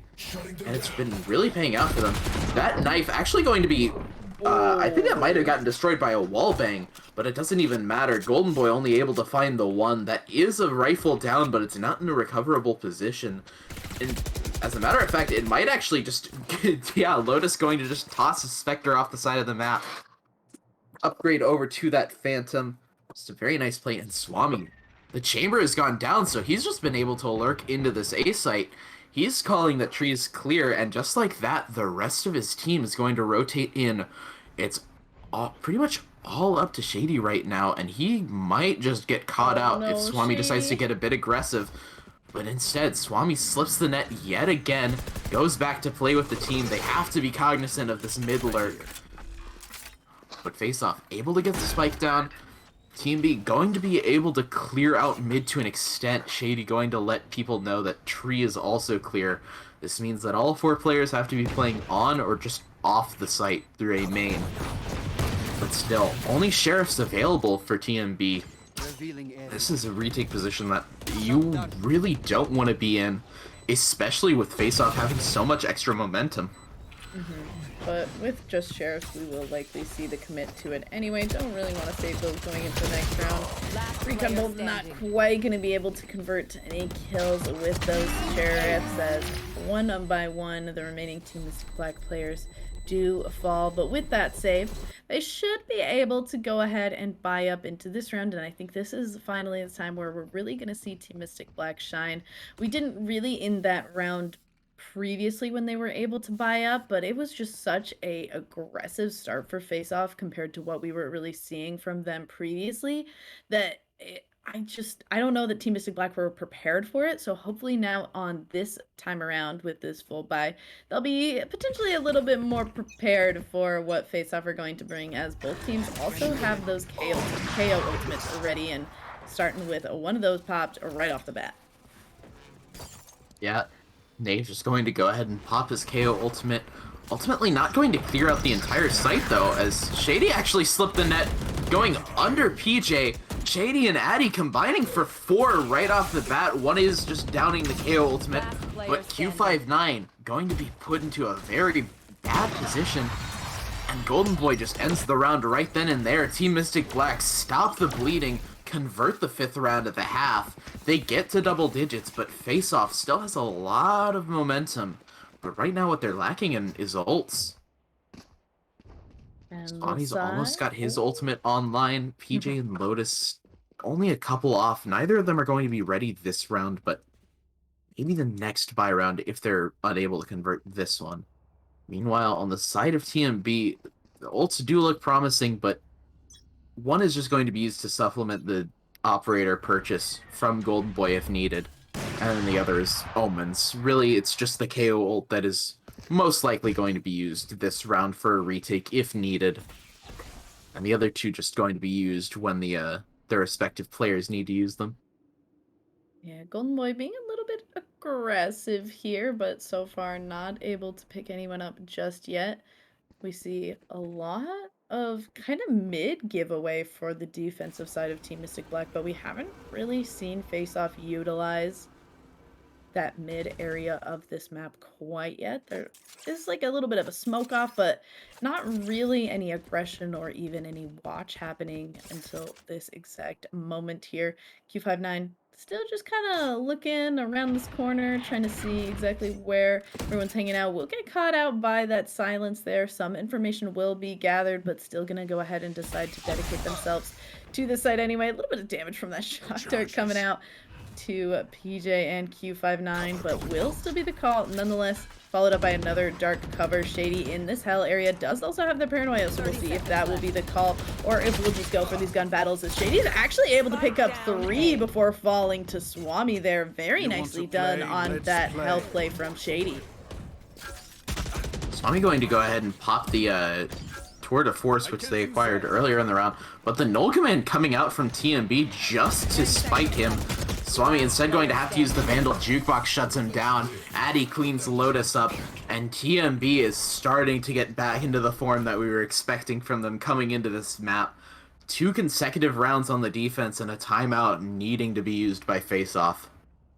I feel like this is also just kind of following a timeout that we were seeing from Team Mystic Black. So, I mean, our players doing a nice job of giving you a lot of opportunities to use this QR code. If for some reason you haven't already entered yourself into this MSI headset giveaway, do that right now. I've said it a lot. Our players have had a lot of timeouts. You've been able to see the screen a lot. If you're not in it, get in it. Timeout for Face Off is in rebuttal to the first round picked up on the defensive side, or not the first round, the second round on the defensive side picked up from TMB here, but is something that has stopped a lot of their aggression and a lot of their win streak. So certainly something that is call for deciding what is happening, what's going wrong, where the side of Team Mystic Black has started to poke holes in the attacking strategy for Face Off. So hopefully this is something that they'll be able to decide exactly what's going wrong, where they're going wrong, and be able to mend it quickly. I'd be surprised if we don't have at least one person who's just memorized that QR code by now. Let us know if you're in chat. If you're the person who's memorized the QR code, let me know. I'll be quizzing you after this match. Maybe that's worth like a free entry into the giveaway or something. True. We do see 2 ultimates ready for the defensive side, but as you mentioned, from the shadows, maybe not the most impactful, but we'll be able to gather a little bit of intel. Murillo and Swami getting a little bit of action back and forth, but more damage going on to Swami there. Neither one dying quite yet, just a little bit of information back and forth as Orbital Strike is called, and Addy also getting out by the squint of his teeth there as Murillo picks off PJ on the entry onto site, but Swami with a nice little trade out 4v4 situation as the bomb is going down with Lotus here. Is not entirely relevant to the... I think Knave is playing anti-flash, but there is also a chance that we might just be seeing a disconnect. No, probably playing anti. Not entirely relevant, but I almost wonder if Face Off, well, now they might know, but I don't know if they saw the operator coming out that last round. But either way, the operator going to be put into great effect. We've been lightly memeing on Golden Boy for his op prowess a little bit, but he's going to prove that he is in fact capable right here. He actually does get tagged up by Q59, unfortunately landing right in the line. Q59 with a triple on the Hunter's Fury Shock Dart lineups coming in, and Addy on 7 HP remaining. Q59 with a quadruple just to seal out this round. 4 very important kills to save Face Off. Or actually, was Russian, but I want to speak so much the French spike got defused. Did it? The spike got defused. Oh, you gotta be kidding me. That was so sweet, too. My dog's even excited. He's excited because I'm excited, but I'm really excited because that was sick. That was... Sick isn't in this tournament. As the esports Doug Discord has a surprisingly large fascination with the "No, that's Sick" gif in the Sentinel social media. But either way, unfortunately, TMB does manage to convert the round. Face Off unable to get it. Unlike Golden Boy, who is able to get that first pick onto Lotus. That's a first blood that Face Off couldn't afford to give up. Murillo holding court in Pizza with this tour de force as well. Face Off in deep trouble right now with only the Bladestorm to work with as far as ultimates go. Oh no, that is. I mean, first of all, you've got to have a little bit of a morale dump if you just lost that round with a sick 4K for face off.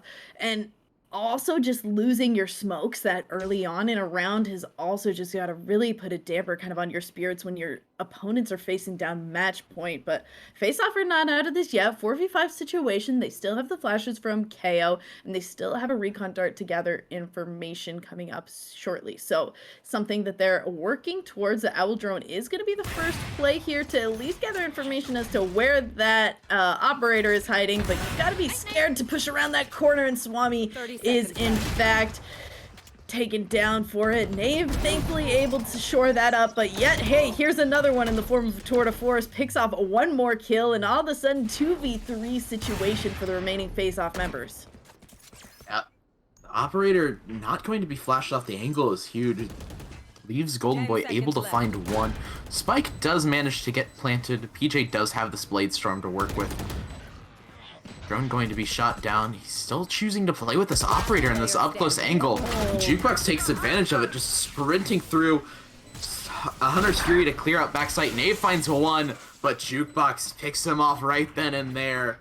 Nave unable to save the round as Jukebox finds the final kill of the map, sending Team Mystic Black to the finals. They will have a chance to play for the $50 prize. Just ultimately, a great individual showing by the players of TMB, and this map will forever be just a what if that split-second spike defuse didn't happen. For real. I mean, there's so much to be said for even just like the change in mental that happens after a round like that. Like my mental change, so I can't even imagine being a player in that situation and being like, oh, we locked up that round, that play was dope, and then all of a sudden being like, oh, we didn't actually win that round. And just the tank that your brain has to go through in that situation. So wonderfully played by Face Off, some amazing sick plays all across the board, but ultimately it does go to Team Mystic Black, who, as you mentioned, will be going on to our finals and will be playing for that $50 prize pool. We're going to be going to a short break, but then stick with us. We will be going to our finals here in just a bit.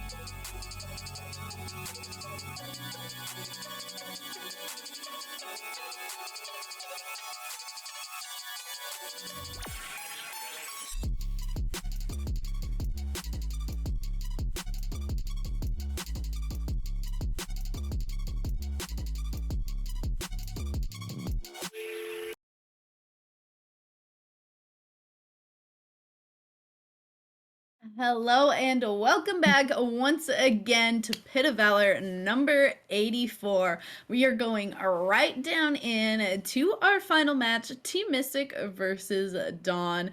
I love that their little logo is just the Dawn dish soap with the little ducky on it. Very cute, very cute. Absolutely love to see it. I am Becky and I am joined by Alias here. Hey, we got it right this time. We did it right. I pointed the right way. I said your name right. Everything is perfect. How are we feeling about the matches tonight? You and I have followed Team Mystic along this journey. So, do you have any predictions based on how we've seen Team Mystic play? I mean, it's kind of hard not to go with Mystic, given that they are a proven quantity. However, Dawn, they definitely have to have had the chops to get here one way or another. So I'm looking forward to this one. It seems like Team Mystic has favored Haven a little bit. We've seen them on Ascent these past two maps, but it seemed like they were picking Haven left and right during the first few rounds. So definitely a map that they're going to be comfortable with, and I'm assuming it's one that Dawn is presumably comfortable with as well, but you never know. We will see when we get down into it. Dawn is hoping for a little bit of ducky power, and Team Mystic is hoping to keep with this hot streak as we've been casting and watching them along their journey to victory thus far.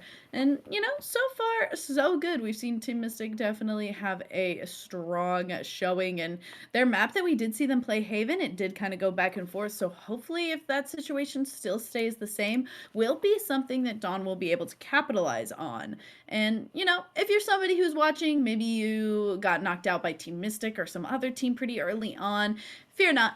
We play a Pit of Valor every single Wednesday, every single week. Well, just about anyway. And 85 is coming up next week, and it is also sponsored by MSI.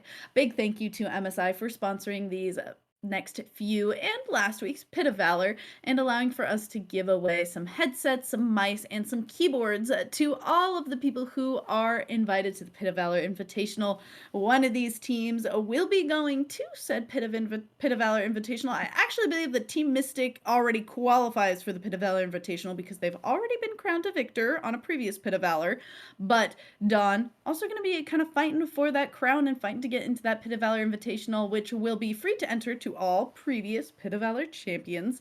We'll have a $150 prize pool, and first place will also get get 5 MSI Vigor GK50 keyboards. So once again, a big thank you to MSI, and get yourself in on all the Pit of Valor action. Get yourself in on Val and Chill, which is our Saturday tournament as well. All sorts of goodies brought to you by GL Gaming Lounges. We're getting right down into it. We're going to see what differences Team Mystic is going to be locking in on this Haven map and what Dawn is going to be bringing to the table as well.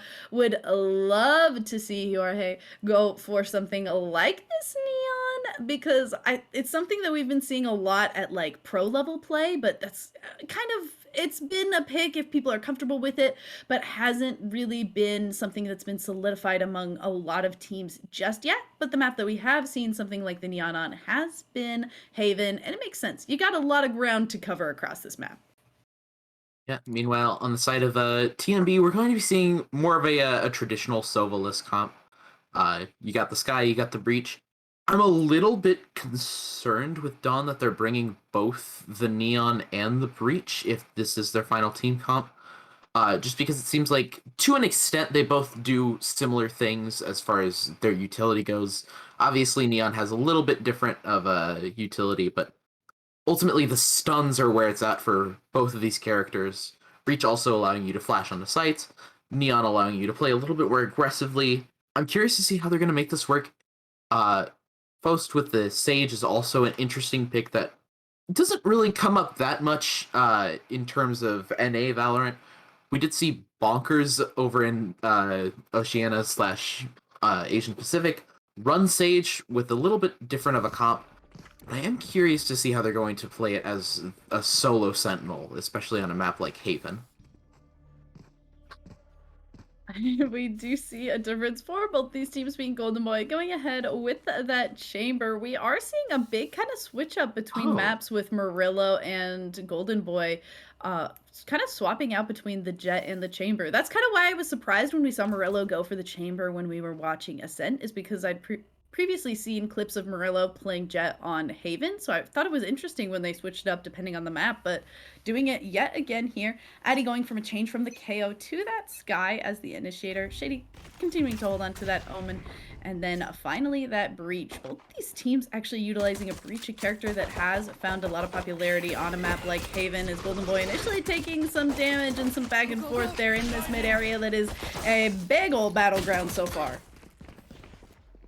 Seems like the side of Dawn on this defensive push has successfully forced TMB into this A site. However, it's one thing to get them into the A site, and another thing to shut down the post plant afterwards. Smokes are going to come out from John Hamm, playing from this Heaven position. Doesn't have the paranoia to work with. However, Strafe is able to find Shady on this flank. That's a lot of pressure that Strafe can put onto TMB with this push. Oh. However, Addy and Murillo going to relieve that pressure with a double of doubles. Strafe does find Golden Boy with the aftershock, but it's a bit of an afterthought as TMB is able to successfully convert, I think, the first pistol round that we've seen them win during this block. Whoa, I mean, very intense so far to see that kind of start for Team Mystic Black, and a lot of kills going the way of Murillo and Addy there. Beautifully done so far by the side of Team Mystic Black, at least in that pistol round, and let's see if they can kind of continue this energy with these buys going into round 2. It seems like it's going to be another fast hit, this time down the C site, taking advantage of this longer range that they have with the upgraded buy. However, Yorhe going to go ahead and play very aggressively with the shorty. Almost didn't find one of the kills, but it seems like TMV just wasn't ready for this full C site stack, as now it's all up to Shady in the 1v3. TMV did drop over quite a few Spectres, but Shady does have the spike still. Can get himself into a good position, but he'll need to beat the rotates over from Dawn. And it seems like Dawn's about ready to go exploring. Smoke's gonna come in to try and fake like he's gone through Garage, might be lurking up through B, Link. Instead, he's just gonna go for the straight A plant. Dawn playing together as a team. Rotating over will cost them a bit of time, but ultimately they do still have the player advantage. And now Shady's gotten aggressive with it. Oh, I mean, you kind of have to in this situation. If you're able to catch people off on the rotate, that's your best chance to kind of fight in this 1v3 situation. And there's got to be some amount of, like, sweat wiped off the brow, because if you're in a 1v3 situation, being in a 1v3 situation against an Omen of all characters has got to feel the kind of easiest. Some of those dark covers are going to come out. The blind is also going to come out. Strafe going to take a little bit of damage, and it's definitely forcing Shady to go for this push out here, but it's not going to be able to pick up any more kills, and the thrifty round is going to go to Dawn. That is never a sight that you want to see. Smoke goes down and all of a sudden you've got 3 people with SMGs pointed directly at you. So in a very odd turn of events, TMV wins the pistol and loses the anti-eco, which is like the exact opposite of what we've been seeing from them. Which is just a very strange position that we've found ourselves in with TMV. Murillo going to go ahead and buy this this Stinger. We've had our thoughts on a Stinger pick and a Bucky pick earlier. Stinger pick going to be given away, but Murillo going to be shut down by the relay bolt from Neon, and I don't even know how to pronounce that. Jorge, George, I'm with the gonna J. go with Jorge. The J is throwing me off, and it leads me to believe that it's Jorge. My bet's either towards Jorge or George. I can see it just... Yeah, I'm definitely on the fence with you too. If somebody in chat knows a for sure, definitely let us know, but I'm leaning towards Jorge. Golden Boy is going to kind of get to deny a little bit of that wall pressure there by being in the right place at the right time, and will still be able to push through that garage area should they choose, but it looks like Golden Boy at least taking this strategy of going towards this mid push with the remaining attackers. Bit of an interesting trade-off between teams as far as information goes. Golden Boy does break the wall, which would have been fairly hard to do with these pistols. However, it does let them know that they're still poking around mid, and Dawn was able to correctly suss out that they were going towards that B site, and the round with only the one casualty, I believe. And it does look like with that, they're able to convert that round into a 2v1 situation here. Looking pretty strong for the side of Dawn so far here in Faust. Actually going to go ahead and buy up an operator on the Sage. An interesting decision, and is going to choose to hold this A long angle with that artillery at the back. Strafe continuing to hold on to that Spectre, but has a lot of money in the bank and getting really aggressive with this Neon alongside that breach. Beautifully done by those two there. Yeah, that's also a sight that Murillo was definitely not expecting to see. You're sort of used to a Sage being on the wall, but not with the big green pointed directly at you.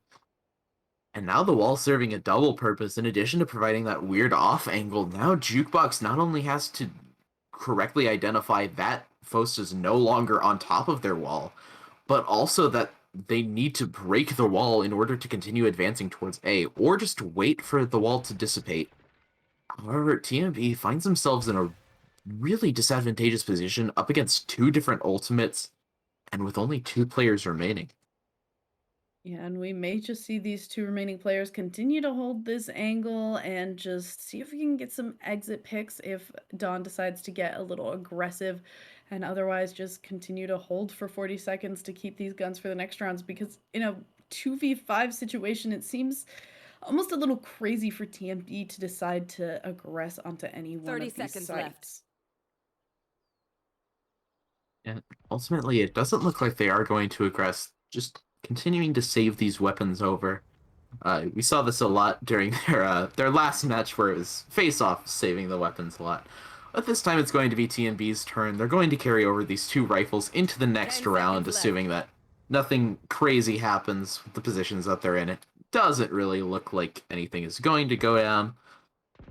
Just like that, Golden Boy and Jukebox able to carry over these 2 rifles, but the rest of the buy for TMB next round isn't going to be good as Dawn goes up to 3.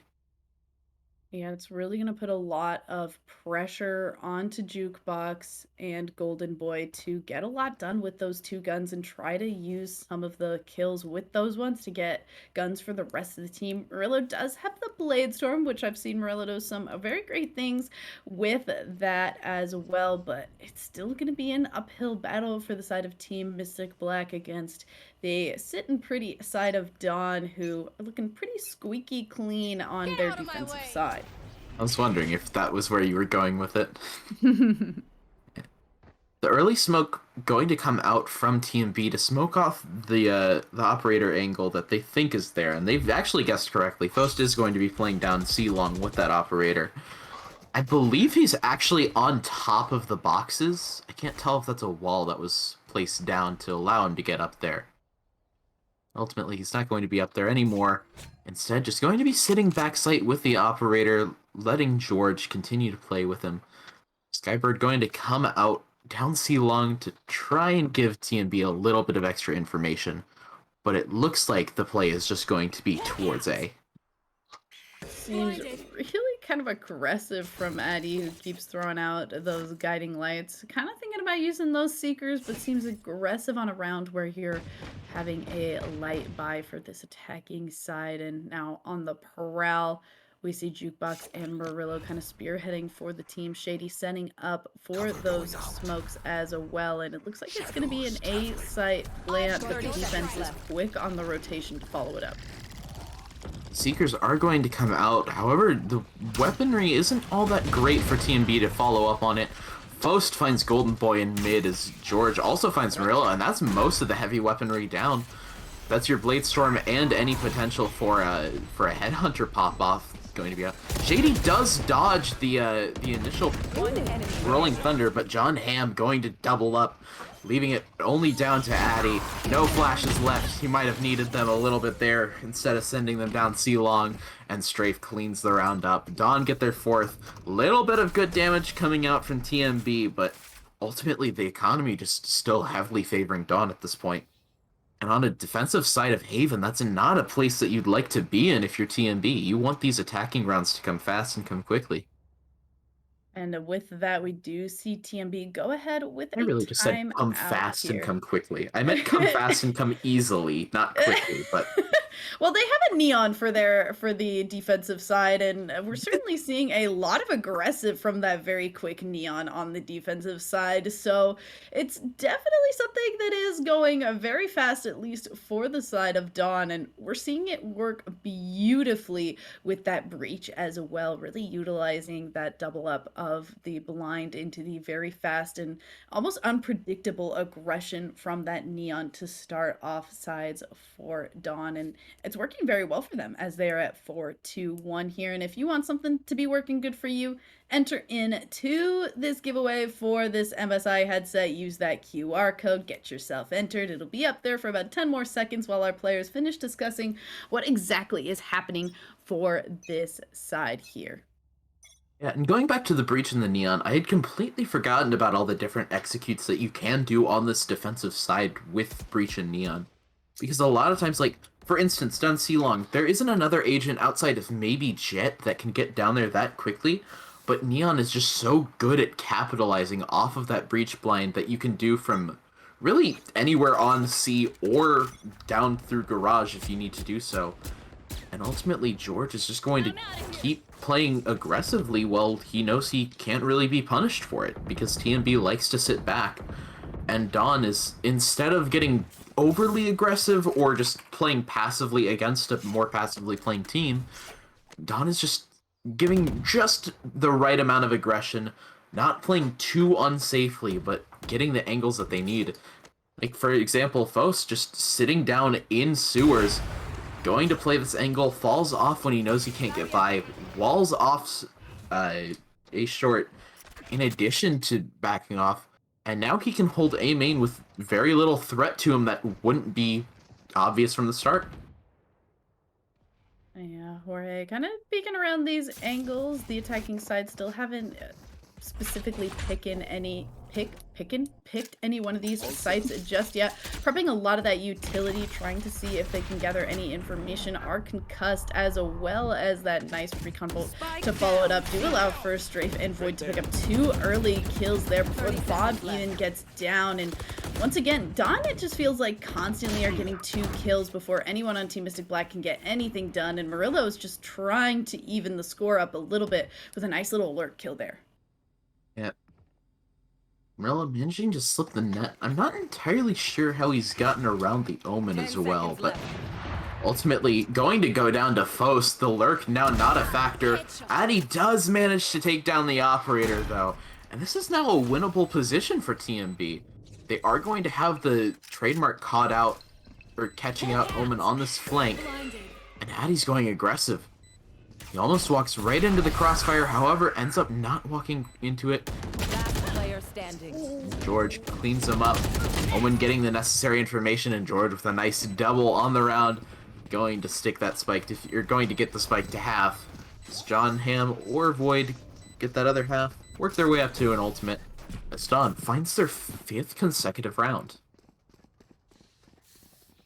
And so far, so swift for the side of Dawn, who... So quick and so fast. Oh, yeah. And, I mean, the overdrive is ready for Jorge. 8-3. What a score line from an agent that we haven't seen a lot of since her release, and slowly start to see more of it on this Haven. And I have to wonder how much Dawn has been able to get off of picking just kind of an unpredictable agent.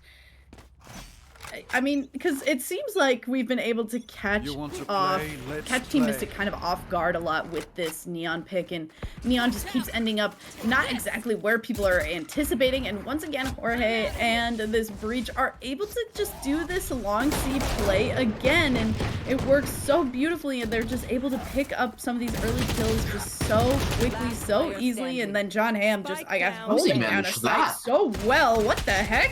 Picks up 3 kills, and then Jorge able to just, you know, do what Neon does best, run across the rest of the map and get to that side, finish off the rest of those kills, and once again, Dawn come out victorious.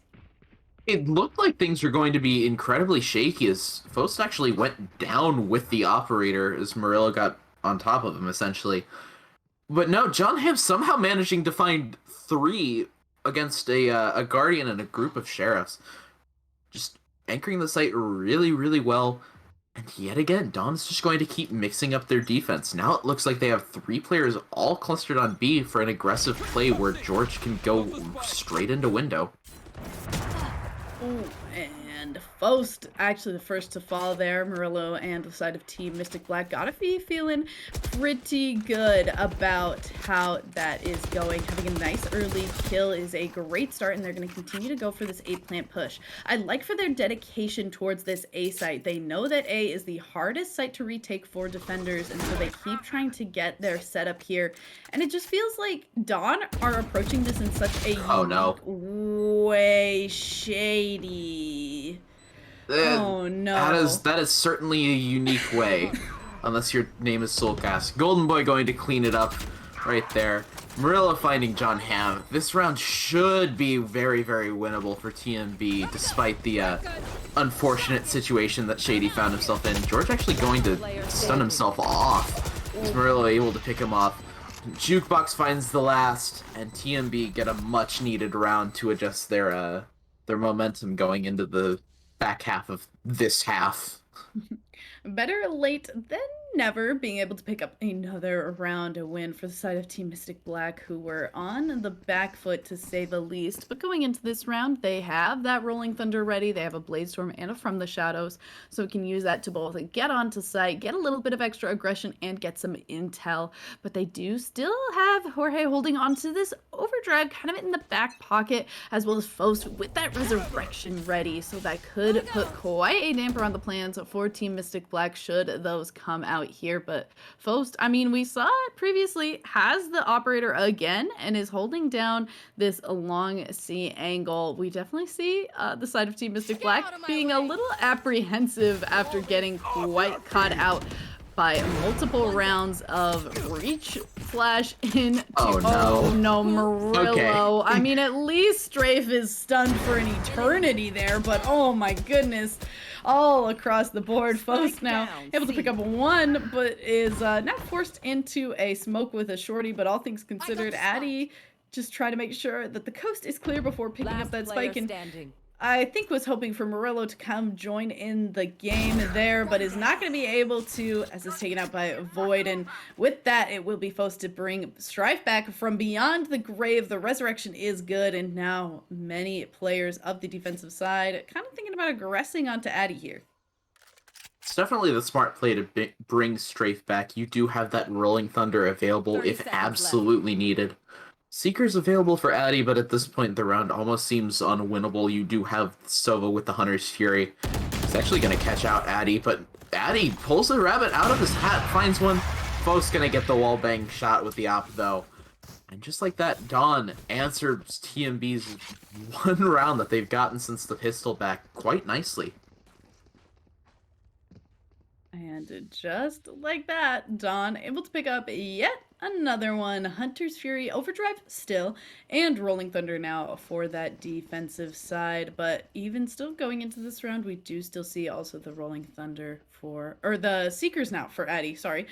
They're close on the board. They're both redheads, mixing them up a little bit there, as Shady also still having that From the Shadows available as well. Does unfortunately teleport into that concuss, but is able to take a little bit of a safe seat, if only but for a moment.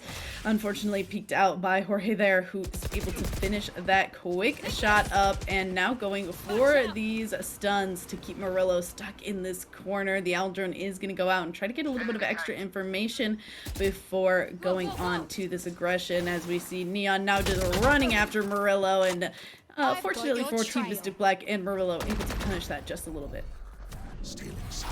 Healing, a bit of healing coming out from Addy on the sky. John Hamm getting just enough done to where he feels like he's safe. Retreating to the back of the site. You do have Faust with this operator as well, but John Hamm's gonna get stunned. Faust goes down, Golden Boy's hand. And John Hamm not really in a position where he can do anything to help. Addy takes his head off, and it's all up to Void. Hunter's Fury already long since used. And now Void has to contend with this 1v4. Spike not yet planted until Murillo goes down. Now 1v3, still very doable if he finds the read on this chamber, but unfortunately Golden Boy has the quicker shot, and Void unable to convert them. Admittedly, drastically hard to convert 1v4. As TMB gets their third attacking round on the board. Can't go positive in this half, can't even tie, but there is still the potential of a 7-5 half if TMB can figure out just how to get this attack moving for more than one round at a time. And hopefully they will, because Team Mystic Black certainly has a great defensive strategy. It was something that we saw them be extremely strong with the previous time that we saw them play Haven. Jukebox taking a lot of early damage from an Odin through a wall there, unfortunately, ready with that lineup, and Faust also picking off Murillo, who got very aggressive early. Unfortunately, losing that Jet is going to put a bit of a thorn in Team Mystic Black's side here, as they'll now have to figure out how to get onto a site without a hitch. Yeah, and they do still have Faust's operator to contend with. Rolling Thunder also still available for Dawn, as well as that Overdrive, which ultimately hasn't been used, but it's one of those ultimates where you can kind of justify not using it for extended periods of time. Honestly, when I play Neon, a lot of times I just use it to refill the meter if I need to get somewhere quickly. It's a neat idea in theory, but ultimately it's not exactly the most effective. It seems like it's a much better ultimate in lower ranks, where you aren't immediately getting shot in the head at every single moment, as opposed to Shoot someone in the head. Sewer and then bop somebody with the shorty. A flawless round for Dawn, and the best Team Mystic Black can hope for is an 8-4 half. But yeah, as we were talking about, in a lot of these higher elo plays, a lot of these players are kind of Immortal Plus, as we've previously mentioned. It's a lot harder to make good use of that overdrive when you have to sit and kind of move around while also trying to just hold down that left click. So something we're not really seeing Jorge use, but is still utilizing a lot of that other utility very nicely and doing quite well with it. Yeah, it's all fun and games to run around until somebody just has enough and shoots you in the head. I was actually going to get really aggressive with this operator. This is I think a completely new look. Instead of playing into sewers like he has been for most of the rounds where he's on A, he's walked entirely off A main. Golden Boy's completely caught off guard. Chamber falls down. Bladestorm going to be popped in response from TMB. But ultimately, Dawn getting the man advantage for what feels like the 80th round in a row. Exactly. That's a beautiful shot by Faust to pluck Murillo out of the sky. No more Bladestorm shenanigans for him. The hit just has to come in. A nice shot coming in from Murillo in the chat as well. Holy Spike smokes. in a position to go down, but that almost feels like it's playing into Dawn's hand, as the Rolling Thunder can be used very effectively. Matter of fact, the Spike won't even go down. Overdrive and Rolling Thunder come in. Best way to use it is when your opponent literally cannot shoot you back. George with the triple. Holy smokes. The overdrive after, I think, like 8 or 9 rounds of being a lot inactive. of rounds, yeah. Finally had it comes ready. into massive effect. I'm loving seeing the combination of this Breach and this Neon. I mean, I think a lot of the reason that we're not seeing something like the Neon is the utility just like isn't as powerful compared to some other duelists, but I mean, you see it on a lot of other maps too. You see something like the KO picked up to kind of make up for some of the lack of utility of the Jet. You also see something like the Sky as well, kind of for the case of Team Mystic Black here, using those flashes alongside Breach to make up for Jet as well. But simply in this case, it's replaced with that Neon, and it is working just so beautifully alongside Strafe on this Breach, and I'm absolutely loving the use of utility from this team. Speaking of utility, a massive set play going to be coming out from Dawn. It seemed like 4 different characters all launched util into the site. Fortunately, Golden Boy is able to teleport out on this chamber. Void finds Murillo as well, and Dawn, again, has a distinct man advantage. 4v3 with the spike already down. C is one of the easier sites to retake on this map. Obviously not quite as easy as B, but definitely easier than A. So still plenty of opportunities for Jukebox and the rest of TMB, especially with the utility that they have online. But Addy is still on this flank, and Dawn is ready for it. Golden Boy gets one and is immediately traded out. John Hamm finds Jukebox as well, and Addy is very, very obviously on this flank, it seems. Void going to finish him off, and Dawn 10-3, trying their best to just write off the curse entirely. And with that, as you mentioned, trying to ride off the curse and advancing to 10-3, strong start, and going to be able to continue with that strength. All of the team buying up Spectres into this round, and we're getting to see a whole different facet of this Neon and Breach combo, and it's being really nicely utilized alongside Faust as well, being able to slow certain areas where the concuss is going out, as well as the paranoia from John Hamm on this Omen. Yeah. Ultimately, just a very aggressive style of play that really just works well for Dawn. We've seen them take space all across the map. We've seen TMB play a little bit more passively, and it seems like Dawn has picked just the correct combination of agents, whether it be intentionally or by complete accident, that is allowing them to play at exactly the speed TMB doesn't want to play at. They're fine being explosive, and they're fine playing more passive, but Dawn has landed right in that sweet spot that is just giving them a lot of tools to work with. Indeed, tools to work with, but maybe not tools for the internet of our observer, whose internet has died. A little bit of an unfortunate situation happening right now, as our players are likely still continuing the match, but our observer simply is not there. We will be going back to desk for just a moment here while we hopefully wait for Will to come back. Please come back, Fade. We miss you. Oh, at least has come back into the Discord, so we'll see how long it will take for that to be set up, and we'll see how much we can talk your ears off about what is happening so far in this game. Ultimately, I worry that the game might be over by the time we get back, but no, just the or actually we were able to Less pause tech it, pauses. So for once it is the casters that are telling us when to start the game, so I suppose you're welcome for that, even though it whatever.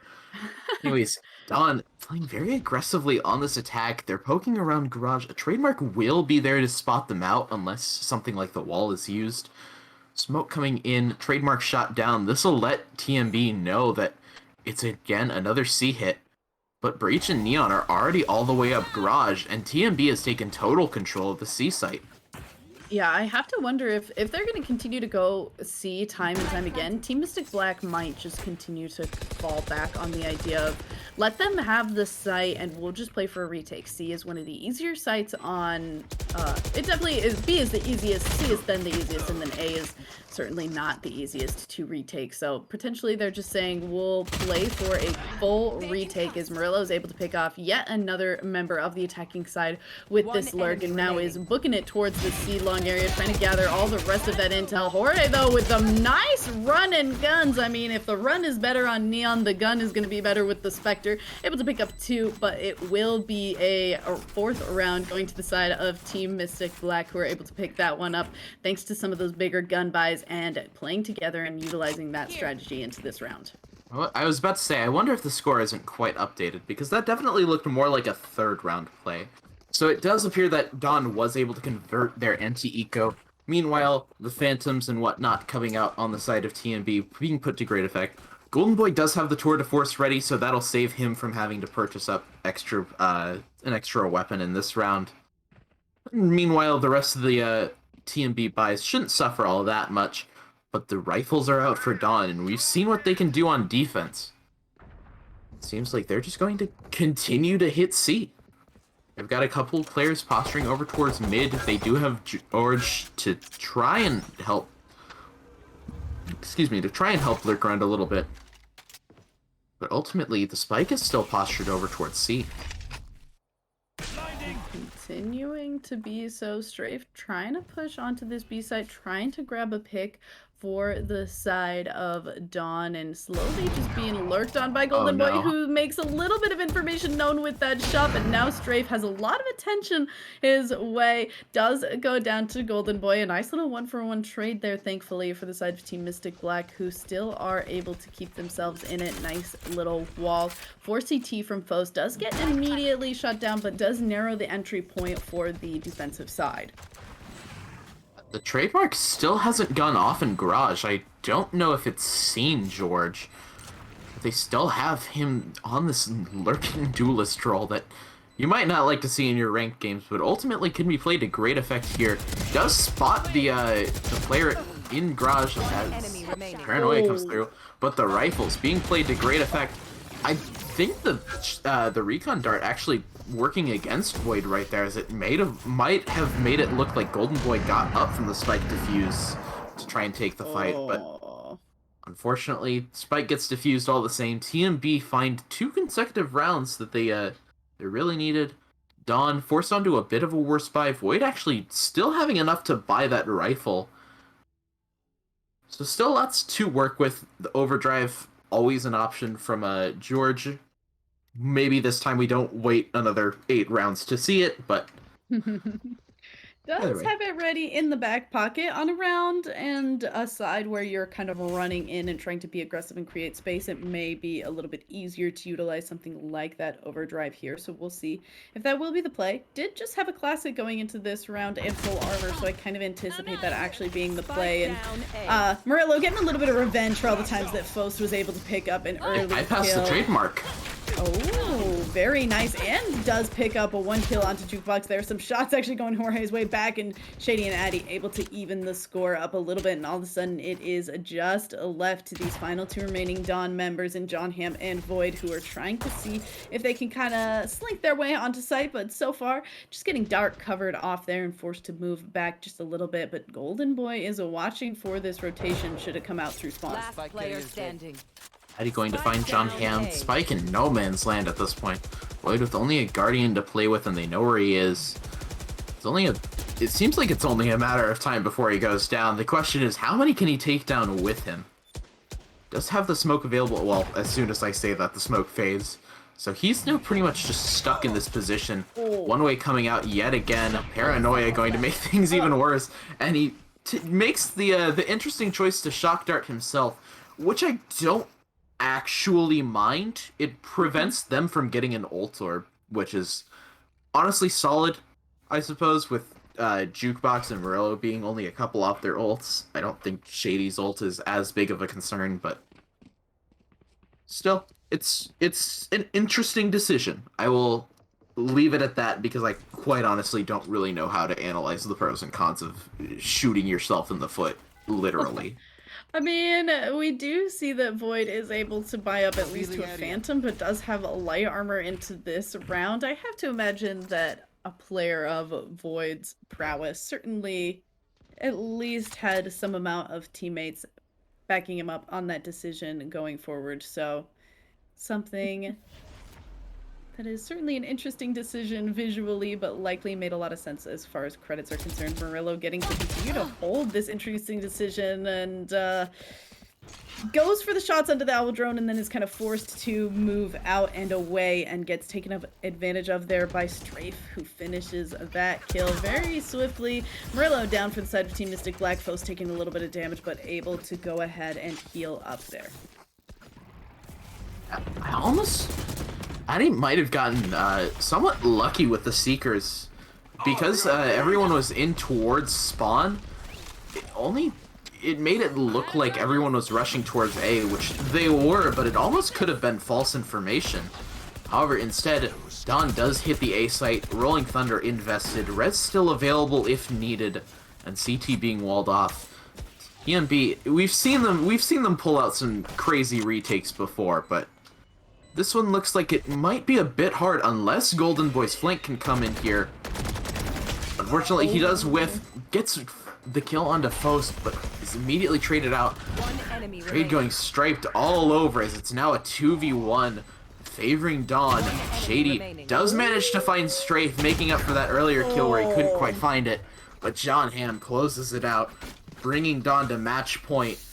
TMB needs 6 consecutive rounds, and they don't have a lot to work with, Beck.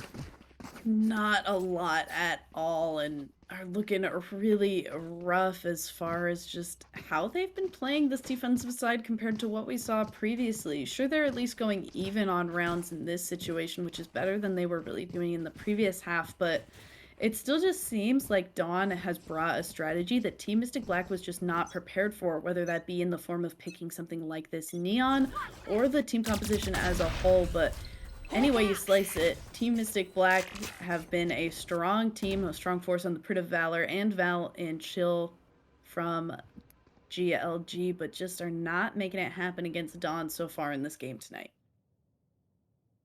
I'm clearing out a lot of information on B. I believe that it might have spotted Jukebox playing in Beacon, but the smoke's going to allow Strafe to lurk up even more. Golden Boy does find the kill onto John Hamm. Very nice pick, but Strafe able to find Jukebox. That's the B site, extremely vulnerable, and Faust able to get the res on the line. Now 5v4, but each team just down to the from the shadows. Bladestorm already popped as well, so they will have that available. And look at where it is. Murillo's played all the way up into C long. If Void isn't careful, he's about to meet an end, but no! It turns out that Murillo just unable to connect the shots. And now, Dawn being forced, essentially, into going onto this A site. They've got George all the way up into CT. 30 seconds left. How has he managed that? You know, it's a wonder, but so far, so good, and we'll see if that will be something that can be taken advantage of. Addy trying to move down from heaven is blocked off by this wall. We've seen some very great and kind of pesky walls coming out from Faust on both the attacking and defending side here, doing a great job of just stalling so much time out of Team Mystic Black and just getting a ton of nice angles and damage across the board as Void picks up, I was about to say 2, make it 3 with that Spectre, and finished off by Strafe as Dawn bring this one home and bring it home for the Duckies. Yeah, Void with a very nice lurk there at the end, and George pushing all the way up. Just a really... I don't even know how to describe it beyond just a massive display of aggression just working out at every turn for Dawn right there. They are your Pit of Valor 84, I believe, champions. It's very nice. They will be invited to the Pit of Valor Invitational, where they might be able to get a run back with TMB a little bit later. Unfortunately for TMB, that won't be tonight. Dawn just getting to celebrate their victory. And, yeah. And they will get to celebrate it a little bit more because we do get to name an MVP for today's Pit of Valor, and we will be naming somebody from Dawn. If you want to make a little bit of a guess who it's going to be, I don't even need to. We've put the graphic up on the screen, it is going to be Jorge or George. We're still not sure, but they are the MVP, so it doesn't matter how we pronounce his name. We can just call him MVP from now on, but has some very impressive KDAs on the day.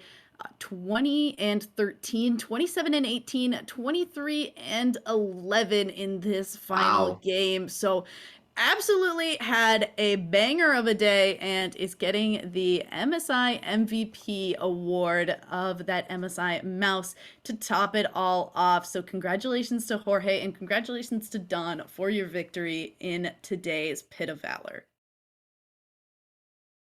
So a really strong performance from George in general. Don played ridiculously well that last map. TMB had looked so good these past few matches, and then Don just came in there, claimed their right to the throne, and took the entire tournament. Just display after display of aggression, just everything seemingly going right for them. Amazing lurk plays, great team plays with util, just everything you'd like to see from your tournament winners. Exactly, and exciting to see good use out of Neon. Still a new agent and still an agent that hasn't really been utilized on a lot of maps, so cool every time we get to see it get used and get used in a way that has a lot of synergy and proves that this team is used to playing together and used to at least using their utility in a very cohesive manner that converted them into a win. Thank you so much for joining us tonight on Pit of Valor number 84. We will be back for Pit of Valor number 85 next week. Same time, same bat place here at GL Gaming Lounges.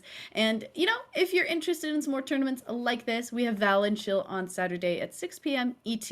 Also free entry, also $50 to first place. Not sponsored by MSI, though, and not streamed. So, you know, Pit of Valor is the place to be. But if you need a little bit of an extra competition, get yourself prepped to come in and try to claim that Pit of Valor MVP title as well. Pick yourself up that mouse as your MVP award. Check out the Val and Chill that is on Saturday. And if you want to get involved on just about anything that GLG is a part of, definitely check out the GL Gaming Lounge's Discord and Twitter. You can do ! Discord and ! Twitter in chat to find all of that information going forward. And, you know, just get yourself involved, hang out with us, give us a little chat up, and join us for the next tournaments that we're having. It's been a great night. Anything you want to leave the people with, Alias? I Not really. Ideally, I'd like to leave them with the correct pronunciation of our tournament MVP, but Well, we can't all get what we want. You know, it's just MVP. You're just the MVP. That's all we're calling you from now on. It's done and dusted, and so are we for the night. It's been great, and we hope to see you on the next one. Have a good night, everyone.